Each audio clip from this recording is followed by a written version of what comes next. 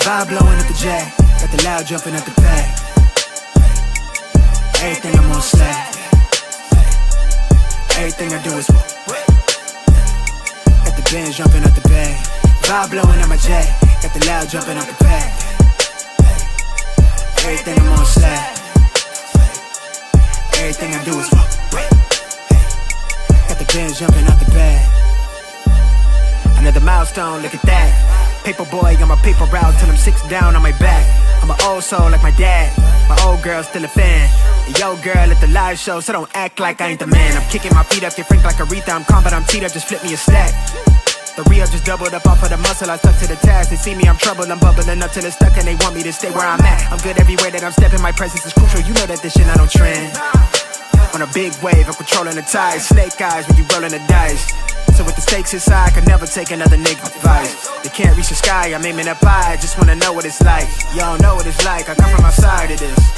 Out the quicksand, I'm the big man, doing big things. Couple big change, up a state lines, doing stage dives on cam. It ain't no limit to my vision. Check the temp, I'm on fire with it. Got the bands jumping out the bag, Prosecco on ice. I'm nobody nice, gonna run up a check. Demand my respect, I'm doing the most. I never quit, they want me to quit. I'm good as it come, I'm good as it gets. Vibe blowing at the jack, got the loud jumping out the bag. Everything I'm on slack. Everything I do is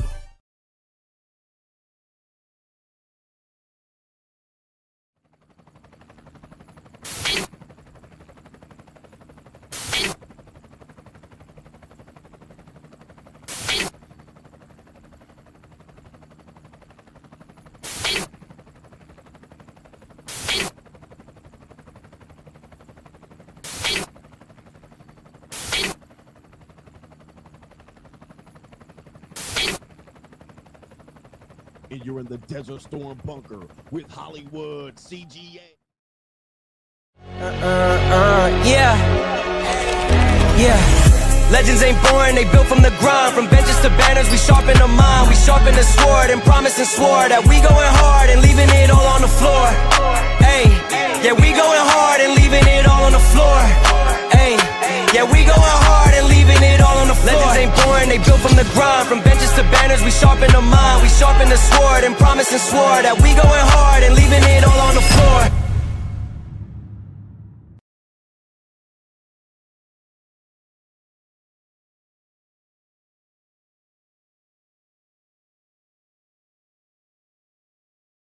What's going on, everybody? It is Coach Greg Adams back in here with another YouTube live stream. Shout out to the Coach Gang. And that's you. For being in here, being involved, and being active on this YouTube channel. And welcome back to the internationally known and the recognized symbol of YouTube excellence and entertainment, the Boss Up Show.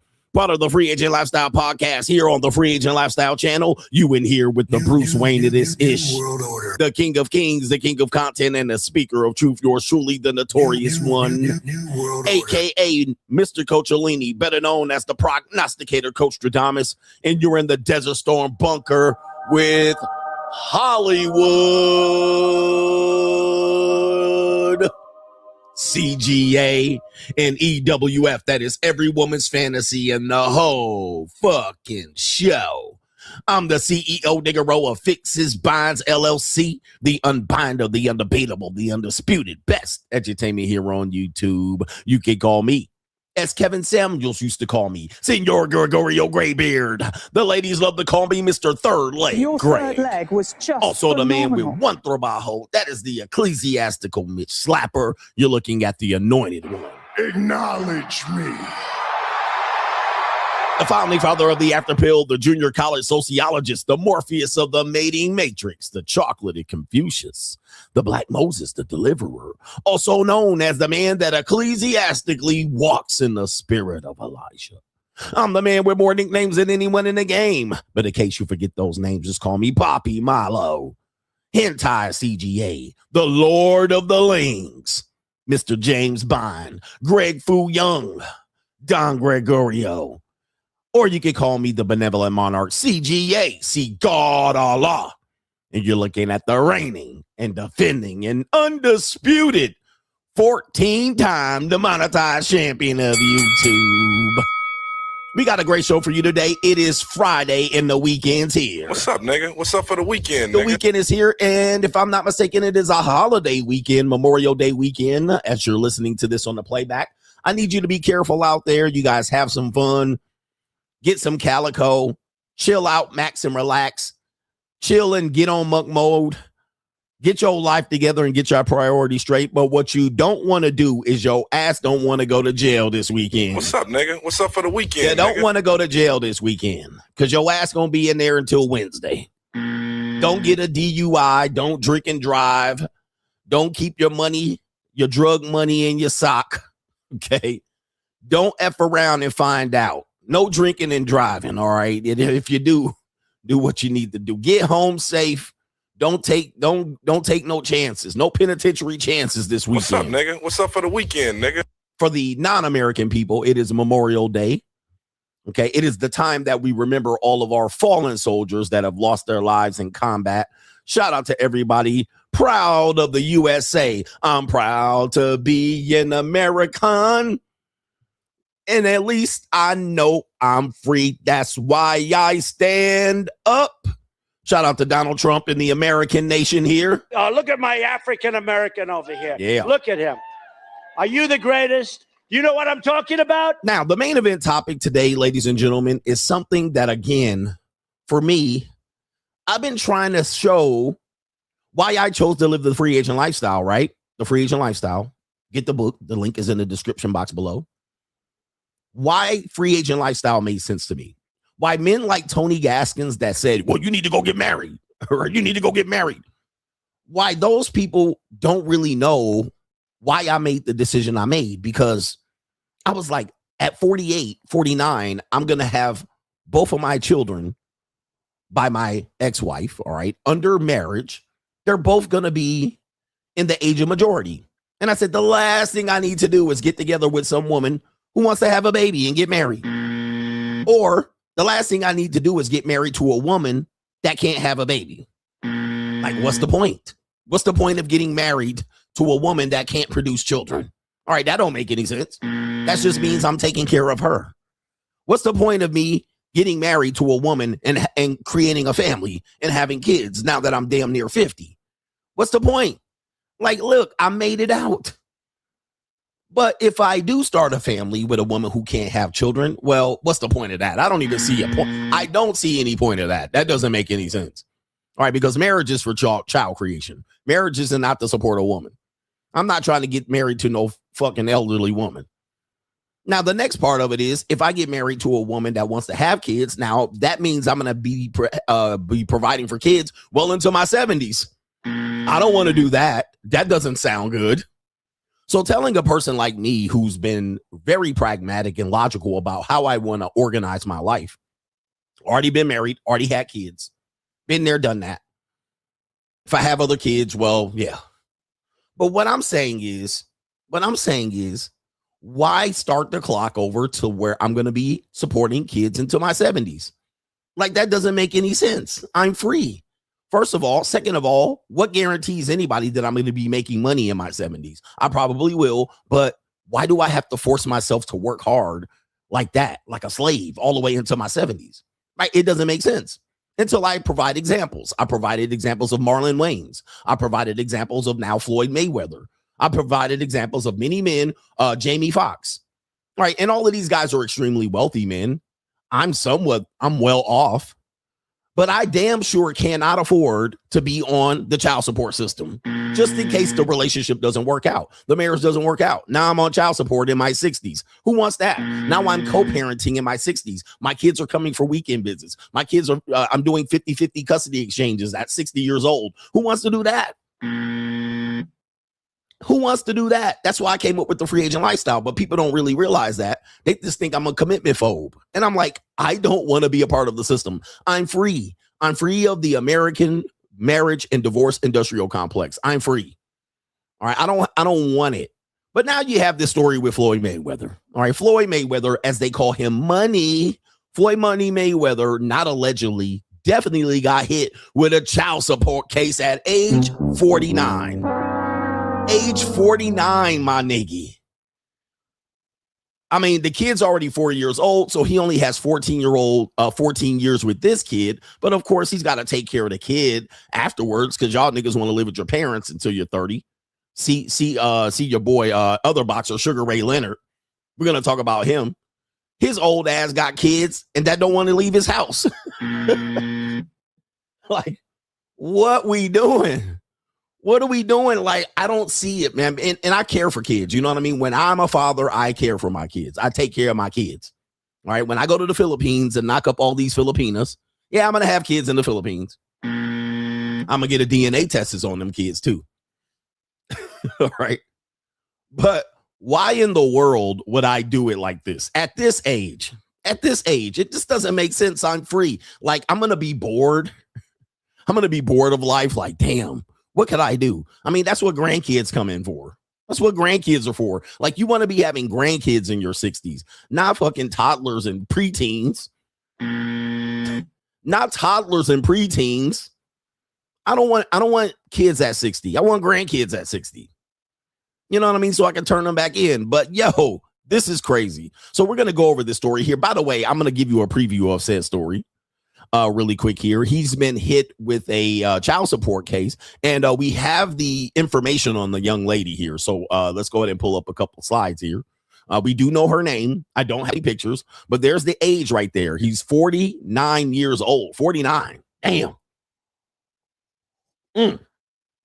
49. He's got a kid. All right. And allegedly, just to give you a little bit of story here for the people who are here earlier and on time for the class. The woman's name is Paige. The child has already been born. Apparently, she worked at Floyd Mayweather's strip club called Girl Collection, which I heard is not open as much anymore because, well, they said Floyd Mayweather had a little money issues. You know, people were saying he was broke. People were saying he was bankrupt. People were saying he owed money to the IRS. Well, who doesn't? Okay. But they were saying he ended up buying. Plus, they said he was scheduled to fight someone and he was already reneging on the contract. That was Manny Pacquiao. He's got to get in the ring at damn near 50 to put his 50-0 record on the line. He said, I don't want it to be a real fight. I thought it was an exhibition. He wants it to be an exhibition so it don't kind of get his record if he get knocked out. He's supposed to have a fight with Mike Tyson. But, yeah, I don't know if that's going to go down. He better get his monkey ass in the ring. He's going to be fighting until he's 60. So the woman was a scripper at his script club here for 4 years, but they had, she claimed they had an intimate relationship for 8 years. All right. And she probably knew what time it was. She was like, yeah, I'll be one of his floozies. I'll be on his rotation. So she worked for the strip club he was in and he knocked her. Okay. But she said he abandoned her when she said she was pregnant. There's a whole bunch of shit going on here. Damn. Now, child support, any moron that comes in here and says he got the money, he can afford to pay it. No, not, bruh. He ain't gonna have that money when he's 65. He's gonna go broke. He don't got no money already, allegedly. He already showed no money. All that money he made, he's allegedly already showed. So what makes you think he gonna have money at 67 to finish up paying his last child support payment? What a damn clusterfuck. Oh, my goodness. Anyway, to contribute to today's show, $ the Notorious CGA, that is on the Cash App. Okay. Venmo, Coach Greg Adams TV. PayPal is paypal.me/Coach Greg Adams. And that is near the top of the description box on the Free Agent Lifestyle channel. And you can super chat by clicking the link on the top of the live chat. New world order. On the Free Agent Lifestyle channel. Shout out to Preston says, when do you think 304s looking for late bloomers started? When do you think 304s looking for late bloomers started? All right. When they were forced to not get married. That's when. All right. The marital chart showed you this. Most women were married. All right. And a lot of them were divorced. I will tell you that. All right. So the fact that women can stay single longer has them coming up with these new ideas, concepts. That's what's going on here. All right, so I'll show you the chart once again so you can demonstrate this. And people say it's nothing new. Oh, no, it is something new. Women were allowed to be single for that as long as they are these days. So since they're single for longer, they're coming up with a bunch of scenarios, right? Now they're saying they're dating younger men. So they're trying to get into this situation where it works for them. But if you get this marital chart, take a look. Take a look. All right. By 1975, 90% of women were married by 30. 90%, if we listen to this chart here. 90%. So yeah, it is a new strategy for women to be coming up with these concepts, looking for late bloomers, staying single longer, dating younger men as they're older. Yeah. I mean, they always fucked younger men, but yeah, we're talking about dating for relationships. So as you can see here, all right, by the time we get to the 90s, the 2000s, the 20 knots, you can see less than 50% were married by age 30. So now you see, well, they have to come up with new dating strategies because they haven't been married yet. So they're trying to figure out how to survive. I will survive. What are we doing here? Shout out to Paris Francais. He says showing support, and he says it's free agent lifestyle for life, and it's an early co-sponsorship. Shout out to Paris F. Wayne Peters is in the building. Shout out to you. He says thanks, coach. Shout out to Wayne Peters. Appreciate you guys for the early support in the building. Appreciate y'all for being here early and on time and on class here. I pushed it back 15 minutes because, well, who cares? You're watching replay. Who cares? You don't even know it. All right. Shout out to our brother Big LA says my divorce was granted. And he says, I'm turning in the signed final divorce decree today. I'm free at last, God Almighty. Our brother Big LA is free at last. He says, Cartagena, Colombia trip planned for my 35th birthday in July. Shout out to the locals gang. Take me out with the niggies always. Gotta show they teeth. Shout out to you already out there, man. Congratulations going to Cartagena, Colombia in the building. Where's my showing teeth? All right. For some reason now I want to play it, but I can't find it. Okay, here we go. Yeah, he about to be out there in some Latina punani. Ain't nothing like some Latina punani. All right. Some spicy Latina punani. All right. There's some great punani out here. All right. Kevin W. Shout out to you early on in the stream. Did you say anything? Kevin W. says nothing. No government name. My thoughts on increases in plastic surgery, bankruptcies and apathy of Gen Z. He says, I'm Gen Z and finding interesting yet the dystopian how transactional and monetized things are to the extent that plastic surgery is normalized as much as it is, especially in Asia. Yeah, Asian plastic surgery is crazy. Like, I think when you talk about plastic surgery and dental work, Asia got us beat by a mile. All right. You want to go get some dental work and plastic surgery, they got it, and they got it cheap. All right. But a lot of people get plastic surgery and surgery in general. They get a lot of trans surgeries. They on top of it over there in Asia. And it's very, very rare that you're going to meet an Asian woman that doesn't have any plastic surgery. So be careful with that. But people in Gen Z women addicted to plastic surgery at a young age. So you're going to see more men do it as well because, well, men are women. All right. But you're going to meet, when I was in South Korea, everybody had plastic surgery. Okay. Everybody was walking around there looking like Michael Jackson. All right. Looking like Michael Jackson and shit. Even the men looking like Michael Jackson. All right. But yeah, US is quite behind and very expensive. So you want to go over there. But yeah, man, it is what it is. People say they're broke out here, but I put out a video the other day. People are not broke. They're irresponsibly spending. That's all. People are not broke. We're struggling out here. It's hard to survive. No, it ain't. Stop going to the marijuana dispensary. All right. Stop blowing your money on Uber Eats. Stop the bullshit. Not to say that I don't blow money on that, but I'm not complaining about the economy neither. All right. Your people are not responsible when they're spending. That's all. I'm not sympathizing for people out here. All right. People don't want to have delayed gratification. They want it now. They don't want to work. They want to go travel and be emerging adults and wait for their brainstem to develop. All right. Then they like, how are we supposed to survive out here? All right. When they first get their first job and start buckling down.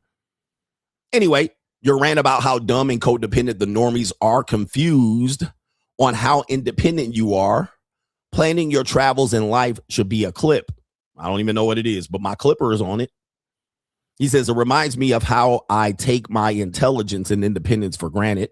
I've had people get mad at me for not being attached to anyone. Shout out to no government name there. We'll give you a sponsorship. You definitely sponsor throughout the week. I'm rich, bitch. Shout out to you. All right. Somebody said saying the brainstem develop. Hey, man, I know it's frontal lobe, but I want to show you how ridiculous it is. Brainstem. I'm not even going to acknowledge this, the frontal lobe.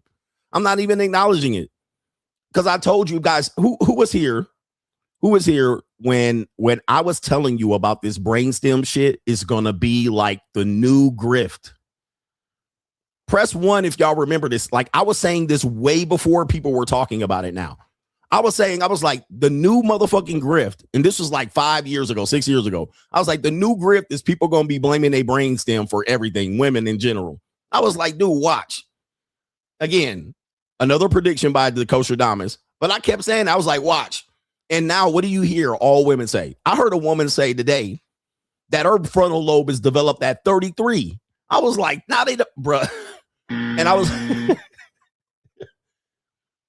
all they doing is using it for their excuse. OnlyFans retirees, former skeezers. Dude, the woman just said today 33 brainstem. I kid you not. Let me go ahead and pull it up. I'm getting distracted because I don't got time today. My day is fucking long today. All right. My day is long. Every goddamn hour is planned out today. All the way to the end. All right, but let me see if I can find a woman that said her brainstem just developed at 33. Here she is. Here she is right here. Let me see if I can pull this up. They're going to kick that can right down the road. And the reason why is because I learned about this when I was in biology class when I was a student. So then I also learned about it when I started working in my first job. I couldn't rent cars until 25. And one of the reasons they told me is that they were like, well, you know, kids don't know how to make good decisions. You know, you're a big risk before you're 25. And much of it was related to the science of, but this is back in the 90s and the early 2000s that I learned about this. But even then, when I learned about it, I was like, that's going to be an excuse. So now that I know people are taught it normally, I was like, watch, people don't use it as an excuse. Listen to this sister right here. Say that I can't stand dating or getting to know men anymore. Now that my prefrontal cortex has fully developed at the ripe age of 33, it's a strict program now. And I think that everybody just lies or they're really fucking annoying. Bruh, her prefrontal cortex developed at the ripe age of 33. Ripe. The ripe age. Ripe. She says ripe. Is this AI? Is this AI the ripe age of 33? So now you see that, that's what I'm saying. Like people are not going to, because people are losers. You have to understand, we all have to agree. 85% of the population are losers. All right. And I know if you feel offended by that, you're the loser.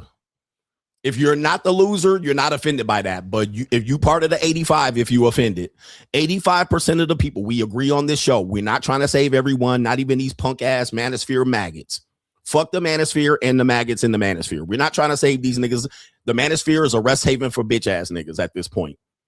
All right. And I ain't here trying to promote to the maggot Manosphere. But 85% of the Manosphere are bitch ass niggas. And then the rest of the 85% of the general population are lazy losers. We're just going to have to agree with that. And if you don't want to be a part of the gang, don't be a part of these loser ass niggas out here because they're going to feed you loserism.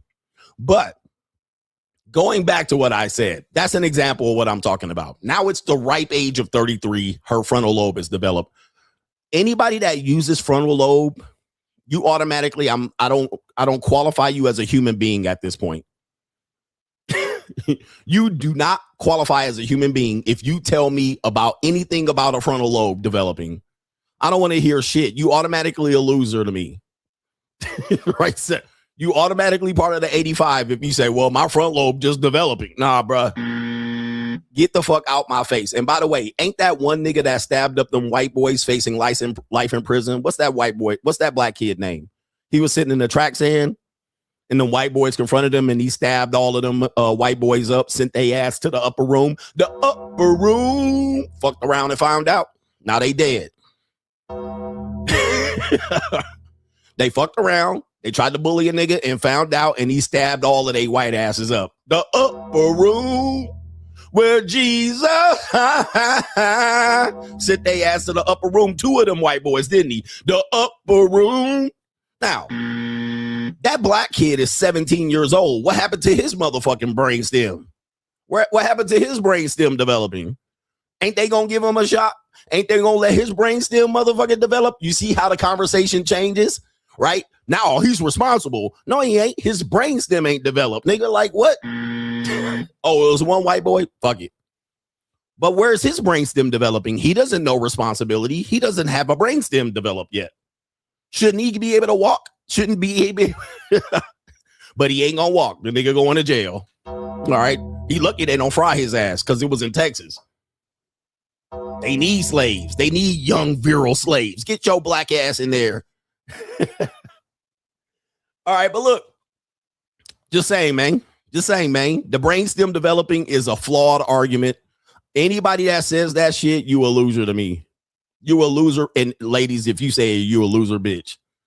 I'm not hearing that bullshit. You know what you was doing. You got tattoos all before you were 25.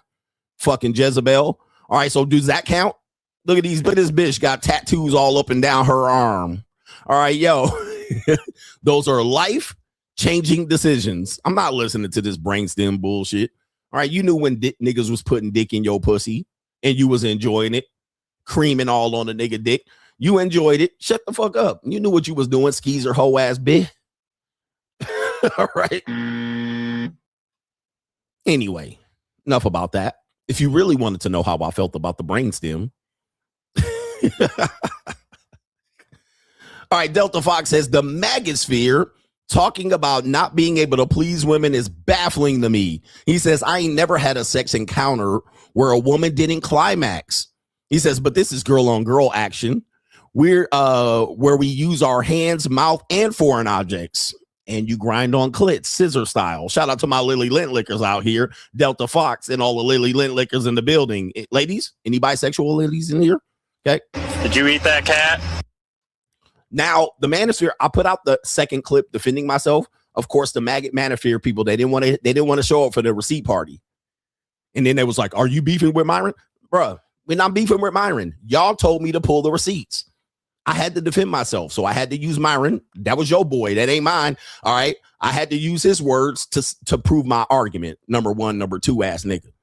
And number 3, they were still moving the goalposts. Well, sex is not that important. No. See, these maggots all want to move the conversation. I'm done with these Maggot Manosphere ass niggas, these incels. Because at first I was arguing the point. Then they moved the goalpost to science. And I was like, no, deliberately, let's move it back to where I was arguing. Oh, here's the proof in the receipts. Or is this a beef? Oh, well, sex ain't that important anyway. Nah. We ain't moving the goalpost. Let's look. All I did was made a point. I didn't tell you to go have sex, nigga. Now you want me to argue from sex is not that important ass nigga. Now, these Manosphere maggot niggas are just like bitches. I told you, man, men are the new women. That now they move the goalposts more than women today. Bro, let's keep it on here. Oh, CGA, you proved it right. These men can't be like CGA, you proved it right. I got it wrong. Fuck it. Nah, they just gonna move the goalposts to some new shit. All right, and then be out here caping for they bitch ass Manosphere incel content creators and shit. Like, what the fuck? What's wrong with these men, bruh? Look, I made a point. Y'all argued it down. I provided the receipts. Just stay on the argument. Okay, yeah, you was right, CGA. The Manosphere maggot niggas, yeah, they was right. You proved your point, CGA. You proved it. Okay, yeah, they wasn't arguing from a biological perspective. I did. I fucked up. You was right. Now they can't say that because the Manosphere is full of incel maggots. So they just moved the goalpost again. Well, sex ain't really that important. Nah, bitch ass nigga. Nah, don't say that now. Now they want to know if this a beef. Oh, man, you beefing with Myron? Why? Because I played 3 clips of that nigga saying that he thinks pussy is disgusting.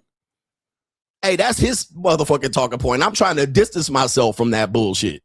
I ain't creating a beef. He said it 3 times, nigga. So did 4 other niggas. And Andrew Tate said he will fuck a man.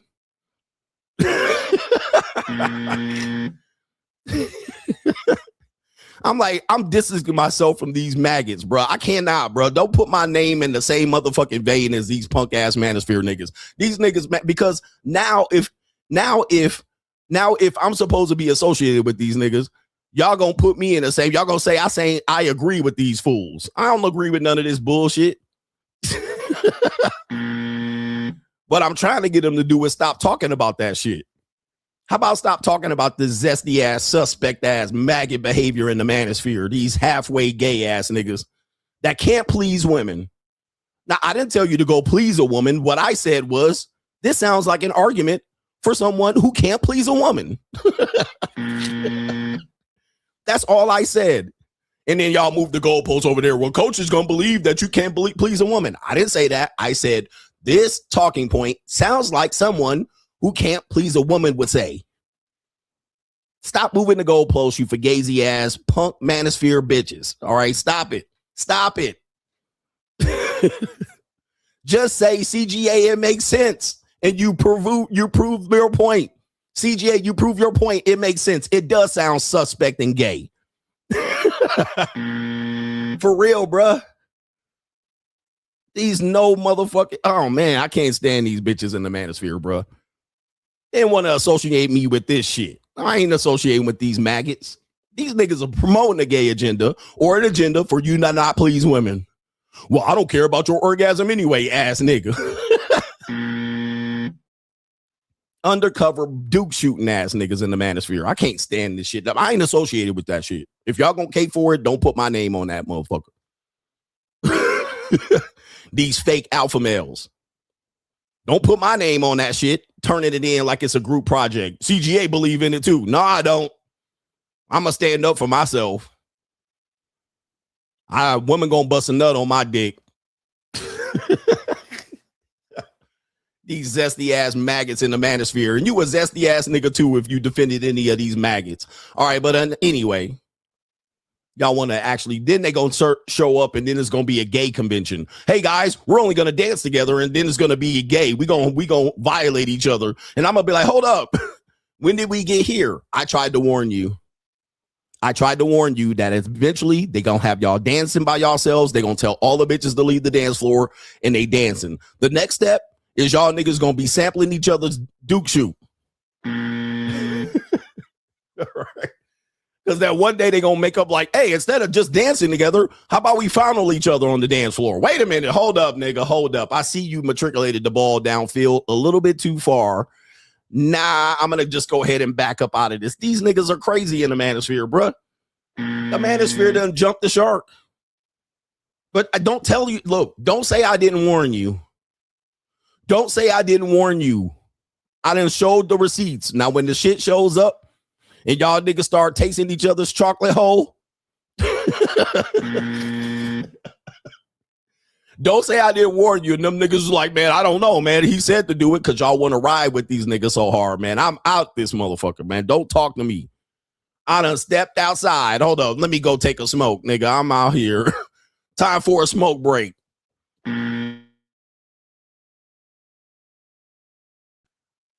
And y'all think it's crazy, but that's the next fucking step. They got y'all niggas dancing together. They got a mansion full of hoes, and they out here cutting Manosphere content in front of hoes.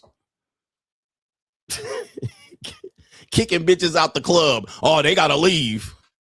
I'm telling you, man, they encroaching on gayness real quick. They encroaching too far on gayness. I ain't with the gay shit. I ain't with that shit, bro. Y'all can do that shit, but nigga, I got dope to sell. I'm out of here, bro. Don't say I didn't warn you. Didn't I warn you? Didn't I warn you? Press 1 in the chat if I didn't warn these niggas. I've been warning you for about a year and a half that this Manosphere shit teetering on gayness. Put your ones up. Put your ones up. Put your ones up. I warned you. And I provided evidence and clips. I don't got no beef with anybody. I just don't want to be a part of the Manosphere gay agenda.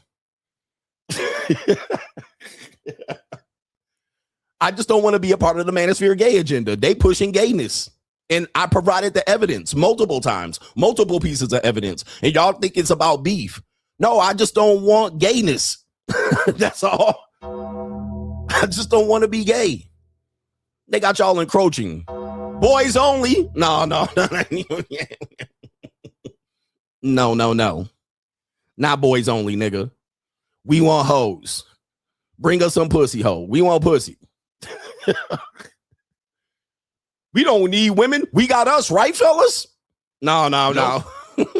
Sorry. Nope. Sorry, nigga. No. CGA don't roll like that. No. Bring on the bitches. You don't gotta pay us. You don't gotta pay the women. You can pay us to teach you how to not be with these women. Hold up, nigga. What? Wait a minute. Who are you? We can instead of bringing in slump busters, we can bring in transgender males that look like 10 women. All right, look, they're gorgeous women. Don't mind that they're on born men. It's okay, ass nigga. And then they gonna say I'm hating. Oh, CGA hating. He causing a beef. Now y'all see this going this way. It's going that way. I'm going outside for a smoke break. Anyway, let's get back to it. Oh my Lord. Anyway, let's get into this. It's Straggle Sniggle Theater. Let's go already, man. I'm supposed to be off this stream already, but we'll do it. Straggle Sniggle Theater. Like, ride with me if you ride with me. You can slide with me if you feel like 550 on the 5 sticky. Come get high with me. That's a deal, right? Straggle Sniggle Theater. Let's do it, man. Let's get real. Let's get curious. I want to know what's on your mind. All right, shout out to the Passport Bros here. We got a Passport Bro, another one here. Shout out to our Passport Bros in the building in the Zoom to Thailand brothers. We got other that here went to Ling Ling Land or Colombia. I can't really tell. Sometimes Mexicans and Mexicans look the same. But we got a brother out here, and he said he got his passport. Did you get your shot? And oh no, he done went somewhere and got him a.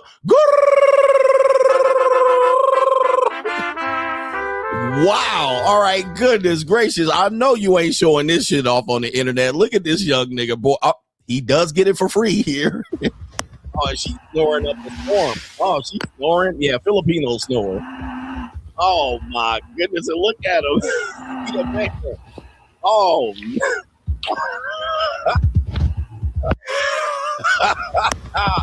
What in the hell?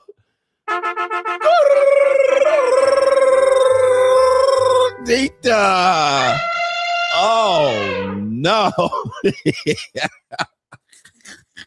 Hey man, I went to Colombia and I didn't pay a thing. I didn't pay a dime. Ass nigga. Man, they roasted his ass in the comment section, bruh. All right, I went to Thailand and I didn't have to pay nothing. Oh, I see. See, what did I tell you, gentlemen? When you force these niggas to produce receipts, this is what happens. This is what happens. And he done knocked the Mario coins out of this woman. This woman been cleaning hotel rooms all night. All right.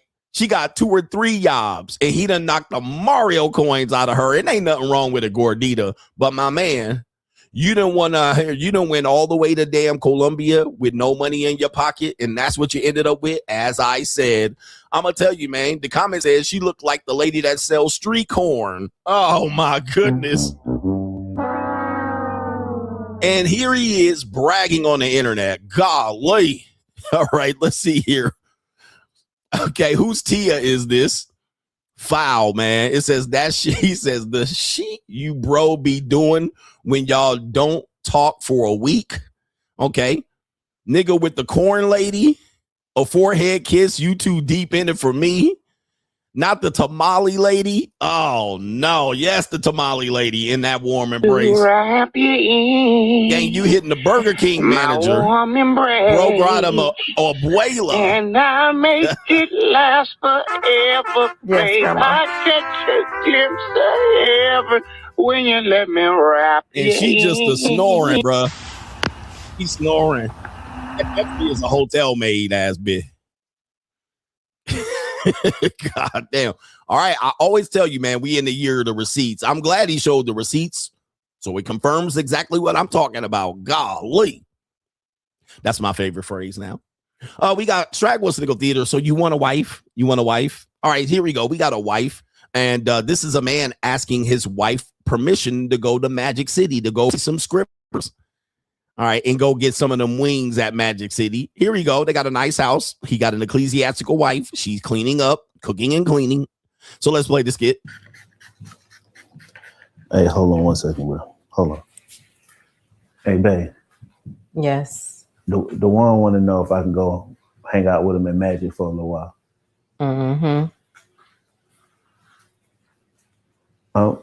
We ain't gonna be long. I'll probably go down there for about an hour or so. All right. You want me to bring you some lemon pepper wings from Magic? Nope.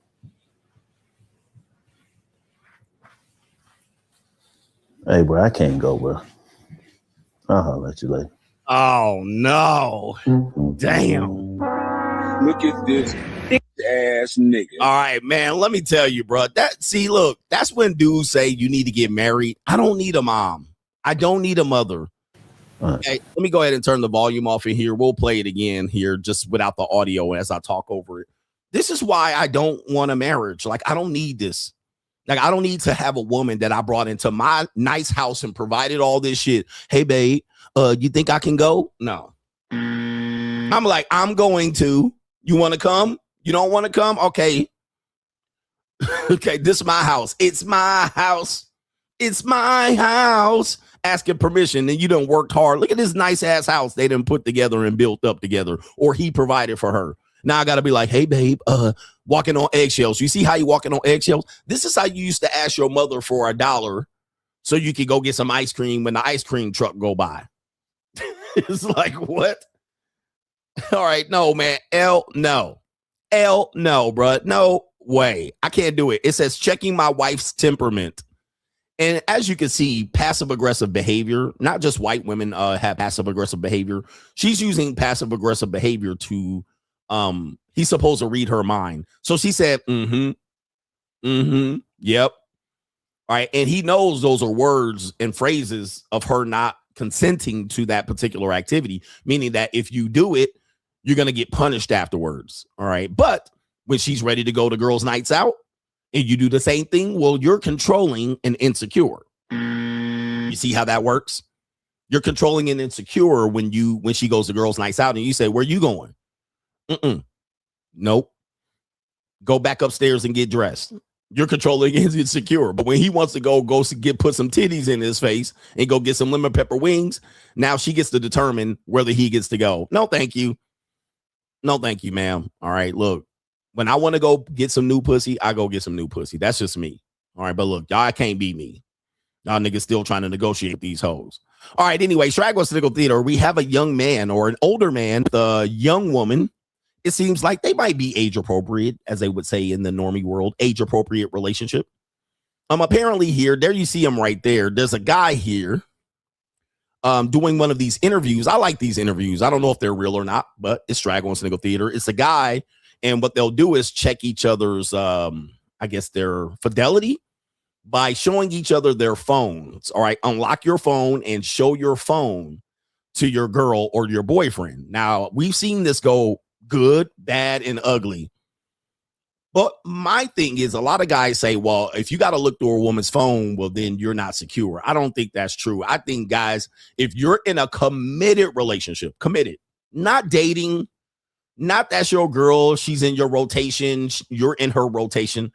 I'm saying you're in a committed relationship, fiance, marriage, okay? Or you think you're in a long-term monogamous fidelity committed relationship, you need to check phones.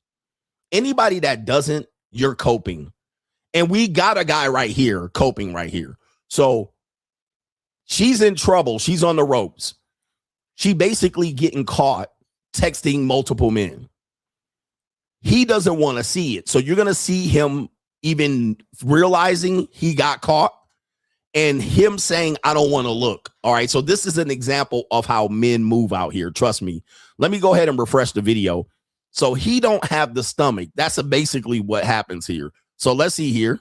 Play the video. I see like that's the end of like your messages. It's it's like a new phone or something? No, it's not a new phone, but I just get a lot of spam, a lot of work messages. So okay. I clean them out every now and again. All right, let's just check till we see deleted. Look. No, we're ain't gonna do all that, baby. I'll show you my recently deleted. I trust it. I don't need to do this. Like, yeah, see? Do you have the stomach? He don't have the stomach. He don't have the stomach. See, he wants to believe he's getting genuine burning desire. In his mind, as long as the fantasy exists, he don't want to look. See, he don't have the stomach. Do you have the So stomach? when people say, I don't want to look, you shouldn't look, it's insecure if you look, what you're saying is you don't have the stomach.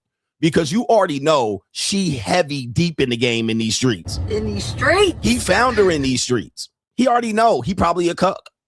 He probably think he pimping. I'm pimping. I got a badass chick. He knows she in these streets. I trust her. I don't want to look. Nah. See, that's what I'm talking about. Guys are moving like that, but they give you advice saying that they're secure. I believe her. I trust her. Nope. And it's right in front of your face. This is the opportunity to look. And he kind of looking, but he don't want to look. And look at that goofy ass smile on his face. He know he cooked. He know. He knows he's cooked. And she caught red-handed. I know this is going. Yes. There's a lot of messages deleted. She works. She's a teacher. It's not. It's my boss. It's everybody I don't want in my phone when I'm here this weekend. Yeah, I don't. Having some drinks. Like, I don't want to be accidentally. And I don't. Wait, who was that with 300 messages deleted up? Look at this bitch ass nigga. Got him. Okay? Look at this bitch ass nigga. And look at her face. He was like, what 300 messages? Look at him. He looked over there. He still got that goofy ass smile on his face. He knows, bruh. This is what I'm saying. Guys do a lot of coping. Well, I'm secure, man. I really don't check. And checking is mate guarding and make her. Nah. Don't hit me with that bullshit. Just say, do you have the stomach? I ain't got the stomach. Just say, I ain't got the stomach, because what I'm going to find out, I don't want to know. It's kind of like, don't ask questions that you don't want the answer to. Just say, I don't want the answer to that question, coach. Just say, I don't want the answer to that question, because you're going to know what's up. I ain't got the stomach, coach. Do you have the stomach? I ain't got the stomach. And this is not women you date. I'm talking about when she pressed for the long-term relationship. This is when you Bruce Wayne her. All right, you want a long-term relationship? All right, 2 months. All right, in 2 months, check her phone. Month 3, check her phone. Month 6, check her phone. Month 12, check her phone. Then you could just pull out of the relationship. That's it. All right, right before your heart gets involved. Because you're going to realize she's still out here with that funky punani, talking to other niggas, talking to other guys she was dating while she was dating you. And you gave her a relationship like a dumb jackass without doing your Bruce Wayne investigation. All right, you want a relationship with me? Let me see your phone. I don't. Why should I show you my phone? You don't want a relationship then. Bye. It's like, it's that simple. It's that simple. Like, you don't have to go all in and let me check. Like, you can check all the apps if you want. What I'm saying is, guys don't want to do this because they know they're going to lose the woman, because dudes don't have the stomach and they're operating in scarcity. They act like they operate in, well, I really don't care. Yeah, you do. Yeah, you do. Because you're going to be like this nigga right here. Look at your boy. Look at this bitch ass nigga. Let's see what happens here. What? With 300 messages deleted. Probably. Who was Johnny? That is one of my grandmother's friends. Yeah. No, I know this is going. It's cool. Like, Yes. honestly, I don't have any. I trust her. There's nothing. Okay. You can keep my phone whenever, the rest of the day. She has her face ID on all my shit. So anytime she wants And to. we're grown. We're like in our 40s. Yeah, so. I'm not a little kid. I'm not like, this is not. So. Do you have the stomach? Skinny black. Look at this bitch ass nigga. This is an example. This is an example of what I talk about. These men talk that shit, but they don't got the stomach. Hey, check this out. Look at this bitch ass. She said, nigga. That's my grandmother's friend, and then looked at him in the face like, that's my grandmother's friend. Now watch this. Where the phone at? Where the phone at? She put that phone away. She took that bitch right back into her damn stomach pocket. And I just don't, I trust her though. I just don't need to do this. I just don't need. This is an example of what I talk about. Do you have the stomach? You ain't got the stomach. Just say, I don't have the stomach. Don't cope and say a real man don't check. I really don't need to go and check behind. Because once you check behind, you're going to get confirmation of what you're looking for as soon as you look. And you don't got to look far. That guy, the guy hosting, don't even look that far. He didn't even have to look that far. Look at his face, the host. Look at the guy with the interview and the guy with the mic. He like, damn. Look at this bitch ass nigga. Man, I'm telling you, dudes out here will talk like they got game, talk like they got this. I don't need to check. I got masculine frame. Yes, you do, bruh. It is literally a requirement going forward for relationships. There's just too much bullshit going on. That Straggle and Sniggle theater. Golly, these bitch ass niggas is a trip. Okay, I got a girl though. Like, ride with me if you ride with me, you can slide with me if you feel like 550 on the 5 sticky, come get high with me, that's a deal, right? And I'm going to tell you, nothing is going to get you rich overnight. Okay, you're going to have to build this particular wealth. So with that being said, I'm going to put this up here. Non-disclosure agreement. First, he says that has to be at least 5K in equipment, allegedly. Yes. If you don't invest in your show will suffer. When I hit 300,000, of course, I was listening to you. If you train your mind and you apply and you actually study and level yourself up, oh yeah, you're going to get the money. But you have to be dedicated. You need multiple streams of income. This is a non-negotiable at this point. If you only have one income, if you lose that income, now where are you? Never had an emergency fund. Never. Because if you have the ability to save money in excess of your needs, then that money should be multiplying for you. What we do is we help with unified systems, your brand system, your web system, your data, and your operations. If you get into a situation where you were going to take a shortcut, this is when you're going to get scammed. Like you apply to a job and a day later you got a rejection letter. Nobody read your resume. The AI rejected your resume. I have my cameras down here so that it's always behind everything else. One of the things that we definitely want to practice in picking these stocks, you definitely want to exercise patience. So if you're doing diligence on a stock and you don't have to buy it at that particular point in price.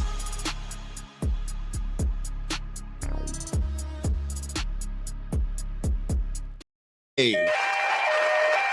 Money Mindset, patreon.com/Coach Greg Adams. We're moving into the elite era of the Money Mindset. We are 3 years in, and it is a great place for us to be. It is the best webinar going on here on the financial mindset that you have to survive these hard times. We want you to endure, but we also want you to get the information, the proper mindset going forward. And we give you, man, we got so many guests that give us great information about their field, about what they've experienced in terms of repairing their credit, stocks, investment strategies, and asset accumulation. Okay. Also, we talk about content creation over there 2 times a month.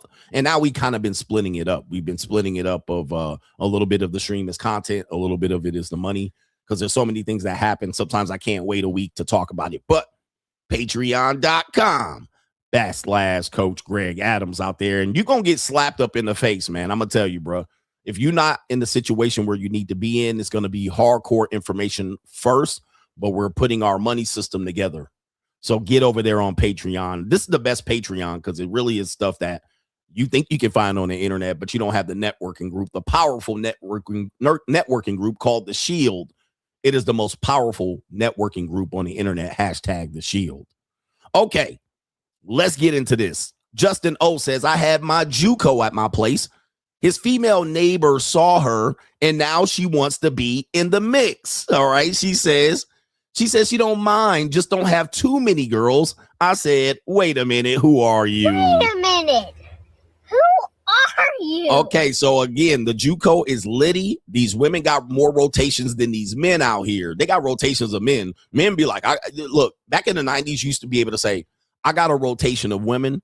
And then the women didn't have as good of a rotation of men as you did. Now, some of them did. They was out here creep. Yeah. All right. But at the end of the day, today, if you say you have a woman in your rotation, you can literally guarantee she got a rotation of men. And she knows, she gonna know what time it is. That's what the power of the JUCO is, that you have leverage. They'll be like, have all your hoes, have all your babies, but just don't, they'll try to put some parameters on you. Just don't have too many. Just don't raw dog too many. But here's my advice on that quickly here on CoachGregAdams.locals.com. Never fucking do the JUCO with neighbors. Okay. You'd be like, nah, just do you. All right, getting involved with neighbors and having her look outside the window and seeing all your JUCOs coming. You just don't want that. You don't want that uncomfortable relationship. And you want to be able to move and shake like you want to. You don't want her seeing if your bedroom light is open, if you running candles, girls coming in and out, what time, keeping track. And, because she don't have the stomach. That's what she's saying. She don't got the stomach. Do you have the stomach? She don't have the stomach. So she want to get down. She need a bind fix. She want to get digged down and just go back home. She don't want to get dressed and go out with these bum ass niggas who can't please women. All right. Women want to be pleased out here. All right. They don't want you to just say, I still hit though. All right, she know you out here curling toes and providing, and she want a part of it because it's buying season out here. It definitely is buying season. So she want to be a part of it. It is what it is. But you don't want that neighbor shit. You always want them to come in, you know what I mean, at least 10, 15, 20 minutes away. All right, you don't want them in here. You don't want them doing that. I fly mine in from all over the world. All right, I'm getting to the point where the locals can't even do it for me. I can't even deal with the locals. All right, because, it's slim pickings when you're at my level. Yeah, it's slim pickings. The pickings get slimmer as you become more well-known, have higher status, make more money. The pickings get slimmer. You don't get more. You don't get access to more. You get access to less. So I have to get mine in from around the world and and it's better because I could just send them back to London and send them back to Japan and send them back to the been around the world and I can't find my baby. You know what I mean? Because when you want to pick, and you want to put the money on there, you want top quality. You want top-notch holes. Now, you could throw a couple of heresy, twosy, ones and twooskies. You could throw a couple of cheap dollar holes out there to fill in the blanks. You know what I mean? Let me fill in my Tuesday or Wednesday real quick. All right, let me fill it in. I got a couple of them. Titties, knee slappers and shit like that. I got a couple of them. But really, when you want to have fun and put some candy on your arm, you got to go around the world and she can't find my baby. I got a girl coming in this weekend. All right, it's crazy out here. And we're going to take a little trip around the Southern California and then be back and all of that. What's up, nigga? What's up for the weekend, got some prime calico coming in from international lover. Yeah. Shout out to El Chile. Says, I sent this 5.4 Boricua Morena gagging coconut water to the utilities department office. Oh my goodness. I don't even know what to play about that. A 5'4" Boricua Morena. You sit there gagging in coconut water. Oh my goodness. Well, I gotta say, oh, the humanity. Been around the world and I can't find my baby. All right, golly. That's crazy. Okay. Shout out to the Boricuas in the building. Our Puerto Rican Boricuas and our Morenas. All right, what are we doing here? Boricua, Morena. Shout out to our Dominicanas and our Christopher Columbus bitches. You know what I mean? The Tiano tribe assholes. All right. All right, all the Christopher Columbus descendants, Spanish Puerto Ricans, Spanish Indian ass bitches. Christopher Columbus was doing damage out here, bro. It was going crazy.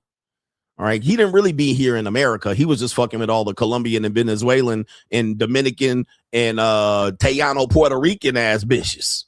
Christopher Columbus Spanish ass, Tayano tribe Indian ass niggas. All right, shout out to our Puerto Rican Boricuas, the Morenas. All right. I'm a damn shame, ain't I? It's a damn shame out here. Anyway, this is a damn shame. All right, anyway, who else we got here? Do we got more? No government name says, hold on for a second. I already got that one. Did I? Okay, he sent it twice. It was so nice he sent it twice. Santa Maria. You remind me of the West Side Story, Santa Maria and the Nina and the Pinta ass bitches. Anyway, no government name says, so you're 50 years old.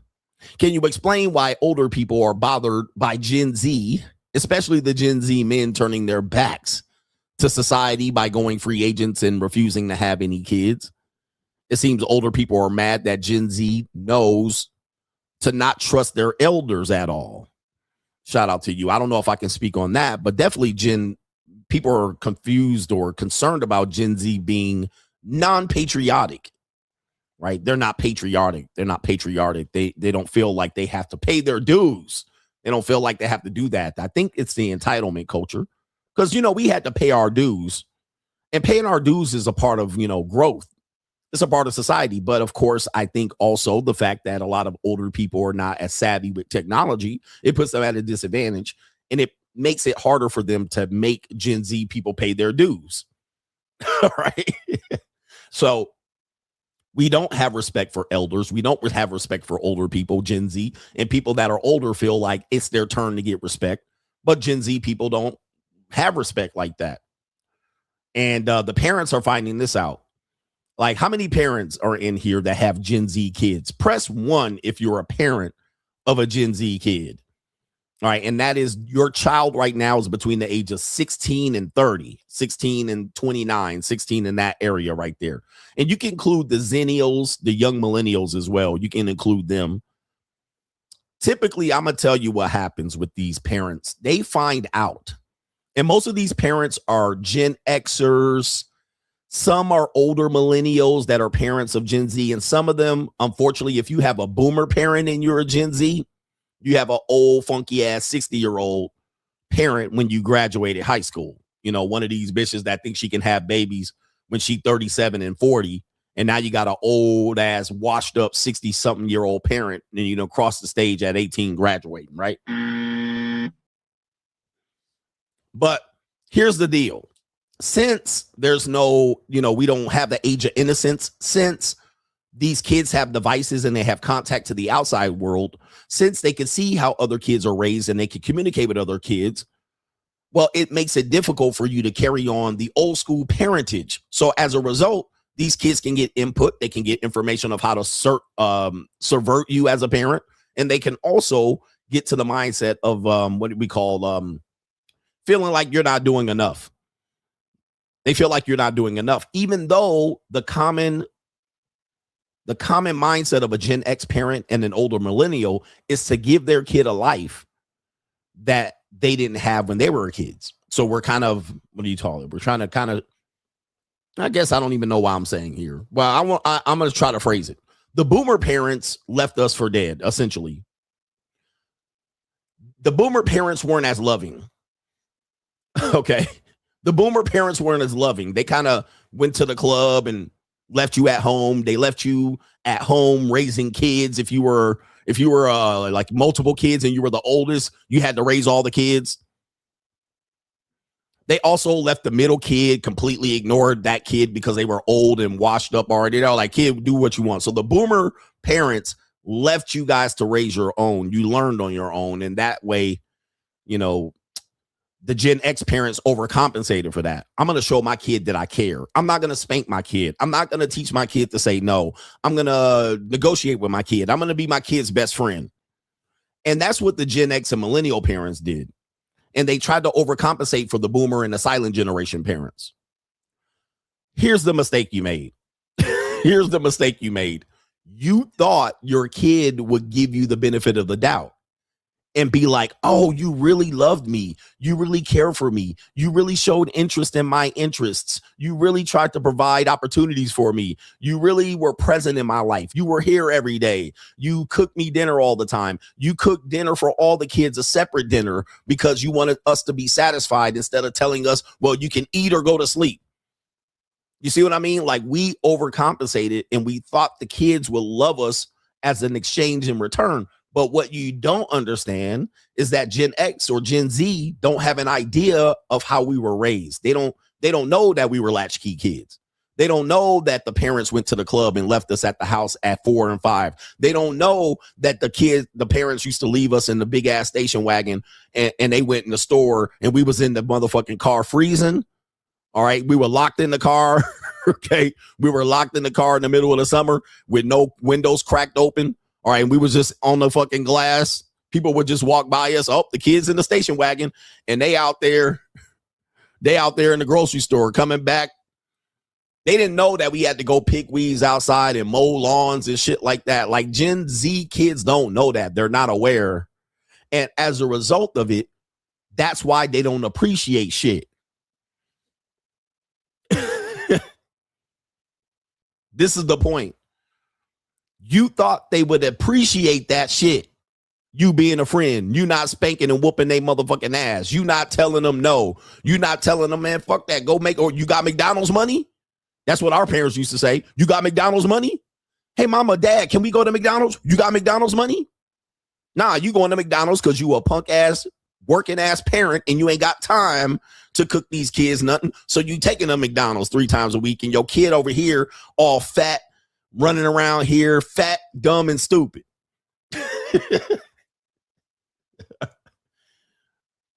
Can't even read off a goddamn index card. Then been passed through the school and you didn't celebrate it and shit and let them dance a jig and they barely got graduated. So here's the thing. That's why the Gen Z don't respect the boomers and the Gen X parents. They don't have no respect for you. They don't have no, because they don't appreciate it. They don't appreciate it. It's normal to them for you to overcompensate and be there and be your kid's best friend and let them kids live in the motherfucking house until they 30 and not kick they monkey ass out when they 18, 19, or 20 and don't let them get a job. Sitting up there 16 to 17, don't got a goddamn job. We couldn't stay in the house without no job or playing sports or being on the damn drill team. You couldn't be a kid and just be out here not doing no shit. Sitting up in the house, feet stanking.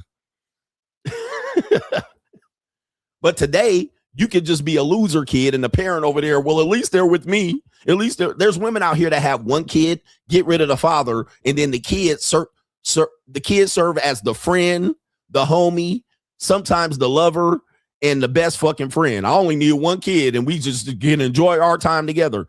Meanwhile, when that kid gets older, guess what he got to do? He don't have any brothers or sisters or siblings to take care of the parent. Now, when the parent gets older, the parents is like, well, when are you going to come visit me? When you going to hang out with me? When you going to help me? What? What do you mean help you? Go get some fucking friends. Go get a husband. I don't serve as your fucking helpmate. I'm not your friend. I'm living my motherfucking life. What? Now that kid got to be around you, taking care of you, being your friend again. Now y'all friends to the motherfucking end like goddamn Chucky. So let me get this straight. He gonna live with the kid, your one kid gonna live with you until you 30. And then by the time he 40 and 45, he got to come hang out with you and take you to dinner and on field trips and motherfucking vacations. All right, because you're the friend and shit. Like what? This shit is sick. It's a sickness of highest order, as Abba would say. But the women are doing this to themselves. They're out here using their kid as a goddamn codependent source of entertainment and shit. Niggas be like, don't you take your mom on vacation? What? When I'm in Philippines? Now I gotta tote her ass around. And how am I fuck sea Mexicans in the end of that? I'm on a goddamn sea Mexican fucking voyage. I'm not here to go take my mom to the Philippines on vacation. What the fuck? Why don't she get a husband and she go to the Philippines? But I don't need a man. Ass big. Like, what the fuck? And dudes, I saw a dude say, the real flex is not taking IG baddies on vacation. The real flex is taking your mom on vacation. I was like, bruh, we done jumped the shark of bitch ass niggas, man. Yo, Look what? At this bitch ass and they nigga. And the normies were commenting on that shit. I was like, man, what? See, let me get this straight, bro. That is the dumbest thing. That I'm telling you, man. We gone, man. We gone. What? You're 30 and 40 and 50. The real flex is taking your mom on vacation and not a baddie. Let's do a poll. I'm telling you, they encroaching on some maggot ass shit. That's gay. This shit getting gay, bro. This shit getting gay. Like, man, I didn't even know how to present that to my audience. I was like, what? Trying to sound cool and shit. Yeah, the real flex. See, now y'all sounding gay. We don't take girls on vacation. Take your mama.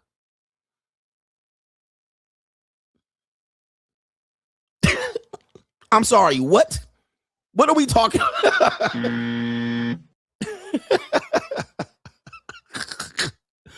What?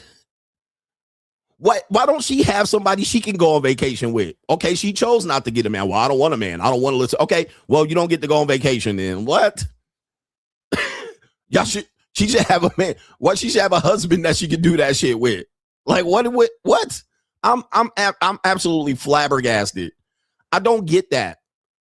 She don't want. Look, that's what she gets for not wanting to be in submitting under a man, having a man living up under her. That's her fucking reward. She don't get to go on vacation.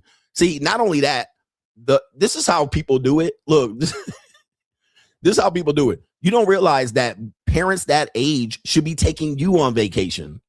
Not only you, but you and your grandkids. That's how it's supposed to work.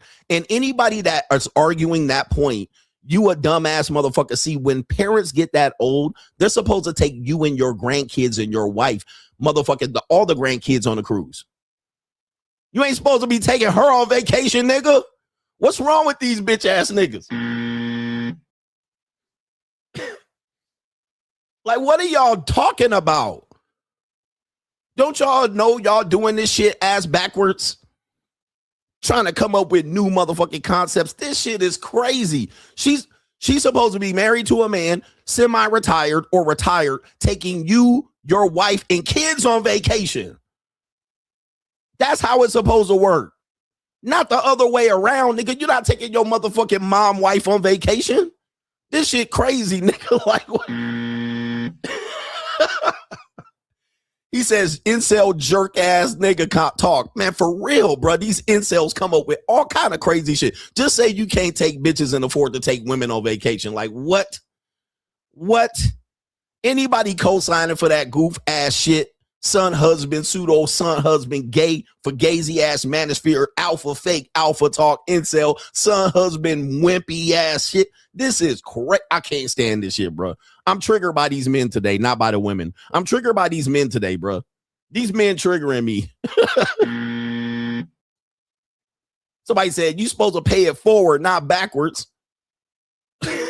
She had her chance. She blew it, nigga. You're not supposed to take her on vacation, toting her ass around the world, giving her passport stamps. That's what you do for the hoes. That's what you do for the women. That's what you do for your kids, nigga. Not your mama. We gone, man. As a society, we're gone. And I ain't co-signing for the bullshit. I'm not caping. I'm not holding my tongue. Y'all out here with some wild, wicked ass shit. Just to contemplate. Just say you gay. just say you can't please a woman. Just say you can't afford bad bitches. Let's just have the real conversation. Just say you ain't got no kids to tote around because you 35 years old taking your mama on vacation. You got kids, nigga? Take your kids to vacation, nigga. What are we doing? We are done as a society. We done. And I'm not co-signing for this shit. Like, y'all wild as hell, bro. You supposed to go get hoes on vacation. If you need to. Not take your mama. Okay, onesie, twosie here and there skis. But I'm not going to hang out on the beach with my mom, bro. I'm not. There's no way. There's no way. I'm not going on the beach destination and be like, I'll take my mama this time. He was on the dude that said it. I wish I could pull it up. Let me see here. Let me see about. Look, take your mom on vacation instead of baddies. Let me see here. Take mom on. All right, damn, I ain't got it. All right, Charleston White says some shit like that. Unforgivable vacation. I took my mom instead of an ungrateful daughter. Okay, damn, I can't find the video. Somebody find it and put it on locals and let me know you found it. He was on a beach resort. He was on the beach, on the sand on the beach, sitting back with his fat mama in the back.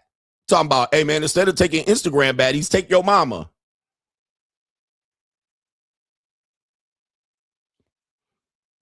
Okay.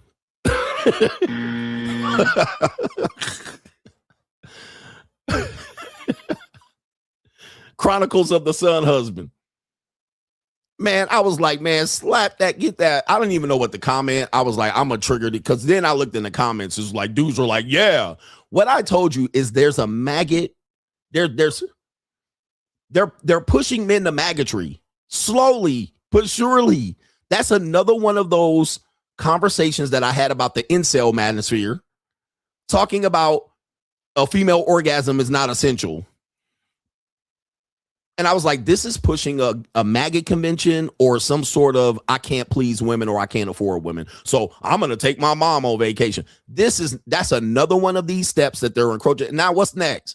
Take your homeboy on vacation?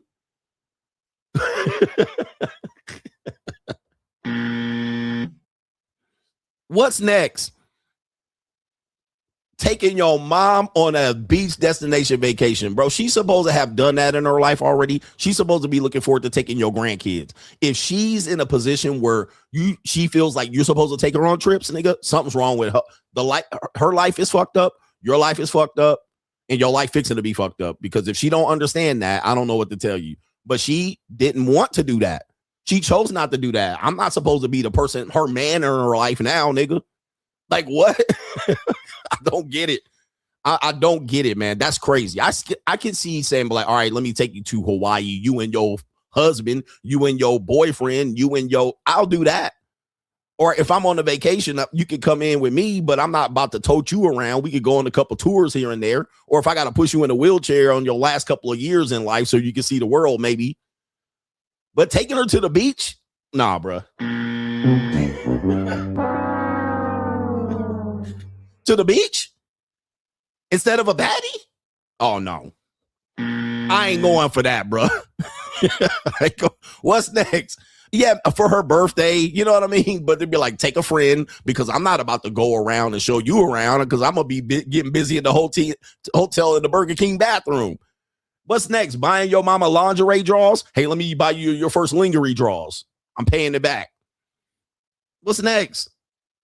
Getting married to her and shit? What's next? What's the next fucking step, bro? You guys look this up because I've talked about this for years. The son husband. And yes, I talked about it before. The man that you heard talked about it. Trust me. But I heard it from Angry Man. And no, maybe Angry Man probably talked about it, but I heard it from men before that. Look up Oedipus complex. Look up Oedipus complex. When I was teaching this, I was like, these niggas got Oedipus complexes. It says it describes a child's unconscious sexual desire for the opposite sex parent and feelings of jealousy, rivalry towards the same sex parent. This is Oedipus complex. This is like, what's next? You're going to sleep in the same bed? Like, what are we doing, nigga? You're a grown ass man.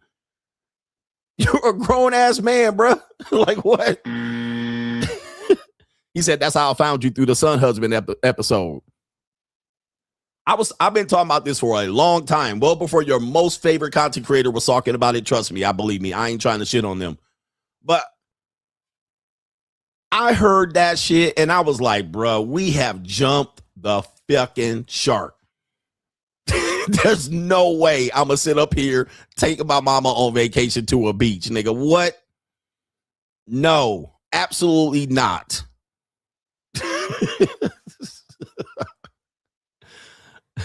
I got a complex, nigga. I got a God complex. What's next? Dual mom and son massages, nigga. Like you go to the spa. All right, we're going to get a massage. We're going to be in the same room naked. Like what? What's next? I'm telling you, they're pushing you. They're pushing you down a state of a weird zone where they're making it guilty for a man to enjoy his life as a child, adult, and a mature ass male. He said, mama did this to their sons. Yeah, they did that. Let her live that shit out, bro. But I ain't gonna go with the pandering bullshit. Yeah, bro, it's getting weird. And if you agree with that shit, nigga, somebody go check your fucking life and go slap your mom at the end of the day. And if your mom believe in that shit, go slap her too. Slap her again. That's a party foul, nigga. As they used to say, party foul. Party foul. Absolutely not.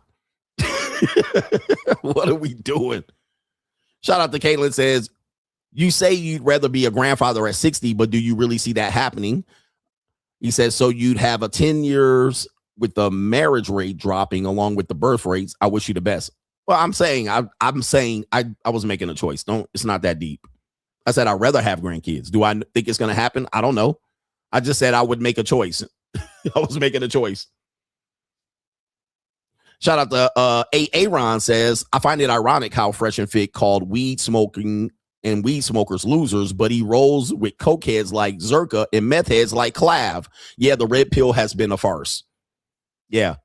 I don't know if they call weed smokers losers. I do, but the fact that they hang out with cokeheads and meth heads, again, I'm telling you, man, these dudes in the Manosphere, the content creators, the way they clout chase each other and stay together, but what they'll do is they will clout chase and promote crazy shit. This dude Clav is crazy. That dude is crazy. Like, I wouldn't promote anything he talks about. Not a damn thing. And trust me, any talking point he has is not original. So I don't need to be around this nigga. All right. Talking about he out here smoking meth and taking a hammer to his face. Like, what? I'm out. That's all I need to hear, bro. It's like, that's some weirdo shit. Shout out to our brother Mike Flake says, I have one tattoo on my chest of a self-deleted friend. Shout out to you, man. Shout out to you. Well, rest in peace to your friend. Dead homies. Dead homies. And we got a couple more that I need to acknowledge before we get going on the show. Get going. Miles says, no one is safe from the realities of women. Dealing with women in the West is a gamble, and there is no way to avoid it unless you go monk or passport, bro. Married men, playboys, rich guys, game guys, etc. Nobody's safe. Anticipate and have contingency plans. That's part of the game. Shout out to you. MC Hamster Doom and Gloom Prediction DEI was put in place to create easy acceptance of AI replacement. He says you will welcome the robots because unqualified people suck to work with. And the women are going to be the first ones highly impacted. Charm City coach, the good brother Sunshine Shoulders, always talks about the Filipina trap when it comes to men getting them pregnant and stuck in the Philippines. He says, how does a legend like you avoid the trap and still thrive? My opinion is a lot of those early passport bros like Sunshine Shoulders, shout out to him. He's, I believe, in his 60s. And I think his wife is probably in her late 40s. So you can see that where the age gap is. A lot of the early guys went over there with limited income. There's some guys that go over there with a lot of money and they get got too. It don't matter how much money you go over there with, you're going to get got. But what you do want to do, if you're going to do it, you don't want to go over there with limited resources, because the Filipina is a trained apex predator. It's very rare that you're going to have a poor apex predator, except Filipinas. All right. They're very good at love bombing you and making you feel special and making you feel like you're the only one getting in them guts. And they will latch on you for little less than $150. They will latch on to you if they feel like they're in survival mode over there. If they feel like you're a source of survival, they will latch onto you. They will latch that clam onto you. They will give you a split. You will be hitting bottoms of the guts. So with that being said, if you go over there with limited resources, she's going to corner you and then you can't leave, right? Because me, I'll just be like, all right, I'll just leave. I'll come back every 3 months. I'll come back every month. But if you go over there limited, they know, and you have scarcity, you're going to get trapped. And then now you can't leave. Okay, so, and now you have multiple kids. She'll let you put multiple kids. The older ones used to. The younger ones, not so much. The 20s, not so much. Once they get about 28, 30, they're going to let you put multiple kids in their bodies, get DNA tests on all those kids. But the trap is the long game. If you don't have extended resources to be able to, like, all right, I'll be able to move and shake and keep yourself in abundance, you're going to get trapped over there. Trapped. And then there's even worse shit that happens even related to that. But I would assume that since he's in his 60s, he came from the wave of men that went over there with their Social Security, maybe a pension, maybe they were military. And I see dudes over there. Like when you go to the Philippines or Thailand, you see these old expatriates, ex-military, pension, Social Security niggas. And it's not just black guys. It's all races of guys. So what you do, and I'm going to tell you how to do it. Okay. And then maybe we have to get to the main event. This is how you see those niggas that are stuck over there. Because they went over there in the 90s and the 80s. Okay. Maybe in the early 20s. So what happens is go to all of the places where the tourists go. Go to the bars, go to Soy 6 when you're in Thailand and Pattaya. Go to when you're in Bangkok, go to Nana's place where all the go-go bars are. When you're in the Philippines, don't go to Makati. Go down to BGC. Go down to BGC. Go to the high-end places. You're not going to see these old niggas there. You're not going to see them there. The old dudes that are 55 and up are not going to be there. Yeah, go to Walking Street. You're going to see just the young dudes there, the dudes that just arrived, the dudes that been there for 2 years or less. Go to Walking Street. Now, go like when you're on beach, when you're on the beach row, you're on the beach and you see all the hoes across the street on the beach. Go like 6 blocks down, walk down a dark alley on the beach road, go 6 blocks down, turn left, and you're going to see all the old niggas down there with all the old bar bitches. Those the old dudes that stuck. They stuck there because they done got married and divorced. They done got. They live in a back small hut apartment trying to chase down. They know they can't afford the young baddies no more. They can't avoid this. They can't afford the soy six, the go-go bars no more. They can't go to the go-go bars. They got to go. They down there with old bar girls, old hoes and skeezers. They like 33, 35, 40, 45, wrinkled up, washed up bar bitches. That's the only thing they can get, and they can barely afford them. They got to get in a relationship with them old, washed up, soy 6, 19s. Right? They got to go down. They back there, bruh. Let me see if I can pull it up. So them old dudes then got their money ran through. They done spent they social security tight. They got to start a family. That's the only thing they can do is get free washed up bar bitch. So I said no lies. Okay. This is a matter of fact. I'm telling you the factoids out here. So when you go down there with limited resources, them linglings they gonna tie your ass up. You're gonna be tied up. But they can't go to Walking Street. Let me see if I can show you. Let me see if I can pause this. Ask them old dudes. An old dude that's 55 and up can't go to Walking Street and go to get a bar girl. They can't do it. They can't afford it. Right? They can't afford it. They can't even afford these cheap $85 hoes. Like they can't afford the 2 drinks and to hang out and to take the girl and pay the bar fine and take her back. And she 19, 20, 26, 24, 23. He can't afford it. His money showed. Now he was there doing it back in the day. Now it's too expensive for him. This is who he be at right here in the back. This is where he be. This is like in the back alley back here. This is who he be with right here. Look. That's who he with. When he come down here where the girl selling crickets and shit. All right, this is who he be with right here. That's who he taking home. He trying to knock her up. All right, there she is right there. Look, let me pause it. Look. Let me show you. You see right here? Let me see if I can pause it on time. Look, this is an example right here because this is like on the backside of the Walking Street in the bar. Look, he be with these old ones like this. See that? You see these old white dudes right here? They not with the teenage and the 20-year-olds. Let me show you. See that right there? Look at that old dude right there with that old school. See? I told you I'm not lying. This is Thailand right here. This is Thailand. You see, this is what you out here with. You stuck with her the rest of your life. She done gave you 2 or 3 kids.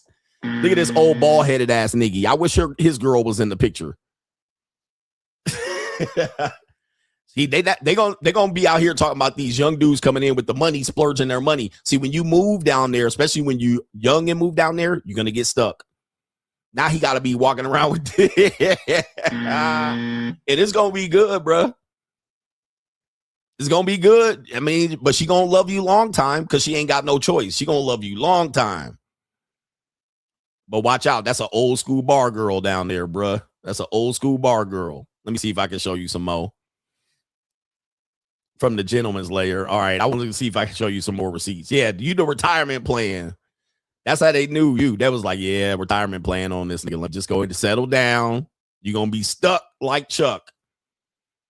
But you still gonna be out there buying that old girl drink. Shout out to Sunshine Shoulders, man.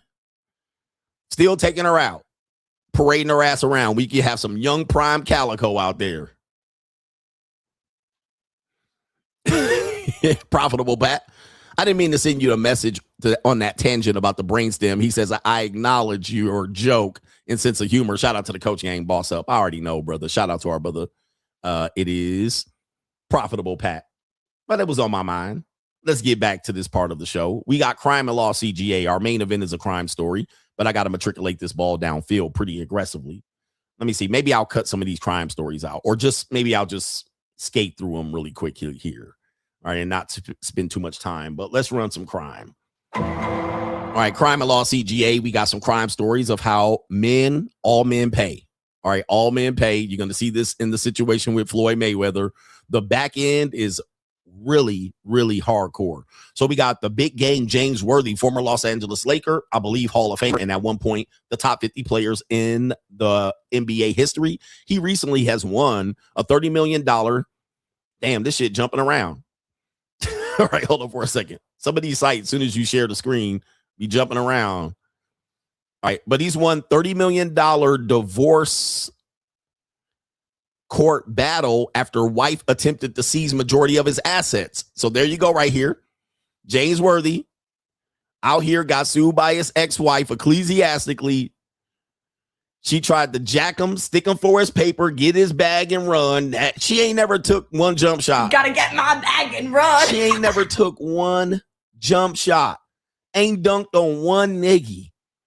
Ain't run up and down the court and get a behind the pack, no look pass by Magic Johnson and slam dunk. Like Chick Hearns would say. This game's in the refrigerator. The doors closed, the lights out, the eggs are cooling, the butter's getting warm. Not one motherfucking slam dunk. She tried to run off with all his money. Gotta get my bag and run. He says, let me read the story here. Another NBA icon has secured a major victory, not on the court, but inside the courtroom. This time, the ruling centered on fairness, financial transparency, and the legacy of one of the most respected figures in the game, the Los Angeles Lakers history, James Worthy. Okay. For the young guys, he was a good player. All right. Let's say that. He played with Michael Jordan in college. He was a veteran. I think he was a top draft pick, if I'm not mistaken. He was a top draft pick. It was one of those fortunate situations for the Lakers to pick him up. They really padded the Lakers' opportunity to get good players. It says right here, it says the financial stability was unexpectedly challenged when James Worthy's wife filed for divorce, reportedly seeking a majority share of the marital estate along with extended spousal support. Yeah, he was a number one draft pick. All right, the Lakers got a bunch of number one draft picks. All right, Klay Thompson's daddy was a number one draft pick. I mean, they padded the Lakers up. That's why they needed a damn NBA draft lottery. Okay. Court filings reveal disputes involving real estate holdings, endorsement contracts, and business ventures established during and after Worthy's playing career. Financial experts were brought in to separate premarital assets from jointly accumulated property. Judges emphasized documentation and structured investment accounts that show significant portions of Worthy's wealth was independently managed and pre-existed before marriage. In the final judgment, the court awarded Worthy 50% of the jointly held assets, valuing the estate at approximately $60 million. Lifetime alimony requests were denied. Shout out to James Worthy here. Goodness, he got off. Okay. It says lifetime alimony request was denied, and with only limited transitional support approved, the decision effectively preserved more than $30 million of Worthy's wealth, earnings built through discipline, elite performance, and smart post-career planning. Though through his legal team, Worthy released a statement. I've always believed in fairness and accountability. I respected the process and trusted that the facts would speak for themselves. I'm grateful that the outcome reflected that. Now, here's the thing, man. The takeaway. What is the takeaway from this? As I told you, you're going to pay one way or another, okay? The woman that's you love today, it's not a matter of if, it's a matter of when. She loves you now. She loves your funky draws and all of that stuff. But what happens is, as a result of relationships and marriages, especially long-term, you're going to accumulate more money. Like, What you make in your 20s is going to pale in comparison to what you make in your 40s and 50s. You're going to make more money. You're going to accumulate more. And a woman will like you for less, but the payment is going to be on the back end. You stay with her for a long time, she's going to assume that you owe money. Then it's going to have to go hire lawyers and go through paperwork and submit evidence and then go through slush funds, hidden funds. And she's going to say, well, I was with you when you built that up. I was with you when I built that up. And then now you got to pay money. So you're going to say he won, but he also had to pay the lawyers. You don't think the lawyer is going to get $1 million? He preserved $30 million in assets. You don't think the lawyers got $1 million off of that? All right, trust me, they legal paperwork, they got damn near close to $1 million. Them newish lawyers got paid sending their kids to private school based on this woman's greed for sure. I'm not going to say what race, what people. We know I can't say that. All right, but she didn't put in that work. But when the divorce happened, she tried to go in there and get that bag. And then, unfortunately, that's how the courts work. You got to go in there and defend yourself. You don't get to tell her to go fuck off. But it is what it is. We're not going to go forward more on that one. That's crime and law. We got another story here. How far a man will go to do that when he can't afford to defend himself. Husband ruined financially by divorce, strangled and drowned his wife in a bathtub after obsessively bugging her home and vehicle with spy devices. Here's William. This is what happened when you can't afford a divorce. Remember, you got to be able to afford a divorce. So he couldn't afford lawyers. Here's William. Okay. He ruined by a divorce, decided to beat, strip, strangle, and drown his wife in the bathtub after bugging her home and vehicle with spy devices. Here's William. Okay. Brian McKay, age 55. You see these marriages, they start ending 45, 50, 55, 60. Oh, my girl loves me. All right. We've been married for 7 years and it's going well. Tell me what happens in year 15. Talk to me at year 20. You don't just get to say it's working well and I don't have to worry about this. Marriage is for life. Marriage is a long-term commitment. You got to survive until death do you part. And if she goes ahead and initiates a gray divorce, then what? Okay. Here's William. Or you got to pay off lawyers. Last thing you want to do. Now you got to go to Thailand and not mess with the new booty girls out there. You got to mess with the old broads. It says Brian McKay, age 55, was found guilty on May 14th of first-degree deletion of the November 24 death of his 50-year-old wife, Monica McKay. During the trial, prosecutors said the slaying was the result of a bitter divorce battle that cost Brian McKay money and prompted his wife to obtain a protection from stalking order against him. Here's William. Okay. It says the ongoing divorce, which Monica McKay filed in October of 2024, roughly a month before she was deleted, was ruining him financially, according to the newspaper, and he had become increasingly obsessed with her after they separated 4 months earlier. The result is that Brian McKay was bugging the wife's residence. Now, I'm going to tell you what he was doing. He was trying to see who was in there clapping them cheeks. All right, that's what he was trying to see. And he probably found evidence of her getting her cheeks clapped just in there. Now, he was paying for her to get her cheeks clapped because in a divorce, you about to pay, right? And you can't avoid this. And when she separates, she gonna go be out here, bonnet down, legs up, getting tore up and run up in, getting nutted in and all that. Have young niggas coming and going, black guys and all of that. She probably found out some nigga was in there digging her out. So then he found out that was the case, and then he was paying for that alimony and that support, and he lost his house, living in the car, and she in there getting her cheeks clapped. He was like, oh, hell no, somebody got to go. All right, somebody got to go. Here's William. And it ain't me. It ain't me. So that's what happened there.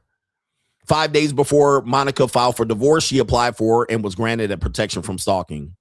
After she was deleted, police say Brian interviewed him and asked him when he last saw her. Brian said he hadn't seen her since she got that stupid restraining order. Well, all right, we all know how that goes.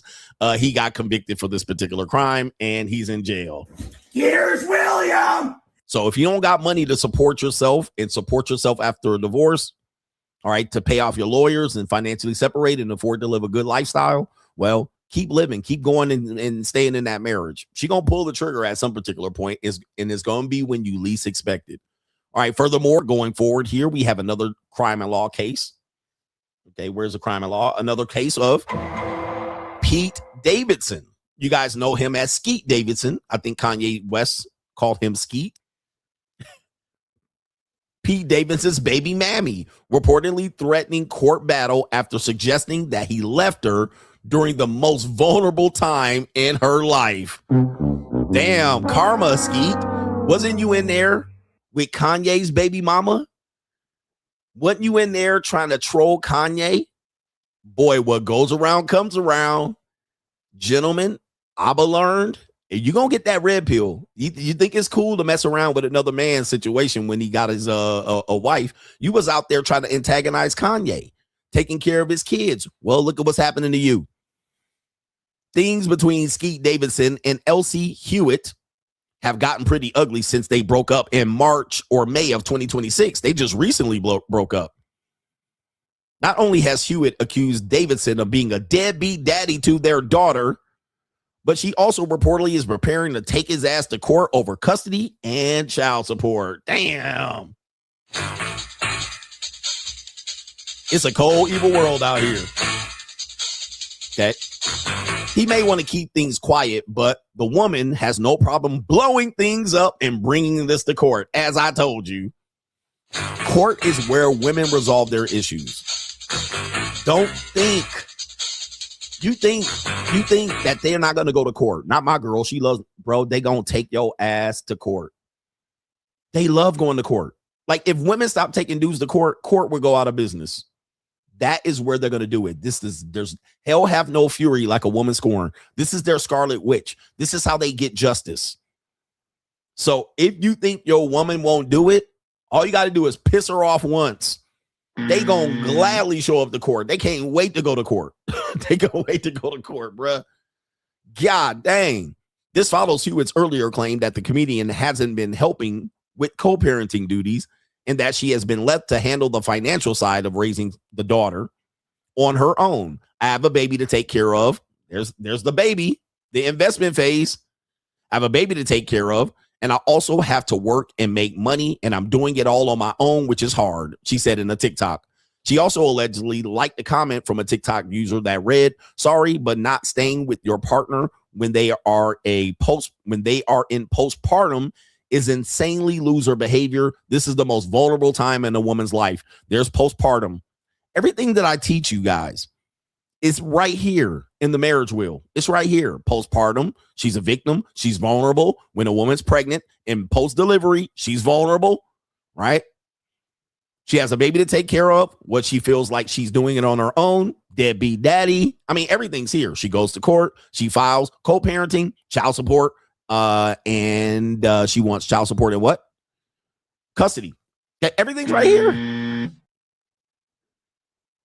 Okay, Davidson has since denied the allegations and says he fully financially supports the child in Elsie. Oh, we're going to find out. We're going to find out. He's a very present in the baby's life, so he probably is there.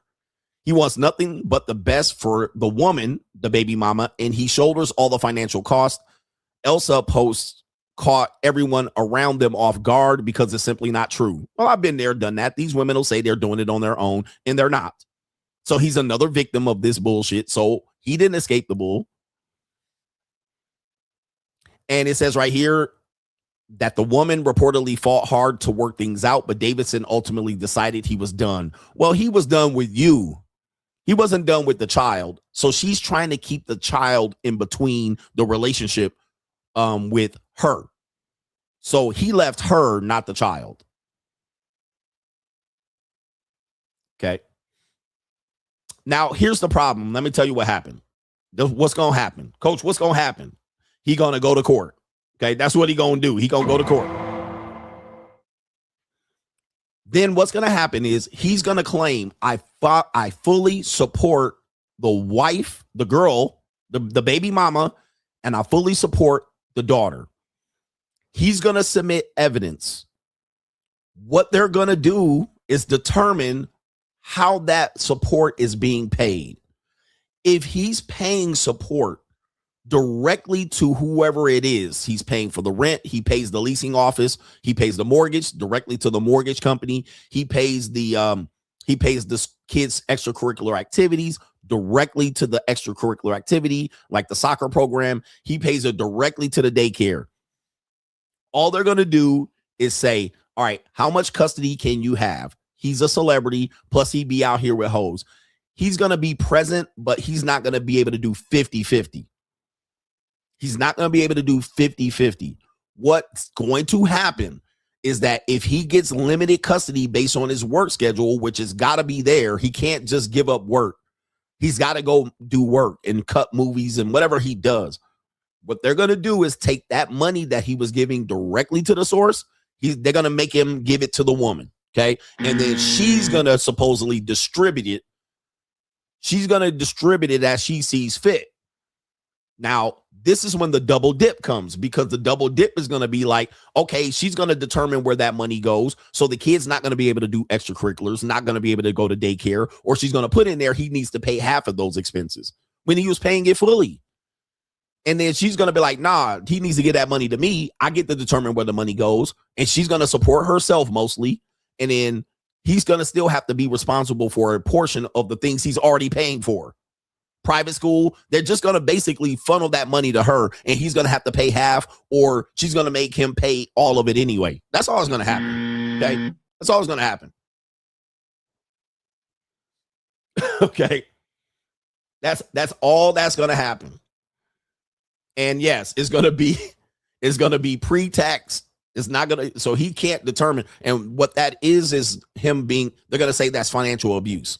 So he's financially controlling her by limiting her ability to keep the money.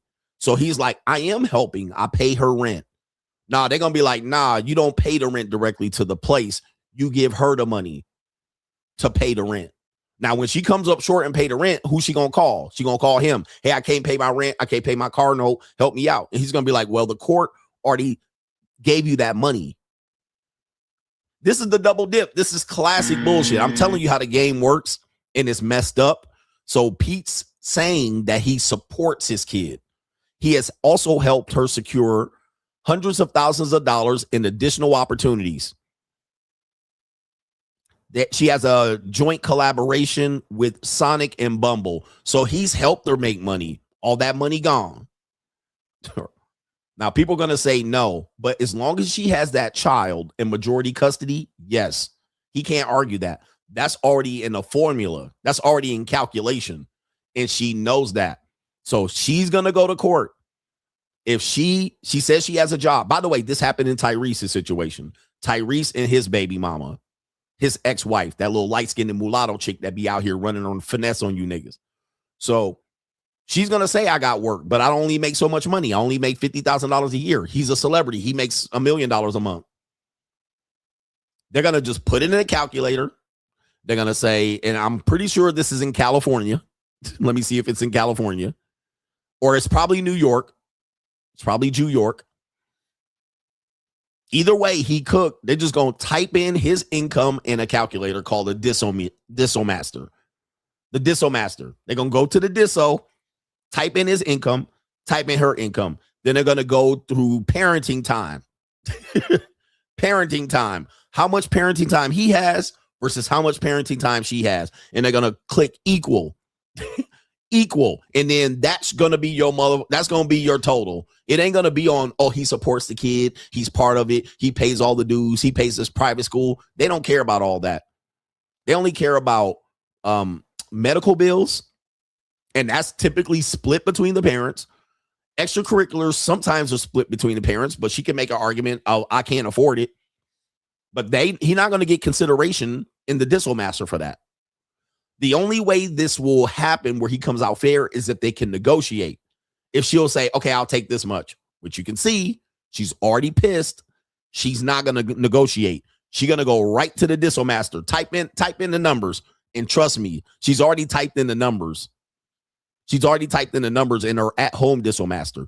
She's already talking to lawyers, and they already typed in the number. Oh, he owes you $30,000 a month. And if we can get more custody, you'll get $40,000 a month. She's sitting back counting out. She counting that money already.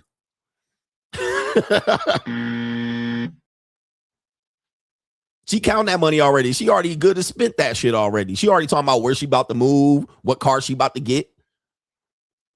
All right, it's a cold, evil ass world out here, but we got the last one out here, the last crime and law. Here we go. It's a cold, evil world, but y'all want to play this. I want to have kids in America, and I want to fall in love. And somebody's going to say, well, coach, these are celebrities. Okay, yes, these are celebrities because they don't report on Tom, Dick, and Harry. When they do this to you, this is going to be like $700 a month. This could be between $500, let's say $350 on the low end, $350 to $1,200 to $1,300 a month. That's going to be the average regular guy. I'm going to ask you, you got a job, you make $70,000 a year. Can you afford $1,250 to leave your pockets? Can you afford $750 right now? $750 to go to your kid, knowing full and damn well she's going to blow that money and you still got to pay for your kid. So this is the stuff that we report on for celebrities. When it applies to you, you're homeless. You're living with your mama again. You're going on vacation with your mama because y'all live together. You're living in the car. You out here trying to figure out how you can smuggle her ass in the fucking bathtub, right? You paying $1,250 a month, gone, and can't even see your kid half the time. Why? Because you can't even get off work to take care of your kid. You ain't going on vacation. So, yeah, people say these are rich people you talking about. Oh, when it happens to regular people, you broke. You're destitute. You're going to be trying to get her ass in the bathtub. Press one. Not press one in the chat. If you're on child support right now, put your child support payment in the chat so these people know what I'm talking about. Put your child support payment per month in the chat. Several people have already done it. So you men that make money today, this is, and by the way, children cost way more than you're paying in child support. So that's that. You're getting a discount paying child support, but we're going to talk about the child support, what's negative about it, because it costs way more than the child support payment. But look at these child support payments, guys. All right, some of these guys got good ones, 75. Think about this when you're talking about goodness, $2,300, my brother. Look at these child support amounts.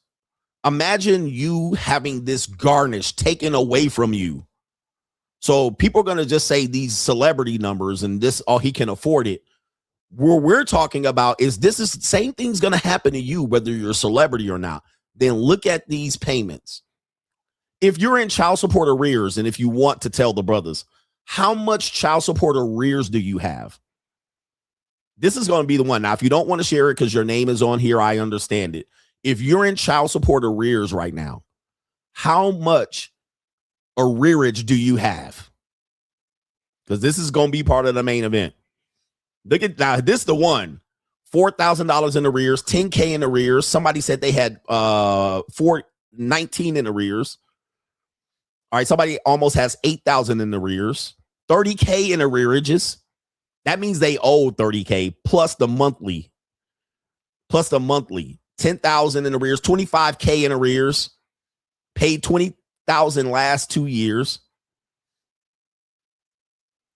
Okay, was 3,000 in arrears, 48,000 in arrears. So my brother got 43K in arrears. Yo, you going to jail. Somebody got 172,000 after night. Oh, that's how much he paid in total. 172,000 in arrears. That means you got that much that you owe plus your payment per month. Okay. 135,000 paid. You got it dropped to 20,000. Man. So when people use that excuse, coach, you talking about celebrities, that it happens to you, bro. It happens to us. And we literally get some payments that you can't afford. You're literally going to be broke. You're going to be bankrupt.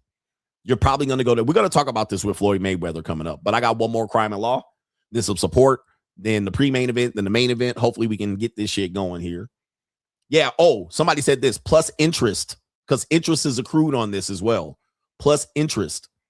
So interest is accrued, man. You can't afford it, but you guys want to have coach, man. But I want to have a love child. I want to find somebody that rocks with me. I'm like, this is what you're up against. Just so you know, there's a high chance that this is going to happen based on our numbers. You're going to be homeless. You're going to be homeless. Crime and law right here. What happened to the legacy guys? So you're a legacy guy, coach. Sugar Ray Leonard filed a restraining order against his own 25-year-old son. Then the cops found him trying the door handles at 5 a.m. Trying the door handles. What does that mean? He was trying to get in through the doors. So now you have your children. Yeah, see, the way Gen Z and Gen Alpha are raised, they're not raised to be independent at 25. Their brainstem ain't developed. So now you're going to have this sense of kids who are what we described earlier as, well, they don't give a fuck about you. Like, they don't care. They think that they're supposed to stay with you until they're 30. They don't want to separate. They're still attached to the umbilical cord. They don't appreciate shit. They're entitled. So now your son, and he too old to be having a 25-year-old son. Let's see how old Sugar Ray Leonard is. Let me pull up his age. This is an example again. Coach, you should just get remarried and have kids. What? Bro, I want to avoid all this bullshit. I already got away. Okay, how old is Sugar Ray Leonard? Sugar Ray Leonard. Somebody got his age? 70. 70. This is what I'm talking about with Floyd Mayweather and Jamie Foxx and all of this shit. You think when they turn 18, it's over. No, it's not over. Those kids still need support all the way until almost 30 today, because people keep saying the economy, kids, parents and kids living together longer. You don't get to stop supporting your kid at 18. This is going to go another 20 years. I'm sorry. It's going to go another 5 to 10 years after they turn 18. Okay. If it's a female child, this is going to go well into her 30s because they're staying independent. The reason why they can say they're independent is because they have some father, some daddy supporting them. A sugar daddy, government zaddy, sugar daddy. Somebody supporting that woman. The biological daddy, stepdaddy, support. These women are independent. They'll just say, I don't need a man, and then ask their father for the money. You're right. Hey, dad, I need extra $500. So it doesn't stop at 18. That's why I keep saying I don't have 30 years to give to another fucking kid and a wife. I don't have 30 years. Okay. It's not 18 years. It's another 30 years. And as you can see, a pre-dawn incident at the gated community in West LA has pulled one of the boxing's most celebrated families into a painful and very public legal matter. The guy, Daniel Leonard, age 25, the youngest son of Hall of Fame boxer Sugar Ray, was arrested on Wednesday morning after allegedly attempting to enter his father's home in violation of a restraining order. Imagine having a restraining order against your own son. But that's very Gen Z. It says the LA Police Department right here confirmed the report, and they responded to an incident at 5:30 a.m. Sugar Ray security team called 911 after Daniel allegedly tried to gain entry by turning exterior door handles. Officers located him near the property's pool house before taking him into custody. It says the elder Leonard has recently sought to have a restraining order against his son, though the circumstances behind the filing remain unclear. Probably some drugs. The arrest makes a stark contrast to what we have publicly known about them, which was a warm bond between the father and the son. As recently as summer of 2025, the two were photographed together alongside Magic Johnson. Pause. In a November 2023 post, it says right here, Leonard wrote, "So happy to be with my son Daniel this weekend. I'm so proud of you. Happy birthday." However, subtle signs of strain has emerged. Daniel was notably absent from family photos taken at his mother Bernadette's birthday party in April. And in a Valentine post, Bernadette wrote, "Happy Valentine's Day to my hearts. Love you both and beyond." Well, we don't care about all that shit. Daniel is Sugar Ray's youngest child with his wife Bernadette Roby. The boxing legend has three other kids, daughter Camille and son Ray Charles Jr. and Jarrell, and a grandson, Devin. Okay, so there it is. There's a legacy right there. But there you go right there. Very unfortunate. But stuff can happen like this. This guy is a Gen Z kid. I mean, damn, he a boomer with a Gen Z kid. We were just talking about this. So you got young kids. According to the math, he had that kid very late in life. 45. According to my numbers, 45. Now, it sounds like he was married and he had kids before that, but this is a kid that he had at 45 with his wife. Sugar Ray Leonard's wife. Legacy. He should be thinking about retiring and sitting his monkey ass down somewhere. Right? Goodness gracious. All right, he should do at 70. I'll be chilling. For real, bro. I don't want to be dealing with no bullshit. I don't want to be dealing with no bullshit at 70. I want to be chilling, hanging out, vibing. I want to be in a hammock with a nice 20-year-old Filipina fixing my meat, touching on my rankly ass balls. Okay. I want a Filipina fondling me right at 70. I don't want to be out here with this bullshit. All right. Let me see here. She look like a Mexican. Somebody gonna say she white. She look Mexican to me. I can't really tell. Maybe she might be Jewish. Robbie? Yeah, she might be Jewish. Let me see here. Bernadette? She looking a little Jewish to me, to be honest with you. Or she might be Mexican. I can't really tell. She racially ambiguous, but I can't really tell. Curly hair. She look Mexican to me. Let's go ahead and say she a Mexican. Okay. But she look Jewish though. She could be a Jew. All right. Anyway, I don't want to be dealing with no damn punk ass kids when I'm 70, bruh. Bernadette sound like a U though. Bernadette is a U name. Anyway. We don't know. Racially ambiguous. 70 years old dealing with a punk ass kid. I can't. Let me do this next story and then we'll do the super chats in the main event. We'll roll it down here. That's Crime and Law CGA. Loved it. It's Friday. Ray's oldest boy is 53. Wait a minute. Damn, he had a kid at like 17. Damn. All right. Yes. 17 and 45. I'll be damn, bruh. Not in America. Somebody said she black. She black. She racially ambiguous. She a mulatto. I can't really tell. Sugar Ray, call in. Because we talking about boxers today. Let's go. It's an evil world we live in. We talked about this yesterday in terms of what men will accept, what you're ready for. And I said a lot of men today, the way the dynamics work sexually, and it almost was always like this, but it's even more glaringly like this today, overt. Most men are going to be involved with women that have been ran through. Like the idea that you can pick an ecclesiastical virgin is dead. The idea that you can even get involved with a woman that's 19 to 22, I don't care what age you're at, it's very taboo and passe. Like if you're an older guy and be like, I'm looking for a woman that ain't been ran through, that want to cook and clean and be out in the house, and she's 19 to 23, you can't do that. They're going to act like you grooming her. Even when her brainstem develops, they're going to be like, well, you groomed her. She's going to show up and say, he groomed me at 40. So Gen Z men, I predicted, are going to have to accept that if they want to get married and have kids, they're going to get married and have kids with ran-throughs. Okay. Ran-throughs. That's what you're going to do. Now, if you don't want to do that, I'm not telling you you have to do that, but you're going to have to do that if you want to get married. You're not getting married to any virgin Christian bitches where they got their damn hymen together. You getting ran throughs.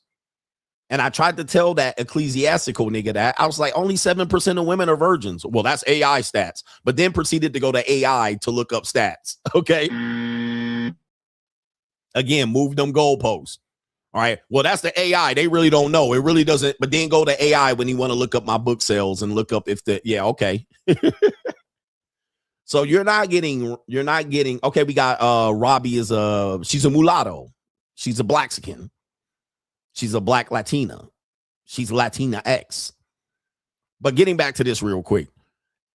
And you're going to get with women who have tempted their tummy with the taste of nuts and honey. So they're going to monetize date. They're going to sell some feet pictures. And I'm not saying they're going to do all of this, but they're going to probably run the gauntlet. They're going to go through a whole phase, sell some feet pictures, go through sugar dating, possibly some OnlyFans or selling some sort of part of their body. Having a whole phase. Did I say that already? Possibly chatted out Tyrone. They'll be they're going to be older, much older, 33, 34, wanting to settle down. They're going to be like, that's you, the old that's you shit. Like, this is not a joke. This is going to be what you're up against. Maybe they'll do something like they've been in long-term relationships, but it'll be five long-term relationships with a variety of guys. But then at the end, they're going to be like, but I love you though. And that's you. Okay. I love you though. So that's the typical woman today. That is a Zennial or Gen Z and then future Gen Alpha. That's all you're going to be left with. That's it. There's nothing. There's no virgins out here. There's no women that grew up in church and wasn't a whore pastor's daughter. This is going to be only leftovers. Women that been here and there, vacation around the world and I. But this is a situation here with a woman named Lily Phillips. If you don't know, you haven't watched enough Red Pill content, because they've discussed Lily Phillips quite often. She was the woman that was literally competing with another woman to see how many trains she could have ran on her. Trying. Okay. And she actually was friends with her, but apparently they had some jealousy because every time she tried to up the ante, the other woman would up the ante, and then they end up having to be like with 1,000 niggas at some particular point. Trying. All right, so this is a woman that had at least one train ran on her with 100 guys and possibly another one for 1,000. She also has her parents' full support as they're her managers and marketing and promotion team. She also has had, I believe she was the one said she cried afterwards because of the smell and the stench in the room, and she felt like she had been assaulted and she got sick afterwards. Yeah, this is her. This is her. Well, apparently she does have a boyfriend, and the boyfriend's name is Sam. Lily Phillips' boyfriend, Sam, says that he has no concern about Lily being with other men and claims he is extremely secure in their relationship. Okay. Now, this goes back to what, and if you missed show already, because some people miss the show, they miss parts of the show. This is like this dude right here, where dudes will make excuses for the girl because they don't got the stomach. All right. And they just want they have scarcity and they just want a girl to love. And as long as she says, I love you, then he'll go ahead and give her a pass because he's going to feel like, all right, but she loves me. She different. I don't have to worry about her. I can trust her as Nikki. God.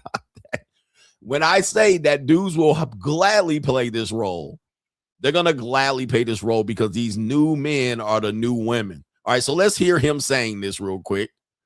Here he is. No, I don't, because I can see how professional it is and how much work goes into it. So I think that's a good way for me to look at it. And no, I don't get jealous at all. So she comes home to me at the end of the day. So yeah. The main thing. And do you guys have any boundaries you set about Lily's work? We do. I don't kiss any of my colleagues or anything like that. We just leave like kissing off the table. It's more like something we made as a decision together. Decision, yeah. Because we're just like, we find kissing really intimate. I don't know why. Like I think out of everything you do, like kissing's the most intimate thing. No, I don't. Okay, so do you have the stomach? He got the stomach. He has the stomach. Do you have the stomach? He got the stomach. And as you see in this comment right here, that's how they see it. It's just a job. It's a job. He basically says, I see how they're doing. I'm at the set watching her get violated and finger fucked and ducking sick with no condom on.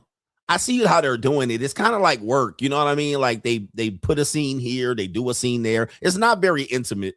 All he's doing is putting a 12-incher in her vagina. It's not like that. It's the same. It's not the same as I do it. I make love to her. I actually kiss her on the lips. I kiss her on the lips. The other guy doesn't get to kiss her on the lips. I get to kiss her on the lips. Well, her lips are wrapped around his dick. All right, but that doesn't matter. She's slurping on it and licking his balls and licking the shaft and all. All right, but at least I get to kiss her ass nigga. Hey, yo, chill, son. Hey, yo. All right, I get to kiss her on the lips.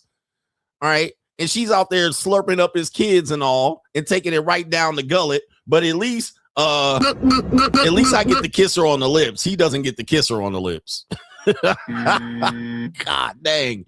She out there gurgling his suck seed. She licking his dookie hole and behind his back. All right, but me, on the other hand, I get to have intimacy with her. We have marital missionary and shit. I won. All right, what in the hell, man? Look, that's what he's saying. I see how it works and all. It's just what the she's just hell? acting. Oh my God, no way. She's acting. All right, she's not having fun out there when she got 100,000 dudes running the train on her. I'm at the set. It's 1,000 dudes. They just go in there. It's only 30 seconds.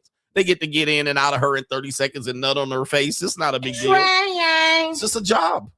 Me, on the other hand, I get love. I get to make love to her with genuine burning desire.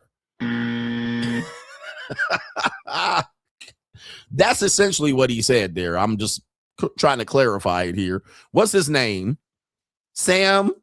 What's his name? Lily Phillips' boyfriend. Now, guys, even pimps say that. And if you think this guy, like if you guys cape for pimps and then you think this guy is a simp, you need to check yourself, because guess what? Pimps say the same thing. I don't know if you guys know. Do you have the stomach? Pimps say the same thing. If you guys cape for pimps, well, pimps at least pimps do the exact same thing. That's why I've been saying it's cuckoldry. Okay? Do you have the stomach? Pimps do the same thing. They basically have their girl go out there and get wrecked. And yes, that's who he has intimacy with. That's who he kisses on the lips. That's who he sleeps with in his bed. So there might be another woman in the bed at least, but at least he said pimps get the money though. Yeah, he get the money though too. What are you talking about? See, look, he gets the money too. He gets to live off of her lifestyle. It's the same thing. It's the same thing. The only thing is she gets to spend money. She gets to determine where she spends the money, whereas a woman doesn't. A pimp, a hoe doesn't. The pimp gets all of the money, right? Allegedly. That's not how pimps are doing it today. Trust me. They're making 50-50 deals. That's why they call them managers now in security. So they're not really pimps. They're just boyfriend pimps. They just couch surfing bums. All right. They don't get all the girls' money today. They don't get all of the money unless they beating the hell out of her. All right, unless they whooping her ass. But they stay in the bathtub. Pimp stay in the bathtub while the woman has sex with her. This woman. All right, but wow. This is also the case here in this situation here. Look at how dudes tried to cape for pimps, but they get all the money though. Nah, they still kiss the girl on the lips. They try to cape. At least he getting all the money. Nah. He still kisses her on the lips. Don't let me pull up the evidence.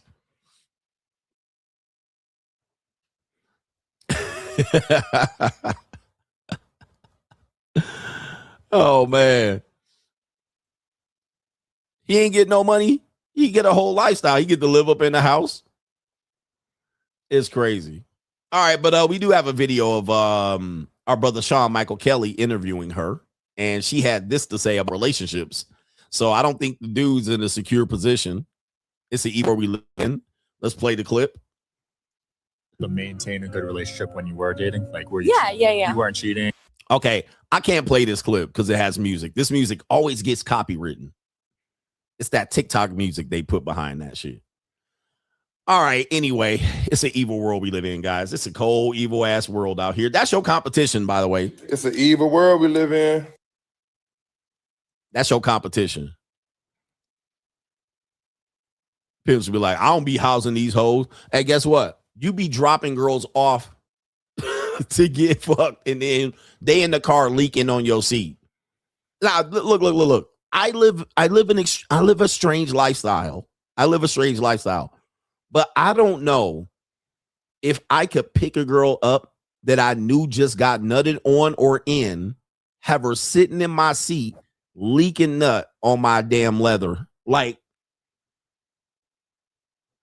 all right, and you pick her up. How did it go? Did you get the money? All right, good. All right. You want me to drop you off at your next dick appointment? All right, good. Okay, we'll go. All right, who you fucking tonight? Who's the next guy? All right, good. All right, that old dude. All right, good. Make sure you get the money from that nigga. All right, good. I'm gonna get the money. All right, let me drop you off. I'll wait over here. All right, try to make him come fast. Try to make him come down when you sucking him off. Try to make him come in your mouth and he'll pay you the money and leave. All right, and you be sitting there outside in the car, just be like,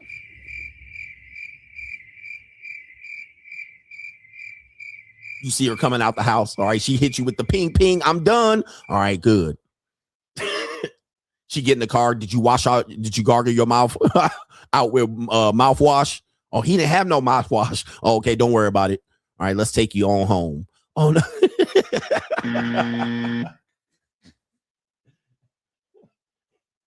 She leaned over. Baby, I got that money for you, daddy. All right, good. Give me a kiss, bitch.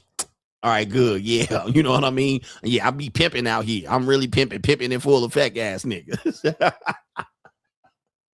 Hey, see, that's what they don't tell you about pimping.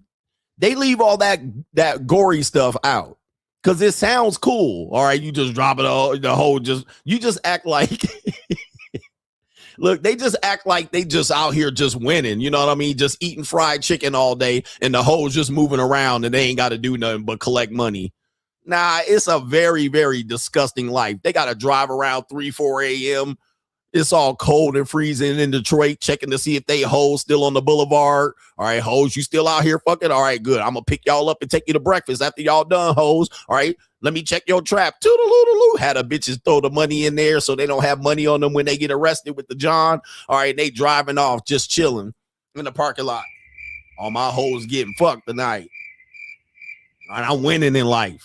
All I got to do is sit here 3, 4 in the morning, wait for these hoes to get done. Then they in Denny's and shit.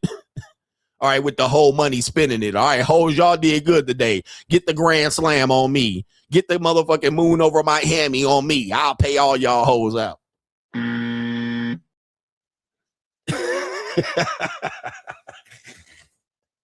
Yeah, I'm being there, bro. I'm in there out of one life. All right, treating bitches the moon over Miami and shit. Grand slam breakfast for the whole table. Bitches, I order for y'all. Hey, shut up. Grand slams. Give all these hoes grand slams.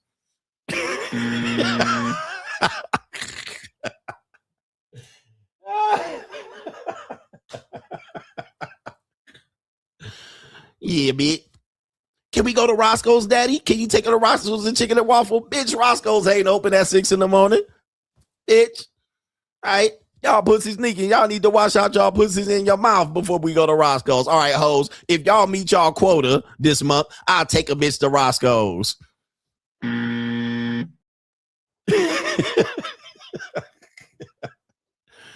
Oh my goodness, man, this don't sound like a great does this sound like something y'all be celebrating? Y'all literally be sitting back listening to these pimps like these niggas make sense. All right, until you get out there, bro, and be like, man, this shit crazy. This shit crazy, bro. She jumping in there. She been to have her pussy just throttling and get sweated. Just the dude behind her like, rah, nothing all on rah. And she get in the car, daddy, I got the money. She's sitting in there putting her back all on your leather and shit. Nothing all on your back. Man, please.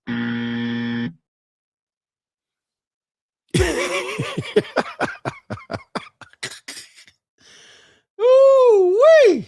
They'll make it sound glamorized. Look at me. I got the jewelries and the watches and shit and the motherfucking fur coat. I got all these bitches. They work for me. They on my game and they on my program. I got them like that. Then giving her a French kiss at the end of the night. Let me lick your face.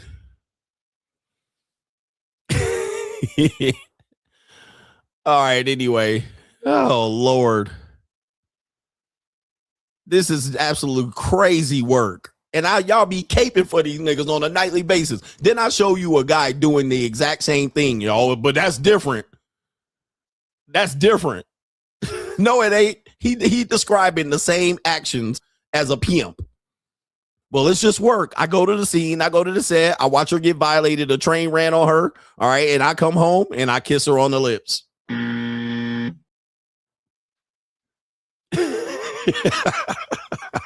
Do you have the stomach, bruh?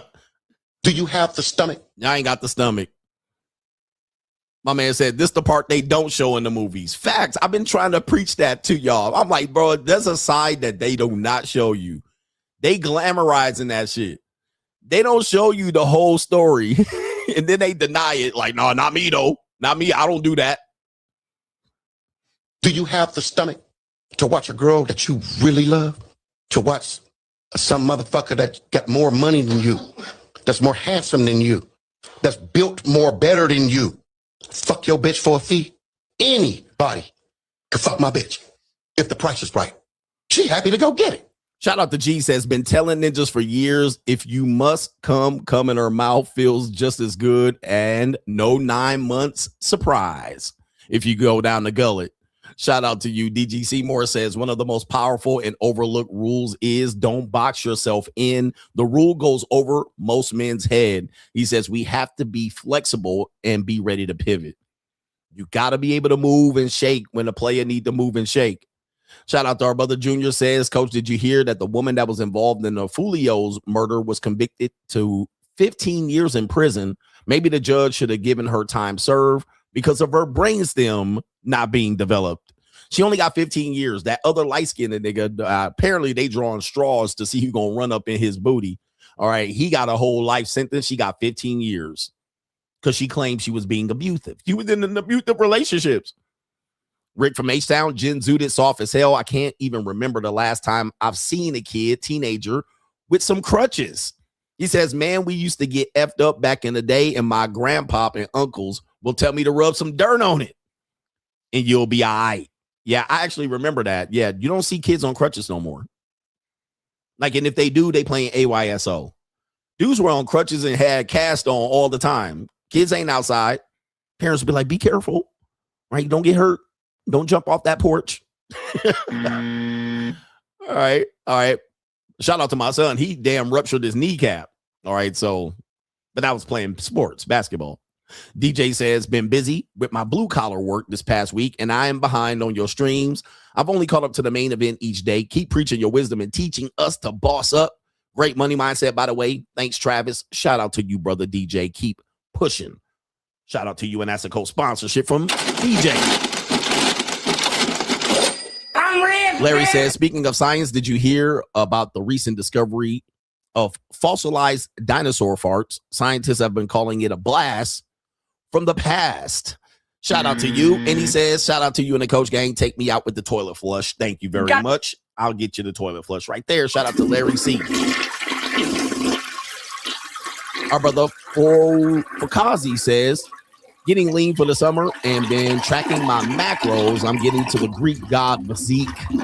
What people have to understand is that everything loses its novelty, even if you are with a baddie and or she gets a giga chad. Too many options out here in this modern world. Everyone, we live in a world where all the novelty is gone. I don't care if you, like you said, a woman gets, when I showed you the King 6'8" the Great video, where I said, yes, he's tall. Okay. Yes, he gets women interested, and some of them want to get impaled. And I said, after that is where you're going to find out he has limitations. And I played a video, not to diss him. I was just using it to teach, where you saw that them hoes didn't want cold pizza. Okay. His limitation was that where men expect he can get women to do anything. No, the novelty has worn off. Once she's already like had sex with him for novel purposes, if she wants to hang around and chooses to hang around, she then gonna be like, okay, nah, I ain't getting this. Nah, cold pizza, no, that's not gonna work. What's going on here? We in a mansion where the fettuccine and Texas toast. Same thing with us. When we get with a woman, we can get with the finest woman in the world. You're going to run through those women, and then after 2 or 3 times, it's going to be like, ho-hum. It's going to be regular. It's not going to be like fireworks and all of that shit. And Every time you have sex with her, you're going to be fully aroused and you're going to come in 5 minutes. It's going to be like, ho hum. All right. No big deal. Everything loses its novelty. And today, because we can get more of people, a woman can date and go on 8 dates a week, 8 dates in a month, 13 in a month. It no longer is impressed. Even if you go on a date and be like, oh, I'm going to buy her a drink, I'm going to buy her a dinner, and she's going to want to go on another date and want to be with me. Yeah, she's going to do that 1 or 2 times. And she might even say, been there, done that. Been there, done that.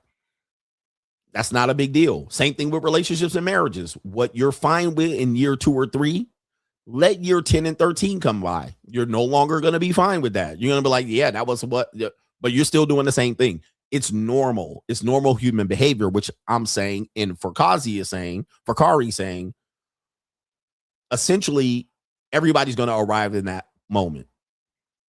You better have a plan when your wife and girlfriend, who you think loves you forever, reaches that point and goes, you're doing the bare minimum. All right. That's where the bar is. I'm looking for more. She's going to say, I'm bored of that. I'm looking for something more exciting. It's normal. But because we have reach to multiple people, that means we're giving people less of a chance to continue to do the same thing and over again. I'm sorry. We just have other people to pick from. And if you live in Los Angeles, New York, or Miami, you know this is on hyper speed. If you live in Los Angeles, New York, and Miami, those 3 alone, and there's other cities that we can throw in there, but those tend to be the 3 cities.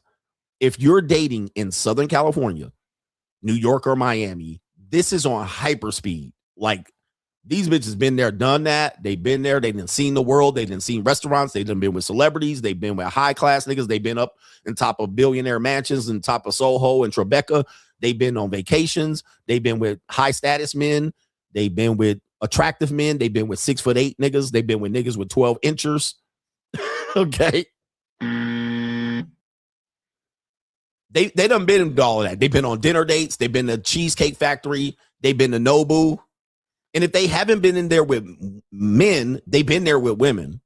So they didn't took their woman friend, they close Lily Lick friend. They didn't went there with the 3 baddies, took pictures. Yep, they done been on boats and yachts, vacations, destinations. They've been to Costa Rica already. So they're like, and you think you're doing something. They've been to Javier's. They've already been that. They've been to Ruth's Chris. They've been to Mastro's. You're not impressing these women today. And the same thing as old broads, women in their 40s and shit. They've been that. They done that. They've been to Paris already, bro. I've flown myself to Paris. I've done Greece. I've island hopped. I've done all of that. They'd have been Eiffel Towered, trained, orgies. They'd already had an orgy. They already been with a sugar daddy, and the sugar daddy pulled in another woman, and then he was just putting dick in each one of their pussies back and forth like this. They was down on their knees, sucking them both off at the same time. They got pictures of that. Pictures. And for the old skeezers, I'm not listening to you. If you're older than 35, stay out of the conversation. We're talking about the young Gen Z women. They've been to suites. They've been on the suites already. They've been in the suites at Park Meridian. Shout out to Jay-Z. They've been in the suites in the top of Caesar's Palace. They've been in the jacuzzis and the hot tubs. They already been all of that. They've already flown first class or premium economy. They already been in first class, business class, premium economy. Already. That's what you up against, especially if she's highly, highly attractive. If she's marginally attractive, there's a high chance that she's been exposed to this lifestyle already. She's been in suites at the basketball game. She's already sat near the front row or on the front row of sports events. She already got videos of her getting pounded out. She got videos of her in an orgy or a train ran on her. She got videos of her with a threesome. And the reason I know this is because I do this with the same age women. So I already know they've already been done that, or they say it's their first time, or they said they doing it again. They've already been that. If you're definitely in the high hypergamous areas, LA, New York, San Francisco, Miami, Houston, Dallas, Chicago, they've already been in there and done that. But yep, they've been on a private jet. They've been on a chartered flight. Now, if they're marginally attractive and below ugly, they probably haven't done it as much. If they're marginally attractive or ugly, they probably haven't done it as much. Or they probably been invited at least. They might have had a regular boyfriend that had a rich family that they did it. They've been skiing in Aspen and Vail and motherfucking Steamboat Springs and Park City. They already been taking me skiing at the Aspens on the gondola down the hill. They already been there. By the time she's 32, she already been there, done that. Been there, done that. I tell stories of what JUCOs tell me. I'll be like, God dang, how you just do that? How they just do that? It's crazy. But that's what you're up against.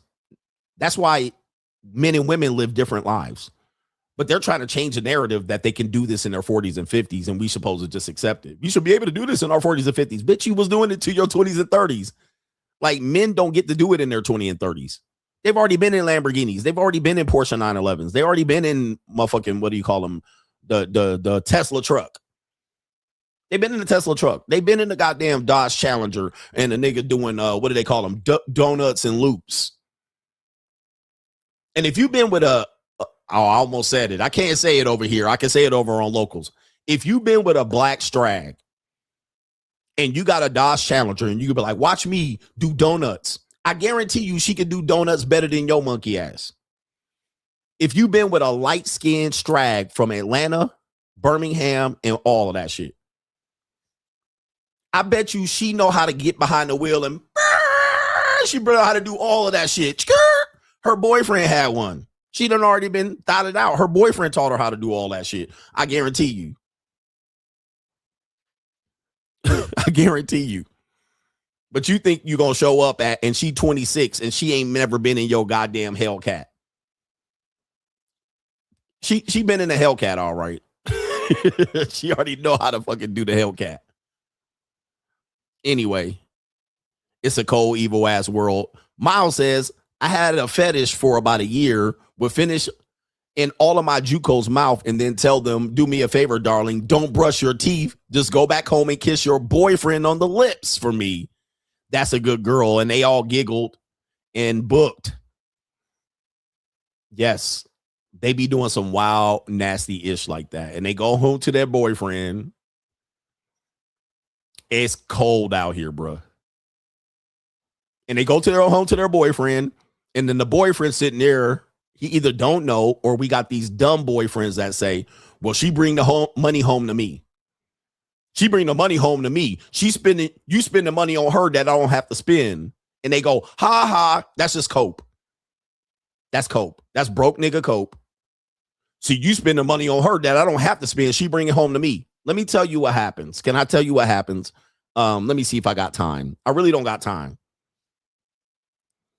What's happening is these guys think the guys that are doing this with these women are not fucking the shit out of their girlfriend.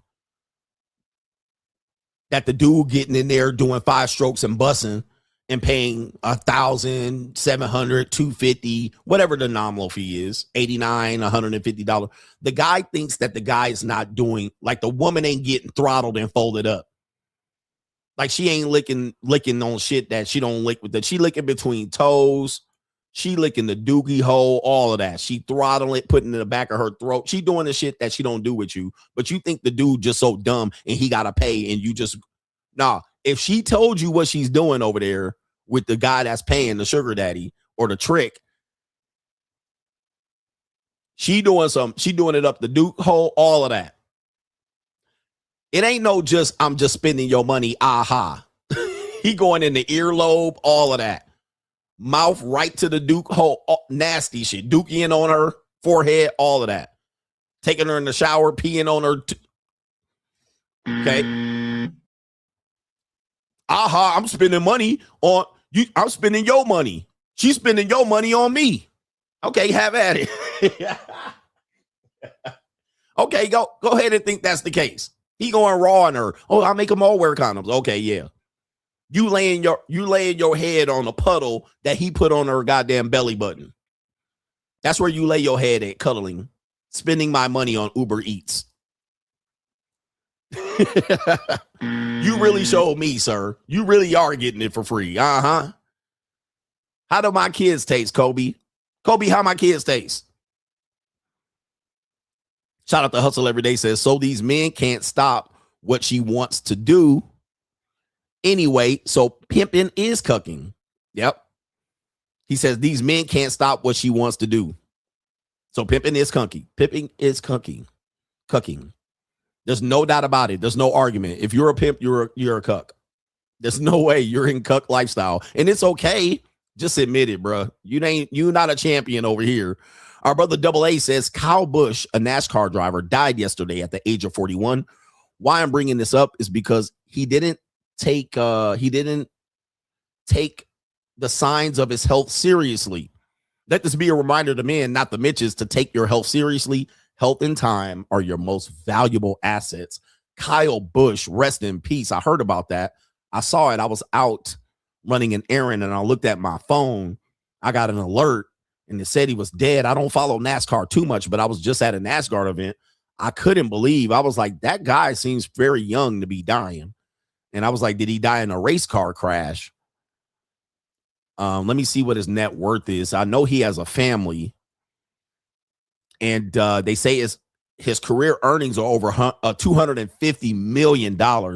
Net worth estimated at $80 million. Obviously, he pays off a very large team for a NASCAR team. So that $250 million is split amongst his team. He's talking about prize money and endorsements. Now, my question is, what's more valuable, money or time? What's more valuable? Dudes will say money's more valuable. So you made $250 million and you're dead at 41. Time is more valuable. Take time seriously, man. How much time you spending on these hoes and rotating them and all this stuff, but you ain't going to get the money? Bruh, time is more valuable. Not even a question about it. You can be filthy, rotten rich. As long as you don't got no time on the clock, dead than a motherfucker. All of that money is meaningless. Okay, take your time seriously. Know where you're spending and wasting your time. Take your health seriously. Health as well. 41. Okay. Damn. This could happen to any man too. And Hustle Every Day says Twitch is very insightful about women's behavior. If you look at the foreign girls, the Indian and Asians, they have cleaner backgrounds than American, Canadian, European women. You can see their chaos. Shout out to you. And he says, I took a look at Twitch and realized that women must take their health and beauty and attraction. Sorry. Women must think their beauty and attraction are magic and sorcery. I'm not RP or anything. I must have missed that era.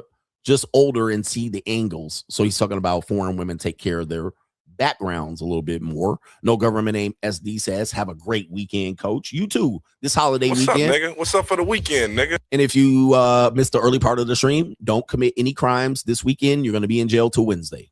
All right. Don't drink and drive. Don't keep your drug money in your sock. Don't piss in public. No disorderly conduct. Take care of yourself this weekend or you're going to be in jail till Wednesday. Okay. Bring On says, Coach, I'm a W-2 ninja and I pay $680 a month in child support. $680 a month in child support. And if you W-2, they snatching that money right out your paycheck. Shout out, they snatching that money. Mr. Travolta says this is an epic show. Can't stop sniggling. From the Manosphere roast to the pimp roast, it's gone completely off the rails. This is simply the best show on YouTube. Shout out to you. And I say things that people can't deny. All right. I'm not going to let y'all come in here and cape for that lifestyle because y'all think y'all cool and shit. Well, it's cool. Another Manosphere thing. Andrew Tate said he made money to do it as long as he got the money. Didn't Andrew Tate say, and I quote, I talk sexually to men acting like I'm a woman, and I get the money from the guy. I take his life savings. Now, that sounds cool and shit on face value. On the surface, that sounds like he's really winning. But let's rewind that shit just real quick and take a closer look. Let's take a closer look at that. Let's inspect that just a little bit more. And this is no hate against him. This is just me bringing up what he said while I'm trying to teach you men. Let's take a closer look. He just said that he spends time talking the men sexually about what he would do sexually to men. But he's talking from the woman's perspective. So he's got to talk about what he's going to do to a man. He's going to do this to that. I'm going to do here. I'm going to play with this. I'm going to do that. I'm going to do.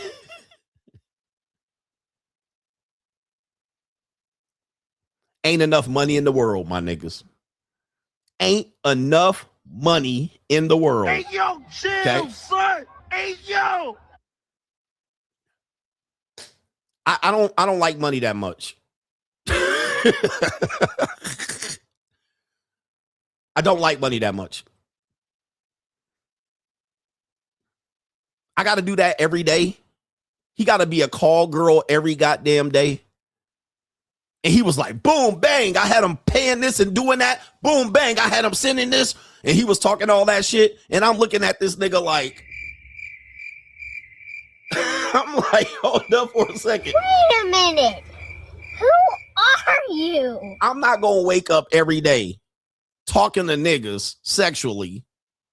Ain't enough money in the world, bro. Because eventually what you talk about, you going to want to do, nigga. Like, hey, that's how the mind works. You talk about it enough, that means you thinking about it. You got to think about it. You going to do it. Eventually you're going to be like, this sounds actually interesting. Nah, nigga, not me. And guess what? All these sus ass, fugazi ass, maggot manosphere niggas be hanging around this nigga and shit. Then he said Sniggle had a crush on him and shit. I was like,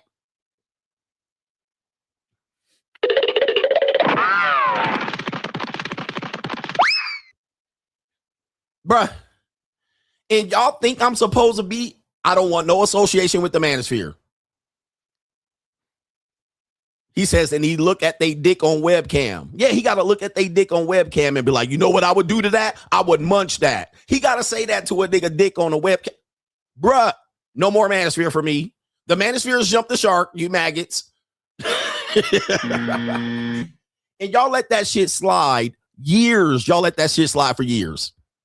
Y'all let that shit slide for years. And then when they get called out for it, hey, man, he just joking. Well, at least he getting the money.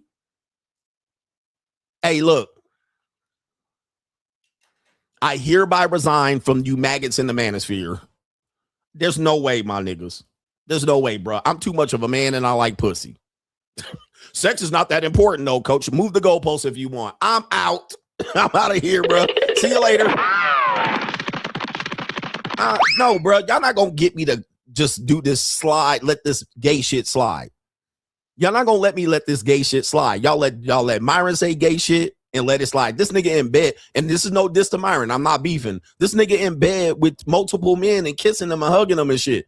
Y'all be letting it slide in the manosphere. Why? Somebody tell me, bro. Tell me. Tell me why y'all let that shit slide. And it ain't just one. It be 3 and 4 allegations piled up. Them niggas hanging out together after saying he looks at dicks on webcam, and now y'all taking pictures together with no bitches on the dance floor. Why y'all let this shit slide? Why y'all letting this shit slide, bro? I like pussy, y'all. Why are y'all letting it slide? We need to have an honest conversation because the shit is going too far. Now, then when I call them out for saying a woman's orgasm doesn't matter, y'all act like the other shit wasn't existing. Y'all acting like the other shit that they said didn't compound and lead to that. And when I call it gay behavior, or it's the fact they can't please women or don't want to please women, y'all think I'm creating the beef and reaching. I'm not creating a beef and reaching. I'm saying there's too much suspect behavior in the so-called manosphere. And I got too much proof and evidence. But then when I put it out, oh, why y'all beefing? Why you calling him out? The hate against him is real. Y'all calling this hate? Y'all let that shit slide, nigga. Nah, it's look, more coping. Oh, we didn't let it slide. It don't affect us. We know it's just for show. What? Nah, see? Manosphere caping. They caping for the Manosphere. Oh, it's just for show. Really? It's just for show? Oh, pussy is icky. Oh, he's just doing this for... See, they letting it slide. Y'all niggas are suspect, bro. Y'all, see, the Manosphere guys letting it slide. Oh, we all talk like that when we're with our friends. Y'all letting it slide. Sooner or later, y'all gonna let this nigga slide in your dookie hole and be like, it's just for show.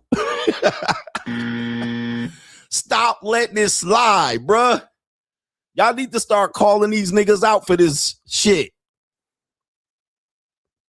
Caping, coping, and all of that shit. Nah, bruh, I ain't letting that shit slide. Hey, ladies, bring some pussy over here. I only mess with pussy. All right, I'm a manosphere. I was manospherian, but y'all's letting the gay shit slide way too much, nigga. This ain't it, bruh. It ain't just for show. He said, I'm just a little gay. It's just a little gay. It's just jokes. I don't joke about being gay. I don't think I've joked about gay jokes ever in my life. I take gayness seriously. Hey, I take gayness serious, nigga. Like, gayness is serious to me. It ain't a joke. If a nigga be like, hey, let me play around a little bit and let me do this and you look good today, nigga, that's a real conversation. All right. I could be drunk as a skunk, nigga. As soon as some nigga talk some gay shit to me, I'm sober.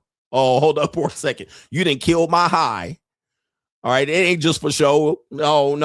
I tell you, these Manosphere niggas like baby oil and Diddy parties. Just play with it a little bit, nigga. You know what I mean? It's just for jokes. It's just for show. Let me touch your titty, coach. It's just for show. Nah, man. Nah, I take it seriously, nigga. I'm like, wait, hold up for a second. Wait, hold up. All right. I was high, but I'm sober. All right. You didn't kill my high, nigga. What? This ain't just for show, nigga. Stop caping for these fugazi ass niggas. Nah, bruh. Hey, lick it a little bit. You know when these dudes be like, oh, let's teabag a nigga because he drunk. Nah, He passed out. Let's take a picture with me teabagging him.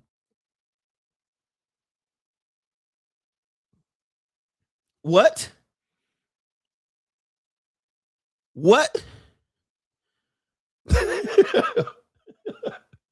Absolutely not. I ain't taking a picture. As soon as y'all do that shit, I'm leaving the party, bro. That's it. And I ain't coming to another one of your party. As soon as y'all teabag a nigga because he drunk or draw a penis on his chin, nigga, I'm out. I'm out of here. As soon as a nigga take down his pants and then lay his nuts on the nigga's chin, I'm out.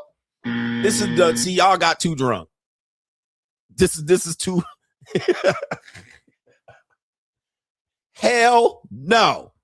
Soon as a nigga say clear the dance for the hoes and let the men dance together, it's time to leave. It is time to leave.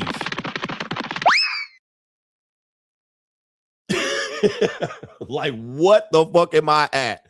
Because y'all got a little too drunk and your real self tipping out the closet to see. What's next, nigga? Let's everybody get our dicks out? No, man. Hell no. It's just boys being boys. No. Boys, I don't got no pictures of me or no nigga nut laying on my chest. I don't have one picture of me of a man laying on my chest. Y'all, it's just jokes. We let that slide. Pussy is icky. We let that slide. I talk to men on webcam with their dicks out and take their money. Y'all let it slide. A transgender 10 is better than a Hulk Hogan 1 female. Y'all let that slide. A woman's orgasm doesn't matter. Let it slide. I'm starting to say, I don't want none of y'all niggas watching my show. Nah, man, I ain't caping for that bullshit. Y'all done let the shit going too far. Get the hoes off the dance floor. Let's kick the hoes out the section. No hoes in the section, just men. Let it slide. It's like,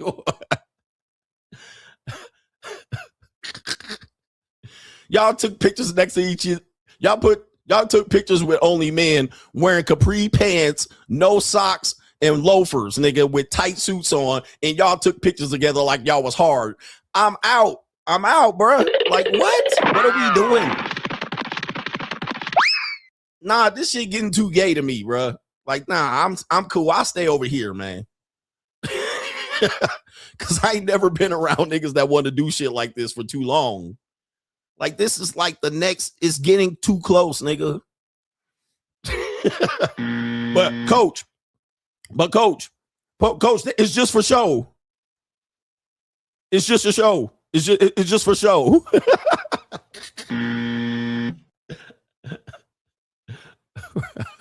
Right. Now, I'm separating myself from this. That's all I'm doing. I'm separating myself because the next time I hear somebody say a woman's orgasm doesn't matter, nigga, I'm just going to have to slap you because I've already warned you. This shit getting zesty as hell. And if you're a Manosphere guy, you take offense to this because you said some dumb shit like this and I'm calling you out, perhaps stop saying shit like this. Perhaps stop saying shit like this. Stop saying shit like this. This just proves you're gay and can't please women. Or one or the other. We talking about pussy over here. That's it in the Manosphere. Sex with women. Sex with women. We only showing women laying on our chest. Even ugly donkey looking ass women. That'll suffice. That's good. Yep, she a ugly fat gordita. Go ahead. All right, like I showed earlier. Or you gonna have to come out the closet from this point forward. I don't want to hear nobody say, well, it was about science. I done proved you wrong. Them niggas was not saying it was about science. They were saying it on some pussy is icky shit. So we gonna have to have y'all niggas come on out or have some or come on out the closet or just say you like you can't please women. Or I separate myself. I'm not associated with these. I'm not associated with them. Yeah, I was on their show, but I'm not associated with them. Nah. All right. Anyway, shout out to Caitlin says, would you say one of the reasons why we want virgins is that we're more likely to keep them as they learn sex from us? Well, that's what you think. Women with sexual experience don't want to teach men how to be intimate, so they're more likely to lose their man for another woman. I think men who want virgins, they want to break it in, number one, and number two, they only want to imprint that woman to believe that the sex is the best with him. I think it's an insecurity, but I can see why a guy wouldn't want to ran through. But I'm going to just say this. I've been with virgins, and it's not a thing for me. I will pass on it. It's not a desire for me. I get what it is, but there's no virgins over 18 anyway these days. So you're going to have to really go by 15. And oh, by the way, can I remind you, there was a guy in the Manosphere that says on record that he was fucking 15-year-old virgins. So again, like I said, people wonder why I'm calling this out is because people tend to make me associate with these people by guilty by association. Now, I got a long ass memory and maybe I said some wild, shady shit. You know, I've said some things that you might not agree with, but I'm just going to tell you, they done said some shit that I'm going to have to just go ahead and disassociate with. I'm going to have to just stand over here on the other side of the street. He was up here. Oh, I was with 15-year-old virgins. The best thing I get 15-year-old virgins off Instagram. And then he was like, what's the age of consent? 14, 15, 16? Oh, okay. Yeah, 16. Yeah, I'm out. Somebody said, who said that? Type in the chat who said that, or else I'm going to produce a receipt, and then y'all going to say I'm hating and I got beef or I'm jealous. So y'all tell who said that. You say it because I'm calling the shit out to disassociate, but when I got to show the receipt, y'all niggas be out here talking about I'm hating and jealous and I'm creating beef. But it's in the records. It's on the internet, nigga. So y'all know. See, the thing is, you guys know. But what they want me to do is produce the receipt, and then guess what? Now I'm hating and jealous, or I'm mad. I just want to be a part of the party, and I'm mad that they look it up.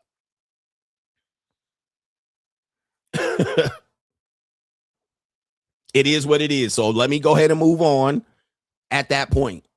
But I'm over here on an island by myself, nigga. I don't be out here with they shit that they out here promoting. I'm by myself. I'm on my own, bruh. Let me step to the side with these niggas, man, because the shit getting weird. And that makes anybody associated with the Manosphere get lumped into that shit. Well, he must believe that too. Not me. Not me. I ain't said that shit. Well, you was on his show? Yeah, but that's your homeboy. Nah, bro. I was just literally on the show to promote my motherfucking brand. But y'all thinking we friends and homies, nigga. I got an opportunity to promote my brand. Y'all want me to go over there and do all these collabs. Well, I got the opportunity to collab. That don't make me friends, nigga. All right. That don't make me a friend. Anyway.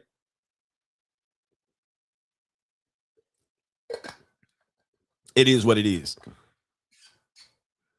But then they be out here with that 20-year-old nigga clavicular. He got erectile dysfunction at 20. I'm out, bruh. I can't. Yo, I'm not gonna be with these other Manosphere dudes guilty by association with this shit. I'm on my own, nigga. I'm my own entity. I don't care who you see me with, who you on the show with, who I collab with. I'm not part of the Manosphere like that. Fuck that bullshit. 20-year-old impotent nigga. I'm not gonna fucking cape. I'm not gonna clout chase this nigga because he popular. I'm out.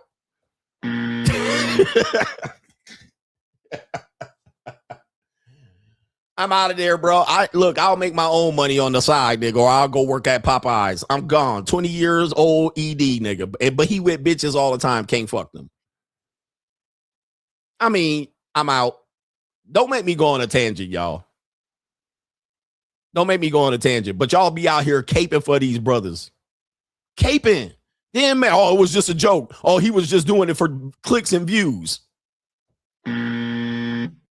See you later. I've flown. I'm out. Disassociating my shit. And then when I show you the receipt, all you hating. What? I'm just disassociating my shit from this gay, no pussy pleasing ass niggas. They don't know how to please a pussy. I think that's weird. I think it's weird for you to cope to say it has nothing to do with biology. Are you thinking about science when you're actually having sex? Well, this has nothing to do with science, so I'm gonna nut in 3 minutes. I still hit. Is that what you're doing having sex? Some of you guys are sexually dysfunctional. Well, I don't care about her pleasure. I just want mine. Oh, all right, good. Because there's no science involved. So, I still hit. Get out, bitch. Like, is that what y'all doing? Because it's weird, bruh. That's some weird shit to say. That is some weird shit to say on record and admit to. Can we agree? Press 1 if you agree. So we can get this shit out here. Press 1 if you agree that that's weird. To be like, well, scientifically, it doesn't matter for procreation, but I'm not trying to give you pregnant. You're not even trying to get her pregnant. Who cares? I'm not trying to get her pregnant. It doesn't matter, but it doesn't matter for science, so it doesn't matter if she's pleased. That shit is weird. That shit gay, or you can't do it. Just say you can't do it. Now, for the people who don't care about having sex, that's a whole different conversation. That's not a part of the conversation. Don't move the goalposts over there. But you guys have co-signed it. You listening to them say this shit. And I'm like, this is weird. Like, no, we were supposed to promote masculinity. Masculinity means bitches come on your dick. Right? Masculinity means you beat that punani up like it stole something. That's what masculinity is. Not, well, I don't care if she nuts. Y'all out here pushing pimps. Like, I swear, the Manosphere is gay at this point. Well, pimps actually get the money, though. Is that your... All the things I said leading up to that, and your answer is, but pimps get the money, though? That's gay. That's gay. You excused it for dollar amounts. That means you'll do it. You'll sell your dookie hole for dollar amounts. That means you'll sell your booty hole for $1.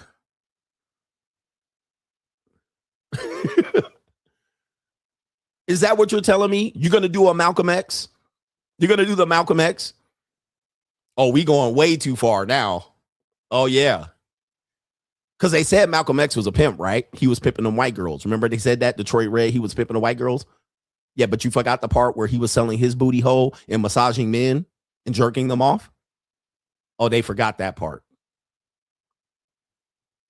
Oh, y'all forgot that part. See, y'all need to watch my show because I've already addressed this multiple times. Y'all forgot that part when he was massaging old men for money.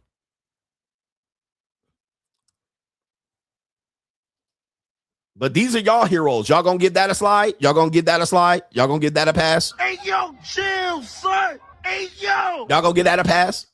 And apparently, allegedly, he probably was getting funded by men. How did he fund himself after he left the Nation of Islam?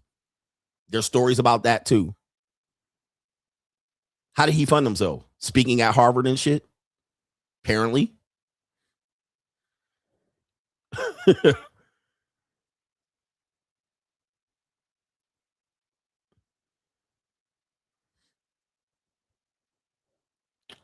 But if you come over to this show, we over here and we gonna kick the reel. Well, coach, man, he still was a legend in my mind. Okay, that's fine. But if you heard me massaging men for money, are you gonna give me a pass, nigga, or not? I guarantee you're not gonna give me a pass. If y'all found pictures of me doing some wild shit like that, and somebody went on the internet to do an expose, a CGA, and you found out that I was massaging men for money, are you gonna give me a pass?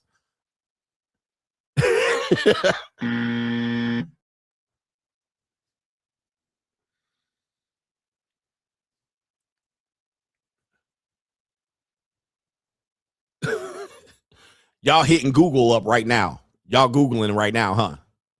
Oh, they was just joking, coach. It was just a joke. They was out there, they just trolling. They just doing it for show.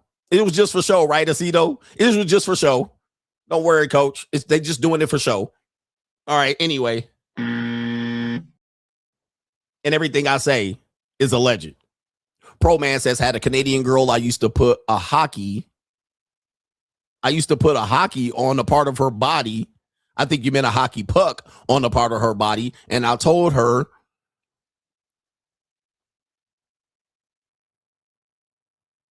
yeah, I can't read this. I tried. I can't read this. All right, all the pro blacks unsubscribing. Is it a hockey or a hickey? I can't read it. I don't know what you're talking about. Oh, is it hickey? No government name says, I think men like Adam 22 promote the lifestyle of men being okay with letting their woman do sex work.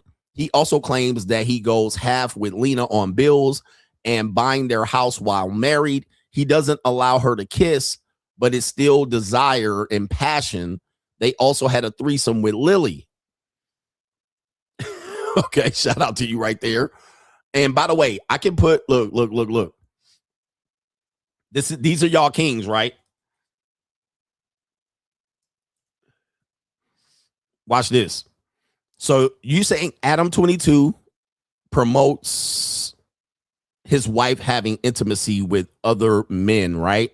Which I said you would obviously say that is what? That's gay, right? You'd be like, that's cuck, that's gay, right? But so what do you explain about this? Explain this, Manosphere. Manosphere, explain this. If I'm guilty by association, what is this? Why are you telling lies about oh, wait a minute. Why am I telling lies about Malcolm X? Go look it up, bro. Hey, take your time, nigga. I already did a stream on it. Go take your time, you fake Fugazi pro black. I already showed my sources. Yeah, I call that gay maxing. Go look it up, bro. I ain't got time to prove my case. I already proved my case on this. I'm not telling lies. Go look it up. Right? It's in the book. He wrote about it in third person. They proved that it was not third person, that it was him. The proof is in the pudding. Go move on with your life, bro. I'm supposed to do a show on some new shit. Y'all want to drag old shit? I already proved my point on it. Go look it up. All right, but what do you call this? Gay maxing? Yes. Cuck maxing?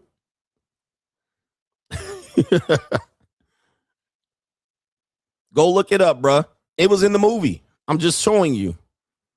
Already posted the receipts. I did a whole segment on it. Y'all ain't got the stomach. You do what you need to do, bro. Oh, it was in third person.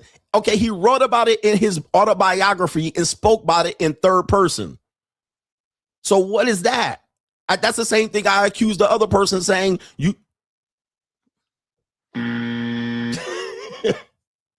It's in the autobiography. It was in the movie, but they skirted past it. He's talked about it in third person in his book. He said it was another guy that did it, but he was providing intimate details of said act of the other person doing it. If I say another person did that, but I can provide intimate details, oh, it was on a boat, it was cold that night, the breeze was coming through the window, how you telling me intimate details of another person doing something? That means it was about him and he told it in another person. Yes, Rudy. Rudy was the alter ego. But go look at it. Go look it up. Don't argue with me. I already talked about it. Let's go here. Anyway, I'm not a perfect man either. All right, anyway. Going back to our brother Pro Man, he's telling me something here, but now it's a hickey. He says, I had a Canadian girl. I used to put a hickey on a part of her body, and I told her to have her husband. I told her the hubby ship. See, I can't read it. There's some errors in there. All right. There's not one, but there's two, but I can't read it. Anyway, quick main event. I got to go, man, because I was supposed to be done with this stream today because I got a very effed up schedule today. All right, but I got to get around. Right. All right, we got the main event here, subject matter here. It matters to you. This is what I talk about when I talk about the free agent lifestyle of maintaining your sovereignty so you're not a part of the system. Okay. You're not a part of the system. The system is the government system. This is why when you go passport bro, you kind of avoid the government system. The government system isn't fair. They try to make it fair and about fairness, but it's not fair. It is not just. It is what it is. I can't change it, and I'm not about to change it. We say change the laws in your mind. Shout out to Mr. Palmer. But when you're dealing with this and men asking me these issues, well, what do I do? And how do I beat the system? And how do I get around this? You cannot. How do I avoid getting divorced and getting divorced great? Look, there's people that'll try to make you do it, but I just say avoid it. How do I know? What about the red flags? I just tell you the Bruce Wayne of this ish. But what do I do if I want to have a kid? I'll tell you all these other options, and you'll be like, yeah, but I want a love child. And then guess what? Boom, you end up in these situations. What if I get married and divorced, and then I recover financially and I want to get married again? I give you what could happen. That's all I say. These things could happen. And when they happen, they are beyond your control. You don't get to control it then. Case in point, Floyd Mayweather, 49 years old. He's basically the same age as me. I'm older than him by a year and a half, maybe a little bit less. Floyd Mayweather, who rumor has it, has already had financial issues, whether that's legit or not. Apparently, people saying he is bankrupt or broke or he don't have the money. He has debt, excessive debts related to jewelers and some of his businesses, and also related to IRS tax debt.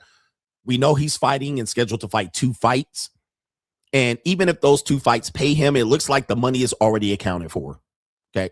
It's already accounted for. It's already accounted for, meaning the money is already spent before he got it. And anybody can get in this situation because life happens. But then when you get into the aspect of relationships and stuff like this, it can happen to you and further bury you. And this is breaking news that happened yesterday. According to reports, Floyd Mayweather Jr. was ordered to pay nearly $1 million in back child support. That's called arrearages. And $32,850 going forward per month after being declared the father of a 4-year-old girl with an exotic dancer from a Las Vegas strip club. Brothers, it happens that fast. And that's you. Happens that fast. You can get your money accounted for that fast. You can make a woman go from poor to rich that fast. That's called protect your seed. When I say protect your meat, it is real. When I say all men pay, it is real.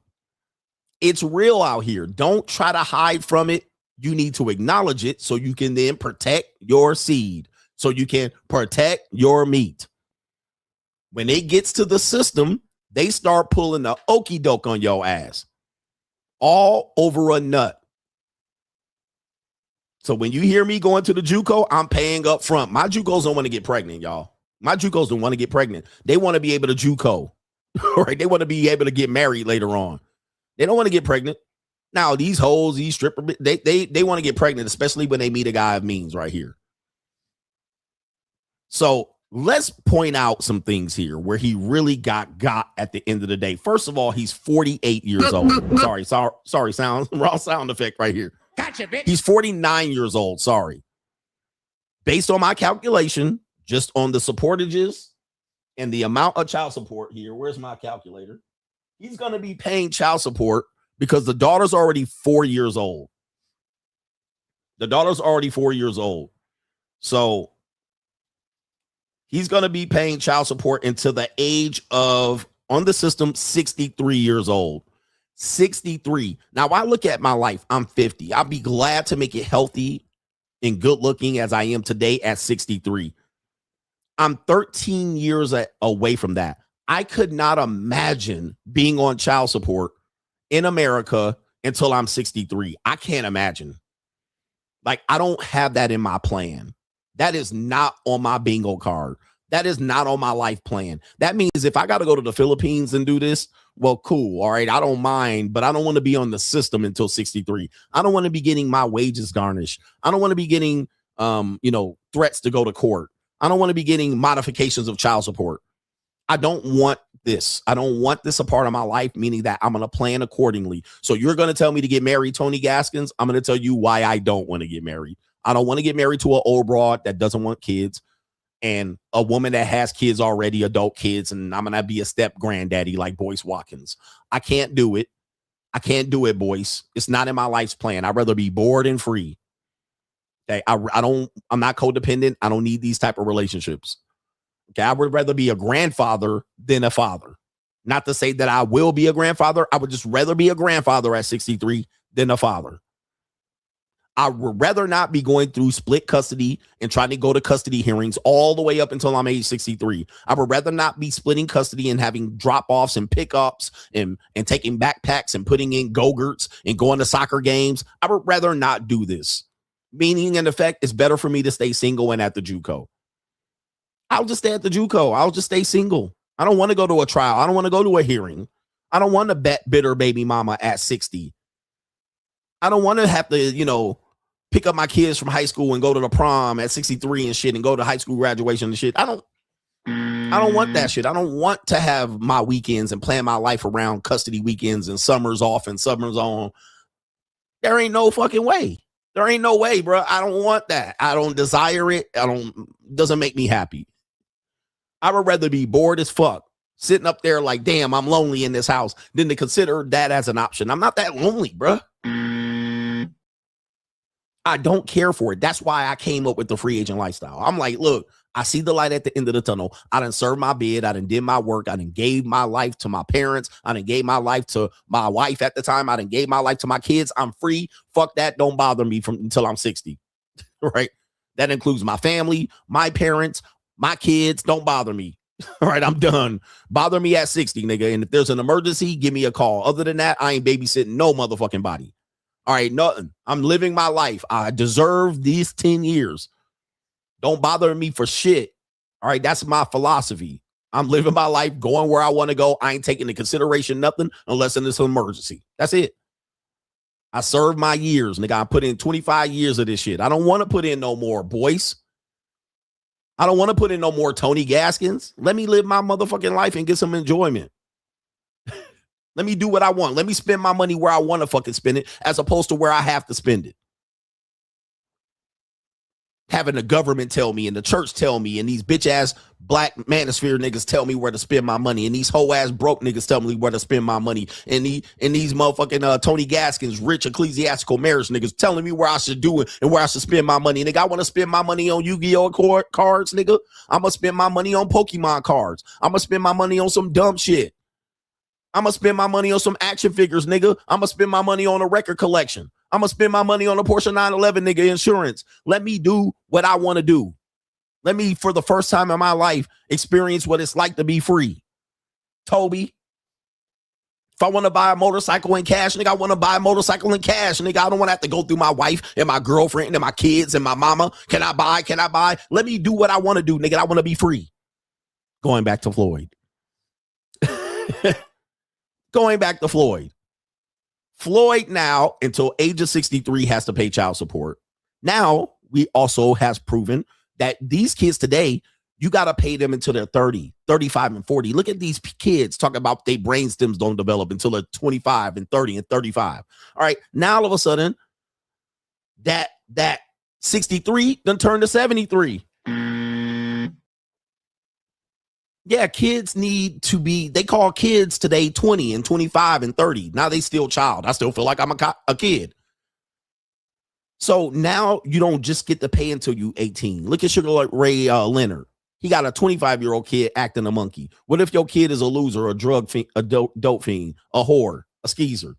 Now you got to go to age 30. So all financial support today, according to this economy, is till age 30. So let me do the math.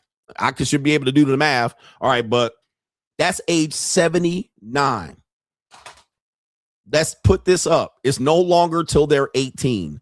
You now have to plan to support your kids and for the first 30 years of their life. All right, I take that back because she's already 4.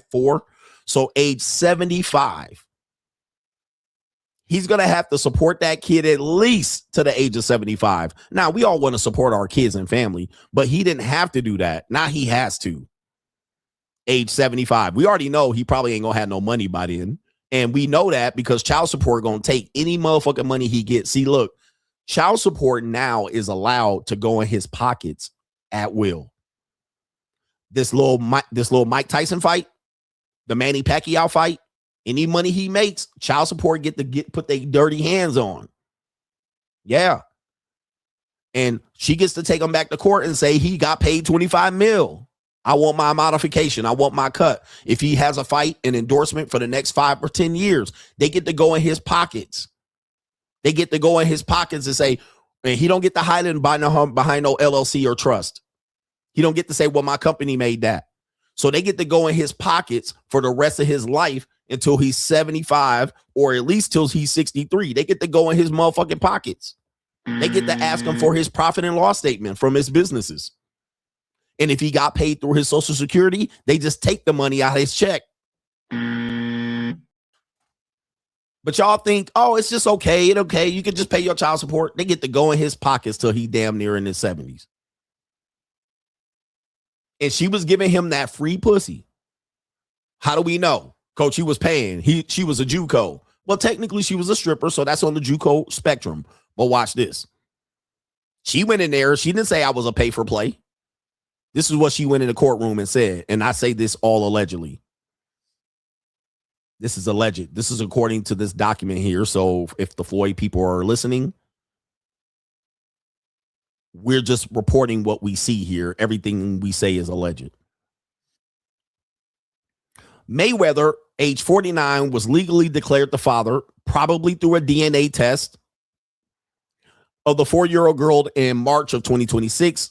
With the judge writing the court finds the Floyd Mayweather Jr. is the father of Prince Moorhead, according to the court docs obtained by TMZ Sports. Moorhead said she was in a long-term intimate relationship with Mayweather, which lasted 8 years, until she claims he broke up with her when he found out she was pregnant in April 2021. So look, that's where I say that's that ABBA shit. That's that ABBA shit. He found out she was pregnant. He tried to force her into an abortion. We're going to read that in a minute. He tried to deny it. He tried to separate from it. He tried to say that ain't my baby. And he said, the court said, she was like, okay, we going to see. He probably was saying you was all with these other dudes. You was all with these other dudes in the VIP. When I say a woman knows who she wants to get pregnant by, and she knows who she wants to claim to be the father. So they'll mess with other dudes, but they'll make sure. My JUCOs make sure they don't want me to be a father. My JUCOs don't want me to be a father. All right. So they make sure I don't get them pregnant. All right. They make sure they'll go take a plan B. All right. Oh, shit. You nutted in me? Plan B. We don't want your old CGA ass. They some other bigger fucking fish to fry than to have me knocking them up. Okay. My bag ain't that long here in Las Vegas compared to other dudes. Then it says Paige, which is the mom, claims Floyd pressured her to get an early termination of pregnancy and ultimately fired her, even though she worked at his girl collection club for 4 years. So yes, she was on the spectrum. She was in Las Vegas. She was in Las Vegas getting fucked by Floyd for 8 years straight, according to her, 8 years. She was over there just playing a long game, giving them free punani, and now she getting paid from it. So now you fired her, you kicked her to the club, you told her to take that plan B or get the early termination of pregnancy. She was smart. She said, this baby worth more being born than dead. So I'ma have that baby. All that 8 years of pussy was he thought for free. Now he paying for it. As I say, all men pay. You either pay on the front end or the back end, and the longer you mess with a woman, the more it's gonna cost. She didn't let 8 years of nut go past, but she didn't let that. She probably knew that he was and plus she let him cheat. She let him have hoes, and she was like, yep. But at a certain time, she probably was 21 when she started. Now she's 31 or 21. Then she's 29. That's two different women, according to these women. She was letting the nut run free, and now she's 29, looking at she don't want to strip no more, and then boom, pregnant. She was cool when she was 22 and 24 before her brainstem developed, getting nutted in. Well, then she was like, hey, look, I'm 29. I don't want to be in high heels no more. I want to retire. I want to marry. I want to be ecclesiastically married. I want to be supported. I want to be put up. Guess what? Pregnant. Now she retired. She's retired now because she's about to make $6 million. Just so you guys know, according to the math. Says according to the court, per the court, Floyd has only paid $151,000 of what he owes her. So they didn't went back. Floyd said, hey, I paid up already. Remember I told you about that previous case? That's going to be with Skeet Davis. He's going to say, coach, he's going to say, court, I already paid. They're going to go ahead and say, okay, we'll apply that to the back. He already paid her $151K of what he owes. So the judge ruled Paige, according to the what? The Disso Master can place a lien worth up to $2 million on properties owned by Mayweather in California, helping ensure she gets the money for the child. Ooh, wait. I'm telling you, the system ain't nothing to fuck with. My grandfather used to say this. White people will put you on paper.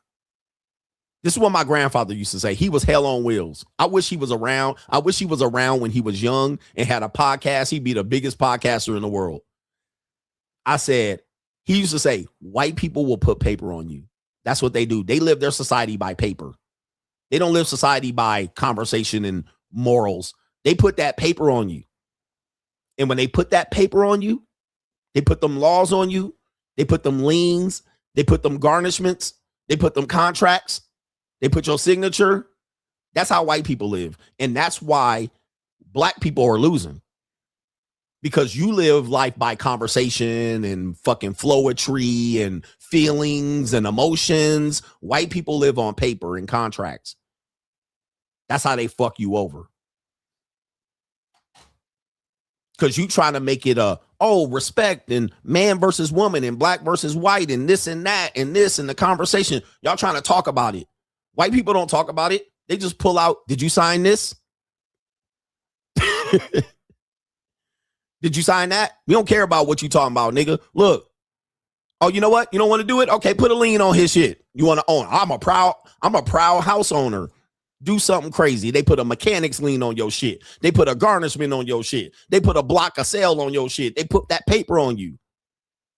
They put that paper on you. Black people gonna have to live. That's why we teach the money mindset. Y'all gonna have to live by the rules of how the society is governed. Laws and paper, nigga. Laws and contract. Fuck what you talking about. Fuck how you feel. Fuck what you talking about. Fuck how you feel. Fuck the conversation. Fuck the debate. Let's talk about what's going on, nigga. Put that paper, nigga. Says pull out some contracts and liens and some garnishments, nigga. Let's see what you talking about then. Let's pull out some evidence and receipts. You got a receipt? Yeah, okay. You don't got a receipt? Okay, you lose. Paper. Eviction notices, 3-day pay or quit. Y'all gonna have to realize society is governed by that. Fuck what you feel, fuck what you think, fuck what you owe, nigga. Paper. Once you figure that out, you will live by the rules of society. And join the money mindset, nigga. Join the money mindset. Let's get real, bruh. Dudes out here, this is a text message, and she said this, and she said that. Paper. Where that non-disclosure agreement at, Abba? Show me the paperwork. Oh, she got a proof that she went to the hospital because she got a receipt. Fuck your receipt. Fuck your text messages, nigga. So they now said, because he gonna say, well, I'm just not gonna pay her. The judge is gonna allow her to put a lien of $2 million on his California properties to make sure she get the money. And you think she ain't gonna do that? Oh, she gonna do it. She can't wait to do that. You can't beat this system. Dudes be like, well, what do I do? How do I hide the money? How do I put it in a trust? I told you, the judges know you're gonna put it in a trust. They just go, all right, go ahead. We're gonna bust that trust up. Oh, it's illegal for them to do that. There's no legalities in the family court. They have their own rules and governance. They are not governed by the Constitution. You have no constitutional rights in family court. The judge can do what they want. There's no Supreme Court. There's a Supreme Court over them, but by the time you get to the Supreme Court, they're gonna have to they're gonna have a lien on your property. Okay. You're gonna miss 5 tax returns by the time you take it to the Supreme Court. You're gonna be down $150 million by the time you get to Supreme Court. You still got to make your child support payments. Okay. If you ain't getting paid in cash, I've been trying to warn y'all, man. Y'all think getting married and having kids is easy here in America, bruh. Fuck around, find out. Fuck around, find out. So he had to pay back child support, which means, let me go back. That's going to be 20.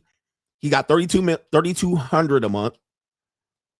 32,000. I'm sorry. 32,000 a month times the 48 months that the kid is older. Yeah, 1.5 million. That's what that is. Because the kid's 4 years old. So they put the back child support on you. Oh, you didn't know about that. That back child support.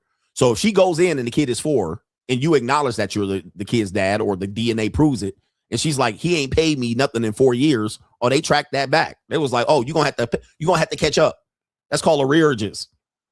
You're gonna have to catch up because the kid's 4 now. So they're gonna have to get that back. Okay. Y'all wasn't ready for this. So you're going to have to pay that $1 million back for the 4 years that the kid has been alive, that 48 months. That's the $1 million. He said he paid what? He already paid 150 grand. So they gave him credit for that. It was like, cool. And then they said, going forward, you're going to pay 32,850. That's times, let's get the months first. 12 months times 14 years. That's 168 months, if I'm not mistaken, times 32,850, $5.5 million till age 63 over a stripper you nutted in. You thought it was for free. Plus the 1 million, 6.5 million for a love child. For a free piece of punani, all men pay. Shout out to Larry C. Now, he's going to have this money going forward. So if he gets to a situation where he's in financial distress, which I would assume he will be, he's rumored to be already. And now he's taking fights at this particular old age. He's going to have to fight until he's 60. He's going to have to be in the ring till he's 60, nigga, because that money going to come up short. And plus, we know he likes to spend money. People were saying he's spending millions of dollars a day. That's a rumor. He ain't going to be able to spend $1 million a day. Or if he does, he's going to have to cut her some side money. Okay, $6 million baby to a 29-year-old stripper. She retired. She retired. That's one piece of pussy that he's never going to have sex with. He's going to give $6 million to. He's never going to have sex with her again. Just know that. All men pay. What do I tell you? The back end is almost always way worse. Even for the gay manosphere, the back end is the worst. Back end payment to women is worse because you don't even have access to the woman anymore. I can see if you had a woman that you was tricking $6 million on. Okay, I'll be like, all right, nigga, yeah, that's weird, but you fucking her. Now you paying for pussy you done previously used. And you don't even get to use it no more. Other men are using it. Shout out to the guys. Well, I'm spending your little money on KFC and Popeye's chicken. What is the boyfriend, her boyfriend, gonna be eating on? $6 million worth of Floyd money.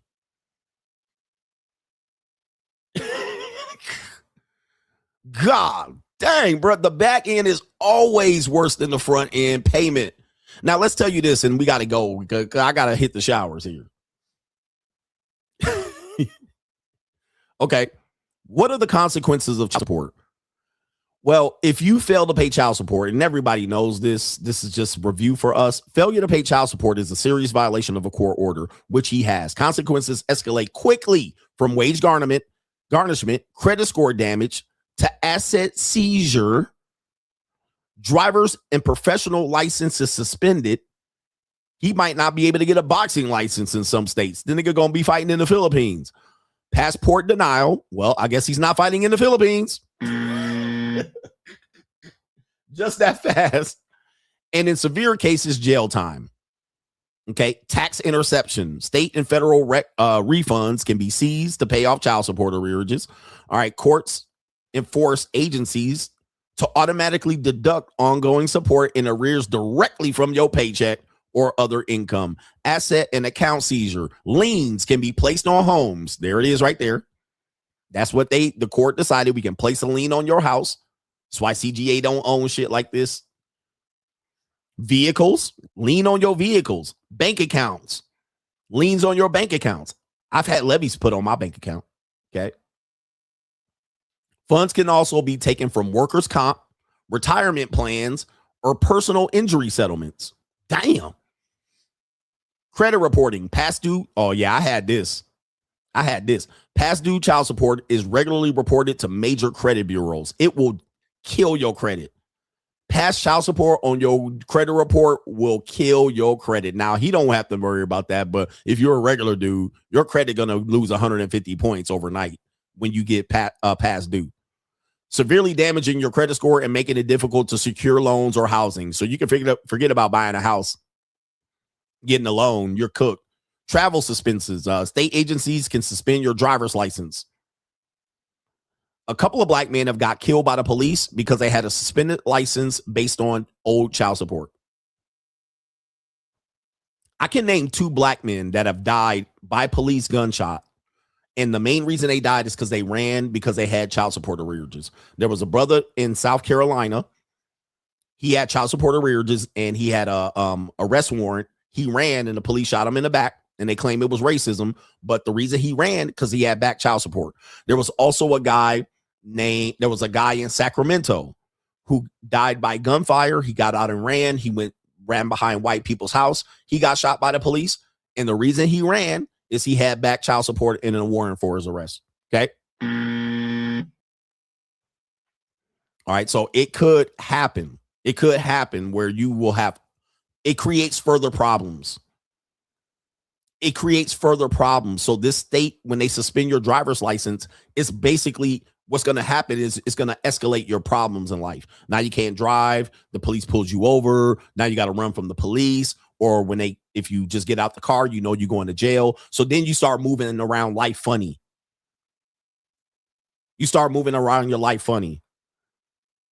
So you're like trying to get around life and navigate life. So now you're moving funny around life just because you have child support arrearages. Okay. So it messes up your life and your lifestyle. Plus you can't work other jobs that require professional licenses. So now you got to make money under the table. Then you can't travel and use your passport. It gets bad. Your life messes up just on this child support. So there's collateral damage and the woman doesn't care. Also, you can't get a hunting or a fishing license. I had a friend apply for a fishing license and they sent his ass back. You know, fishing licenses are between $5 and $15, and you pay for a fishing license $5 or $15. They deny it. They take that $15, they give it to your baby mama, and they send you a letter say your fishing license is denied because you got back child support. Okay. Okay. What else? Passport denial. You certainly can't. Recently they just start denying it even though your passport hasn't expired. Before, they would actually not renew your passport if you have arrearages. Now they will put a denial if you owe. All right. So even if you owe child support, they'll deny your passport. So you're like, oh, it's not expired. They can expire it or they can deny it even if it's not renewed or even if it's renewed. So yeah, they now got you. That just recently happened. But they will deny your passport renewal. It says right here, in child support debt that exceeds a certain threshold, what tends to be like the $10,000 threshold, the U.S. government can deny the issuance or renewal of your passport. Here's some other crimes. A judge can hold you in civil or contempt criminal court, which that's how they throw you in jail, which may lead to community service, fines, and jail time. If you go to jail for contempt, you still owe the child support that's on record. So just because you're in jail doesn't mean there's no further child support. So you can be in jail for 30 days because sometimes they'll say you have to pay a certain amount. If you pay us 2 months of child support, if you pay us $1,000, they'll negotiate with you. They'll say, okay, how much do you have? And they'll pat your pockets down. And they'll say, how much do you have? And you'll be like, I only got $1,500. They'll say, okay, I'll take that. If you come up with another $1,500, we'll let you out of jail. But then you got to pay the bond, you got to pay the bail fee. So the charges are up. Sometimes they'll make you pay the whole arrearages. All right. So they'll be like, you got to pay what you owe plus current. You got to get current. That's if you go in there and you tell them to kiss your ass. So they'll throw your ass in jail and you still owe child support while you in jail. And if you miss that payment, you got to pay that payment to get out of jail. So yeah, they'll also levy your bank account. If you have any savings account, if you have an account that has any interest that accrues past 1 cent or up to 1 cent, they'll go in and put a levy on that account and they'll just take the money from that savings account. Could be a retirement account. I had that happen to me. I had that happen to me twice. I had that happen to me on vacation in Hawaii. They basically took $30,000 out of my account because I just finished the last child support case I had because my baby mama took me back before my son turned 18. All right, which was a bitch move, but that's what they do. And I agreed to a payment. I agreed to a payment plan, meaning I was going to stretch her out. But they intercepted I think it was about $9,500. But I came up with a payment plan that I would pay her like $600 a month until I caught up. So I was like, good, I'm going to stretch her ass out. All right, guess what? They went into my bank accounts and they took that $9,500 out. They took it out of 3 bank accounts. So they took $9,500 out of 3 separate bank accounts just to ensure that they got it. But I was in Hawaii. I was in Kauai at the time. And I was about to pay a big, large wire transfer for my G-Wagon. And then I called them up. I was like, hey, y'all took too much money out. And the lady was helpful on the line. Normally they tell you to go fuck yourself. All right. But the lady was on there. She looked it up. She was like, oh yeah, we did take too much. So she was like, all right, so we'll issue an immediate refund on one account. And then the other account will issue a check. Now, luckily I had a lot of money in the account. I was like, damn. All right. But they took out 3 times the amount to ensure that they got it. So I got an immediate refund, and then I got a check when I got back from Hawaii. The check was in the fucking mailbox. And then I had to put it back in the account. Yeah, man, they don't play, man. That's why dudes be like, well, it's just child support. It's just marriage. It's just divorce. No, when you get involved in these systems, they will fuck you over, bruh. They will fuck you over and not give a fuck. Have you out here like you think you about to pay rent and the check bounce and you like, what happened? You go to your account, levy. You're like, oh shit. And levies last for like 30 or 40 days. So what they'll do is they'll block the money, block your usage of it, and they'll go through the paperwork to see if the bank or credit union is going to issue it to it. So the money will be in your account, but it'll just be taken out. It'll be put to the side. So you can't use it, but you'll see it.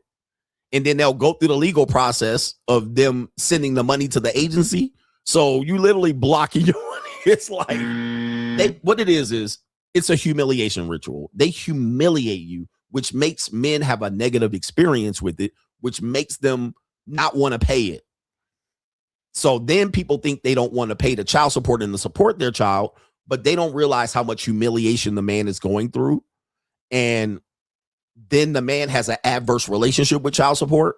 And then people think men just don't want to support their child. But most of it is that they're humiliating you. They're making your life hard. And then the guy says, I fuck child support. Support your kids. And you're like, no, they're humiliating me, man. They will send you like 8 letters a week. They will send you 8 letters in your mailbox. You'll go to your mailbox. You'll not want to go to your mailbox just because of child support. You'll open your mailbox and then you see 8 letters from child support for no fucking reason. You're like, why are you sending me shit? And they'll send you just letter after letter after letter for years. And then the mailman looking at you like, damn, nigga. The mailman looking at you, putting that shit in your mailbox like, God damn, nigga, like pay your child support. You a deadbeat, nigga. Like it's humiliation. And that's why dudes have a bad taste in their mouth, pause, for child support. But let's just clear this up. You have to protect your seed. It's on you. Nuts are not free. Punani is not free. The back end is almost always worse than the front end. And I know you think you're going to get away with it, but it only takes you one woman to make you pay. My philosophy is down. My philosophy is undefeated. It's only going to take you one woman to make you pay for all of the free pussy you was out here getting. I'm undefeated. At some point, it's not a matter of if, it's a matter of when. It's not a matter of if, it's a matter of when. He got to 49, and y'all niggas are out here 20 and 30 arguing with me. It only gonna take you one, and he gonna pay $6 million to one woman over one orgasm. And he talking about all this pussy he used to fuck. He done paid all of that back. Be careful who you having sex with. And that goes for me too. It goes for you. This is a constant reminder. My philosophy is undefeated. You can't, if you're going to be out here fucking for the rest of your life, trust me, it's going to take one woman to make you pay for all that free pussy you've been getting. Just one nut, one damn semen, just one. That's all it takes. And now, boom, especially if you out here claiming that you rich, nigga. Oh, and now you on the system. Now you on the white man's paper. Shout out to Gary says, I heard a dating coach say all men should tell a woman they're seriously dating directly that you have 3 months to clear your phone of your exes and male friends. He stated that if she texts anyone after that, the relationship over. What do you think, coach? Press 1 in the chat if you heard me say that already. That's what I think. Shout out to Gary. He says a dating coach says all men should tell women that they seriously dating that they have 3 months to clear their phone of their exes. Press 1 in the chat if you heard me say that already. I've been said that already. I've been said that shit. Ben said that. That shit is old CGA-ism. I've been said that. I was like, up to about 3 months. You can give most people up to 3 months that they're gonna still be talking to exes and other dudes that they're dating, and other dudes that they're dating is gonna text them and check in on them. Like that, 3 months, you should expect that. But after that, you can hold her accountable for it and say, you need to do your due diligence. And if she's still getting texts from other niggas that she used to fuck around with, well, she was a whore. All right, so she was a whore. Because if she got dudes that's texting her from 2 years ago, 3 years ago, hey, remember when we fucked? All right, and they still coming in, well, you in a relationship with a whore. Like she was out here bad. QD exec, coaches 2-0 against the system and living the life of a free man. Versace shirts, Padron cigars, and 18-year-old whiskey. This is inspirational and aspirational for most. The rest of the niggas and son husbands, fuck your uncle. They still arguing out here. Fuck your uncle ass nigga. Shout out to Ty, says, Coach, you got me crying out here. He says, I don't know how you do it. You literally the YouTube equivalent of Howard Stern back in the day, but you carry the show on your own, a true evolution of primetime radio. Entertainment value is off the charts. Imagine if I was on that Spotify deal, what I could provide. And Be Real Mahogany says, you the true speaker sent to awaken the chosen few. And that's the reason I won't be mainstream, is because I'm giving y'all too much of what they don't want you to know. Be Real Mahogany, that's a co-sponsorship. Yo. I'm rich, bitch. I'm giving y'all too much of what the system doesn't want you to know. That's why I'll never be mainstream. Because the system want me to say shit like a transgender 10 is better than a Hulk Hogan 1. The system want me to say shit like, I can't please women. A woman's orgasm is not essential. See, that system gonna blow you up and give you an article for that shit. Oh, we just trolling. Oh, they just playing, coach. That's what the system wants you to do. Say some silly fugazi shit and then have they supporters out here promoting a rainbow flag agenda. Acting like that's a masculine thing to say when you just hate women and can't please one and you halfway gay and bisexual. You just won't come out the closet. But I'm sitting here giving you the real, and y'all niggas out here arguing with me. Who said that about Malcolm X? All right, nigga, go look it up yourself, nigga. Let your fingers do the walking. Okay? I'm just giving y'all too much of the real. They want to have something to argue with. Don't argue with me, bitch. Nigga, argue with your uncle. Nigga, argue with Google and AI. All right, don't argue with me, nigga. It's right here in front of you. Nigga, go do your homework. But that's why I'll never be mainstream. They want me to be clavicular so they can make me a fucking clown and watch all these 13-year-old incels ruin their lives by taking a hammer to their face and taking steroids. They don't want to promote me. They don't want me out here giving these men the real. Shout out to Kevin G. Word of advice, nasty boys, avoid the Israeli women. Her elongated nose makes it very uncomfortable when she swallows the Johnson from the back. He says, if not careful, her long, thin beak will press in the area where you may not be too comfortable with. Shout out to you right there. This a family show. Humanity. This a family show. No government aim. How come old men with kids already don't consider vasectomies? Well, because the procedure in itself. All right. And older men tend to believe that maybe one day they'll want to have kids until they end up pregnating a woman.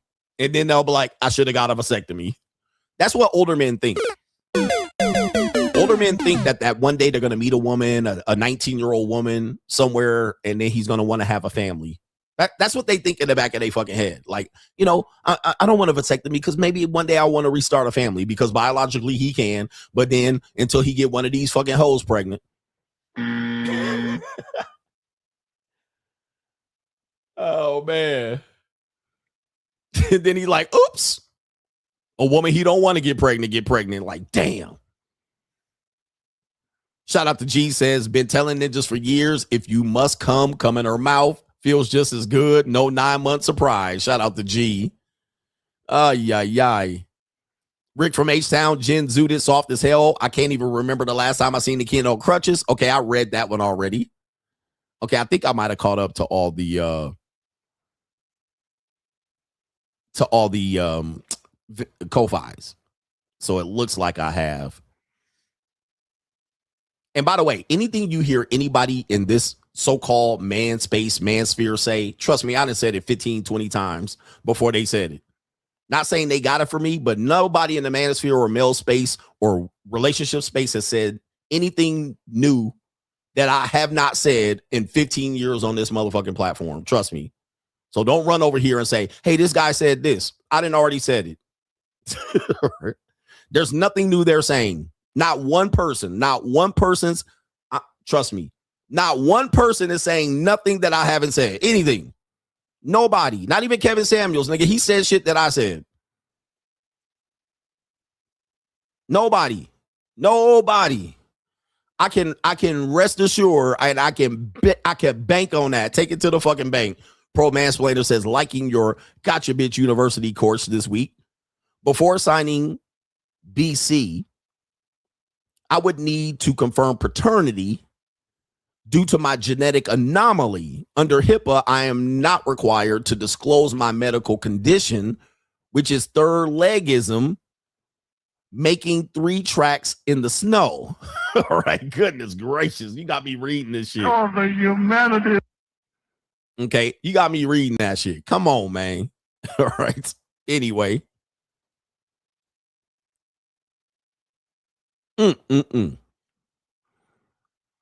Kayla says, if you're married and you have daughters, have businesses with women involved, consider yourself tied to them for life. You just better hope you have benefits coming your way. And that's always debatable. I'm going to just say this. Look, I want you to consider this. If you have daughters, plan on supporting them the rest of their funky ass lives. I'm just saying that. I'm not calling your daughter funky asses. All right, but they hot in the ass. Even if your daughter gets married at 25, the chances of getting divorced is great. Statistically, especially if she gets married in her 20s, I think the divorce rate is skyrockets. All right. If they get married later, it's less, but that means you're supporting her later. But if she gets married and divorced, you're going to be back supporting her in some form or fashion. Let's say you're a guy that said, I ain't support my daughter. Guess what? Now she getting fucked by CGA. Okay. She getting fucked by me. She cut her up under me, having me sweat in her eyeballs. Women are not independent. Some man is supporting her. A business, a corporation. You know, women will sit under jobs for 10, 15, 20 years. Women will sit under jobs. Managers will be helping her out. Baby mamas, single mamas, they sit under jobs for years, bro. They won't move an inch. They'll just move from desk to desk to desk.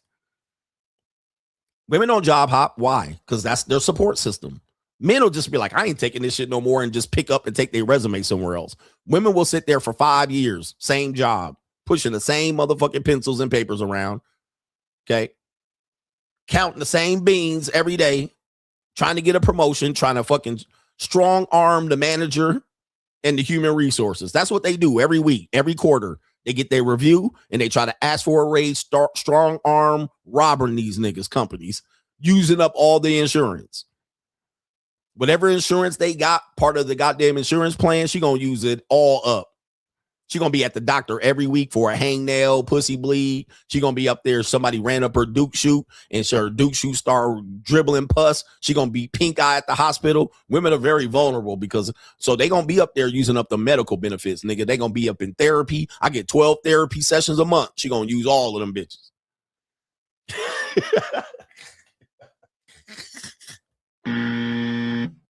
She gonna have her family using it. I get 4 kid therapy per month plus 12. She gonna know everything on the benefits. I get this. She gonna be at Oshkosh Bagage getting motherfucking overalls and shit. I get 40% off. All right. She gonna know all of that shit. She gonna be at fucking Lens Crafters getting glasses. Well, they're on my insurance. I get this benefit and I get paid. Yo, she gonna grate the benefits. Why? Because women are supportive, but they need support. All right. Anyway. Oh man. I'm telling y'all shit that y'all don't know. Women go sit up under the corporation and take all their motherfucking money and get support. They gonna make sure they clean that fucking benefits. They gonna clean it all the way out. They gonna get everything, lunches and shit like that. Everything paid for. They gonna want the guy at the top of the C-suites to come mentor her. She gonna go all of the lunches. She gonna go all of the fucking work trips and all of that. She gonna get her money back. Women go to work knowing that work provide lunch, and she gonna go there and plan her lunch schedule around work. And the minute somebody fuck around and sexually harass her or ask her for a piece of pussy or a date or compliment her hair or graze her fucking nipple, all right, now she taking them motherfucking niggas to court. Now she taking them to court. She want $8.6 million because some niggas looked at her erect nipples through her blouse from Marshall. Now nigga company got to pay and get dragged through a lawsuit and pay Jewish lawyers because this bitch feel like she got sexually harassed because she done fucking mismanaged her finances. the resources that they consume, like the things that they go to work to do, and they have an issue, they will literally have the vice president waste time on this woman, the human resource assistant, the human resource executive. They will have the CEO, the manager, the supervisor, the underling, the nigga in the mailroom. They will have all these people having a meeting because of her motherfucking ass. In her feelings. Tell me I'm not lying, bruh. Because somebody called her out for being late and going on a coffee break and staying at the lunch truck too long. And she will have all these people use her resources and have meetings and push emails, all because of one woman's feelings. She been late to work 30 days. Somebody called her out. Now everybody got to have a meeting using up company time and resources. The lawyer gonna be in there. The powers that be gonna be in there reviewing the contract, pulling her shit up, pulling her file. Yep, the union mediator. Everybody gonna have to be up in here for her motherfucking ass, because one day somebody told a sexual joke by the coffee fucking dispenser, and now everybody she in there when we gotta have a meeting and gotta get, bro, resources. So when I say a woman's always supported and she is a kind of waste resources, when I say people actually consume more than they produce, people don't realize what I'm talking about. You consume more than you produce. Yeah, you got a job that pays $80K. I guarantee the company is at a loss, nigga. The company at a loss. And the only reason you make $80K is because some man makes $80K. So they got to pay you the same because you have a common job description. I guarantee you she don't produce $80K worth of work. Guaranteed. 90% chance, nigga. She over there talking about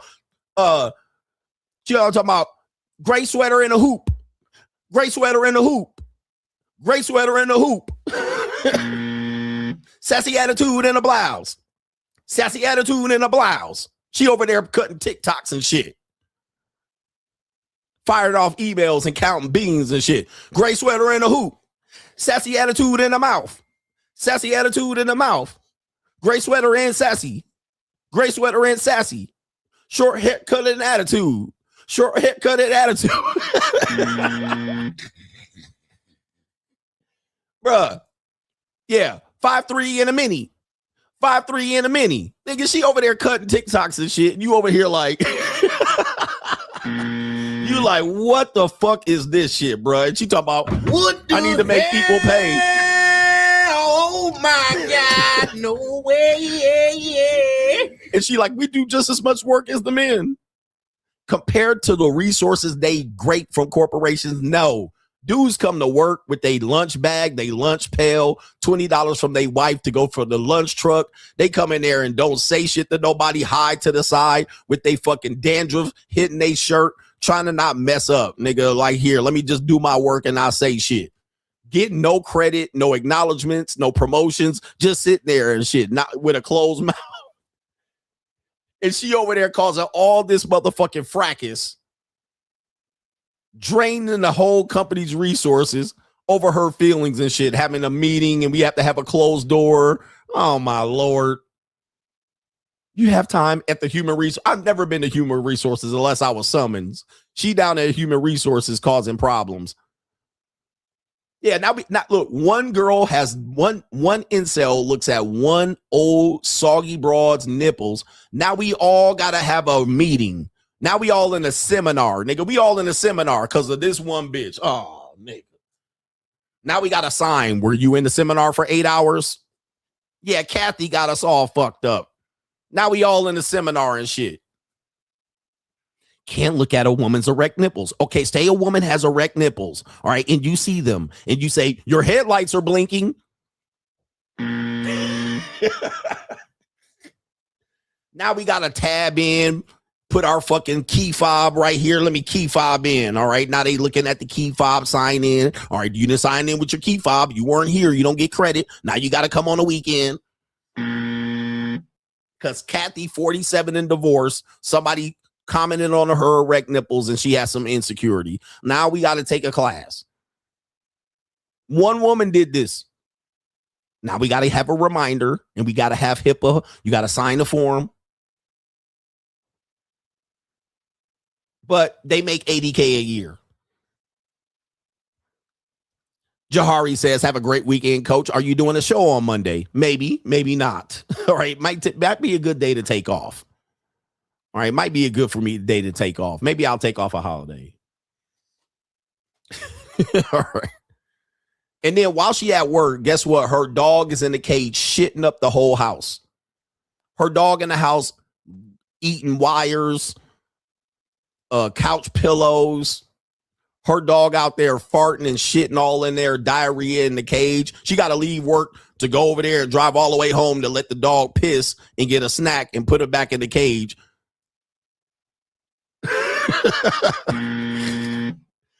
She got to hire other people with the money she making to get the kids to the babysitter and pick them up and care.com to take them to fucking practice. I'm like, bitch, just stay at home with your kids and dogs. Just stay at home. Out here running around here doing all this shit, acting independent. And now you got all this shit happening here. Or now you're like, my dog done shitted up the whole apartment and ate through the couch. You should have just stayed home then.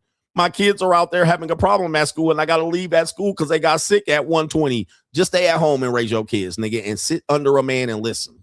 But you don't want to do that. Yeah, now they got to bring their dog in with a note. Therapy dog. Little dogs right here under the desk yapping. Everybody stopping by to pet the dog. Oh, it's so cute. Tell me I'm not lying, bro. Like, it's really a damn farce at this point. It's terrible. Like, what are we doing? This is like adult daycare. Shit is just tragic. It's tragic. But if I say this shit, I hate women. I don't, man. I'm just saying, bro. Let's just keep it real. Let's keep it real. Everybody stopping by fucking every hour to pet the dog. Oh, he's so dog pissing everywhere and shit, slobbering on people. And then when I make a complaint, got that goddamn dog in here. They want to fire me. Oh, you're insensitive. It's a therapy dog. She has a note. Shout out to Sly. Says, Coach, your point yesterday cracked the code. He says, women just go where the benefit is, ignoring the consequences. Men think that they're purposely wasting their 20s to find a dummy in their 30s as a retirement plan, but they're just chasing the payoff. Sadly, they're a major expense. That's all they're doing. And dudes, they're going where the benefits lie. Where's the payoff? That's what they're going to do. That stops being the payoff. They go over here. That's a co-sponsorship from Sly. I'm rich, bitch. And we got no government name. My baby mama terrorist dumb lawyer didn't file the current child support order for almost a year. They just tacked on several $1,000s. She now owes me almost $40K. Here's some of that child support funds out here. Shout out to you. Yeah, man. And dude, how child support works is sometimes you'll go in there and you don't intend to be in arrears, but you'll go in there because the case takes too long. And then when the case finalizes, you're automatically on arrears. Now, once you're in arrears and child support takes the paperwork, they just put in they just put it in. Now they have automatic triggers. Now your license is suspended as soon as they type it in the fucking thing. And it might take them a week or two, a month for them to type it in from what the judge signed. Now, I did that before. I got my baby mama got a child support award. I called child support and said, how do I send the money? Because I didn't know. I was like, how do I send the money? And they went into the system and they said, we don't see it in the system. We don't see it. And I was like, who do I pay? And she was like, well, don't pay, because if you pay her, she's going to say she didn't get it. If you pay us, we don't know what to do with it. We're just going to kick it back to you. So I waited. I waited 3 months. As soon as I waited 3 months, they suspended my driver's license. I was like, what? I got a letter saying they suspended my driver's license because they just pewted it in. The computers was pewting. I was like, bitch, you took.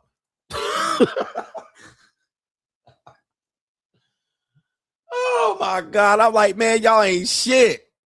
You're dealing with normies. You're dealing with NPCs. You're dealing with NPCs, bro. They don't know how to live life out of the instruction manual, nigga. Soon as you make them think, they don't know what to do. You're like, okay, here's my scenario. They're like, well, we don't have it's not in the system. I'm like, bro, why don't you just think out of the box? I have the award letter. I want to get ahead of it. She was like, well, don't pay because we don't know. That's why when I call people normies and NPCs and fucking welfare this is why I get pissed at normies. This is why I try to avoid normies, avoid the system, because these motherfucking people, they don't have nothing but the system in front of them. Soon as you put something that is just, okay, I'm in this situation. Well, I don't know what to do. It doesn't matter. I don't know. Well, and then they fuck you over. Well, you got my license suspended. Well, normies, nigga. These people are idiots out here, bruh. Don't get mad when I call these normies idiots. They just NPCs. They just wake up, here's the system, and they don't think outside the box. There's no other scenario but this. She was like, well, they'll take it out of, they'll just garnish out of your paycheck. I was like, yeah, but I'm 1099. Oh. Yeah, but what happens if I get paid cash? I'm 1099. Well. The reality is, if you're free, you're outside of the normie system. You're outside of the normie system, and nobody knows what to do with you. They'll just garnish it from your paycheck. Just wait till your human resources get it. Yeah, but I don't get paid by W-2. Fuck out of here, nigga. What the fuck? You big dummy. DJ Berserk, I'm behind on the stream. You spoke about the Manosphere saying, well, at least I get the money, fake pimps. But don't they also reprimand women for just getting the money? A lot of contradictions. Facts. So they reprimand women for just going to get the money and dating. But now all of a sudden, well, I got the money. Weirdos. And then De Niro Tranquillo, I recently got written up by a female nurse because of the way I made herself feel talking to someone else while taking care of a critical patient. I was asked to apologize when I wasn't even talking to her. I hate working around too many women. Normies. That's crazy. You weren't even talking to her and you had to apologize of the way you made her feel, and you were having a conversation about somebody else. Unbelievable. Y'all ready for this? That's crazy. Crazy world. Now, I think I got everybody, but that means to say maybe I'll see you on Tuesday. But shout out to you, man. You have a good weekend. For the locals and Money Mindset crew, we're going to see you on Sunday. All right. At regular time. Shout out to Chris Mack, says fake tan lines in the hoop. Fake tan lines in the hoop. Shout out to you. All right. That's a co-sponsorship. I got you, Chris Mack. I'm rich, bitch. But shout out to y'all. Take care of yourselves out here. Protect your seed. No drink and drive. Get your exercise in. All right. And all of that. Wear a rubber, nut on their mouth, inner teeth, and protect yourself. Money Mindset, locals on Sunday. Get on board. Shout out to y'all. Peace.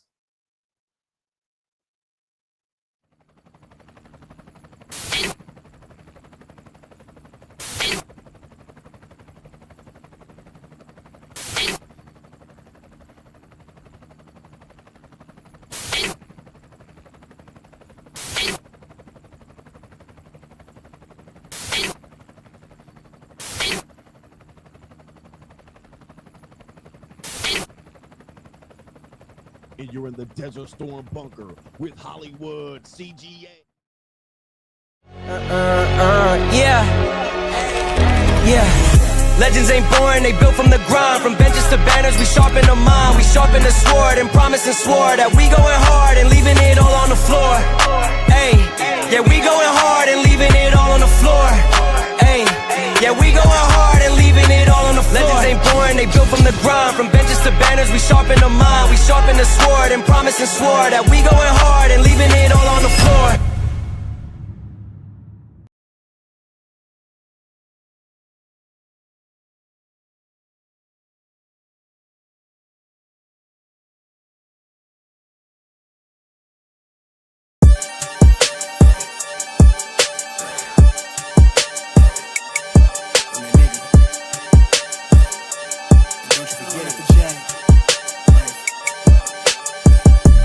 Vibe blowing at the J, got the loud jumping at the pay.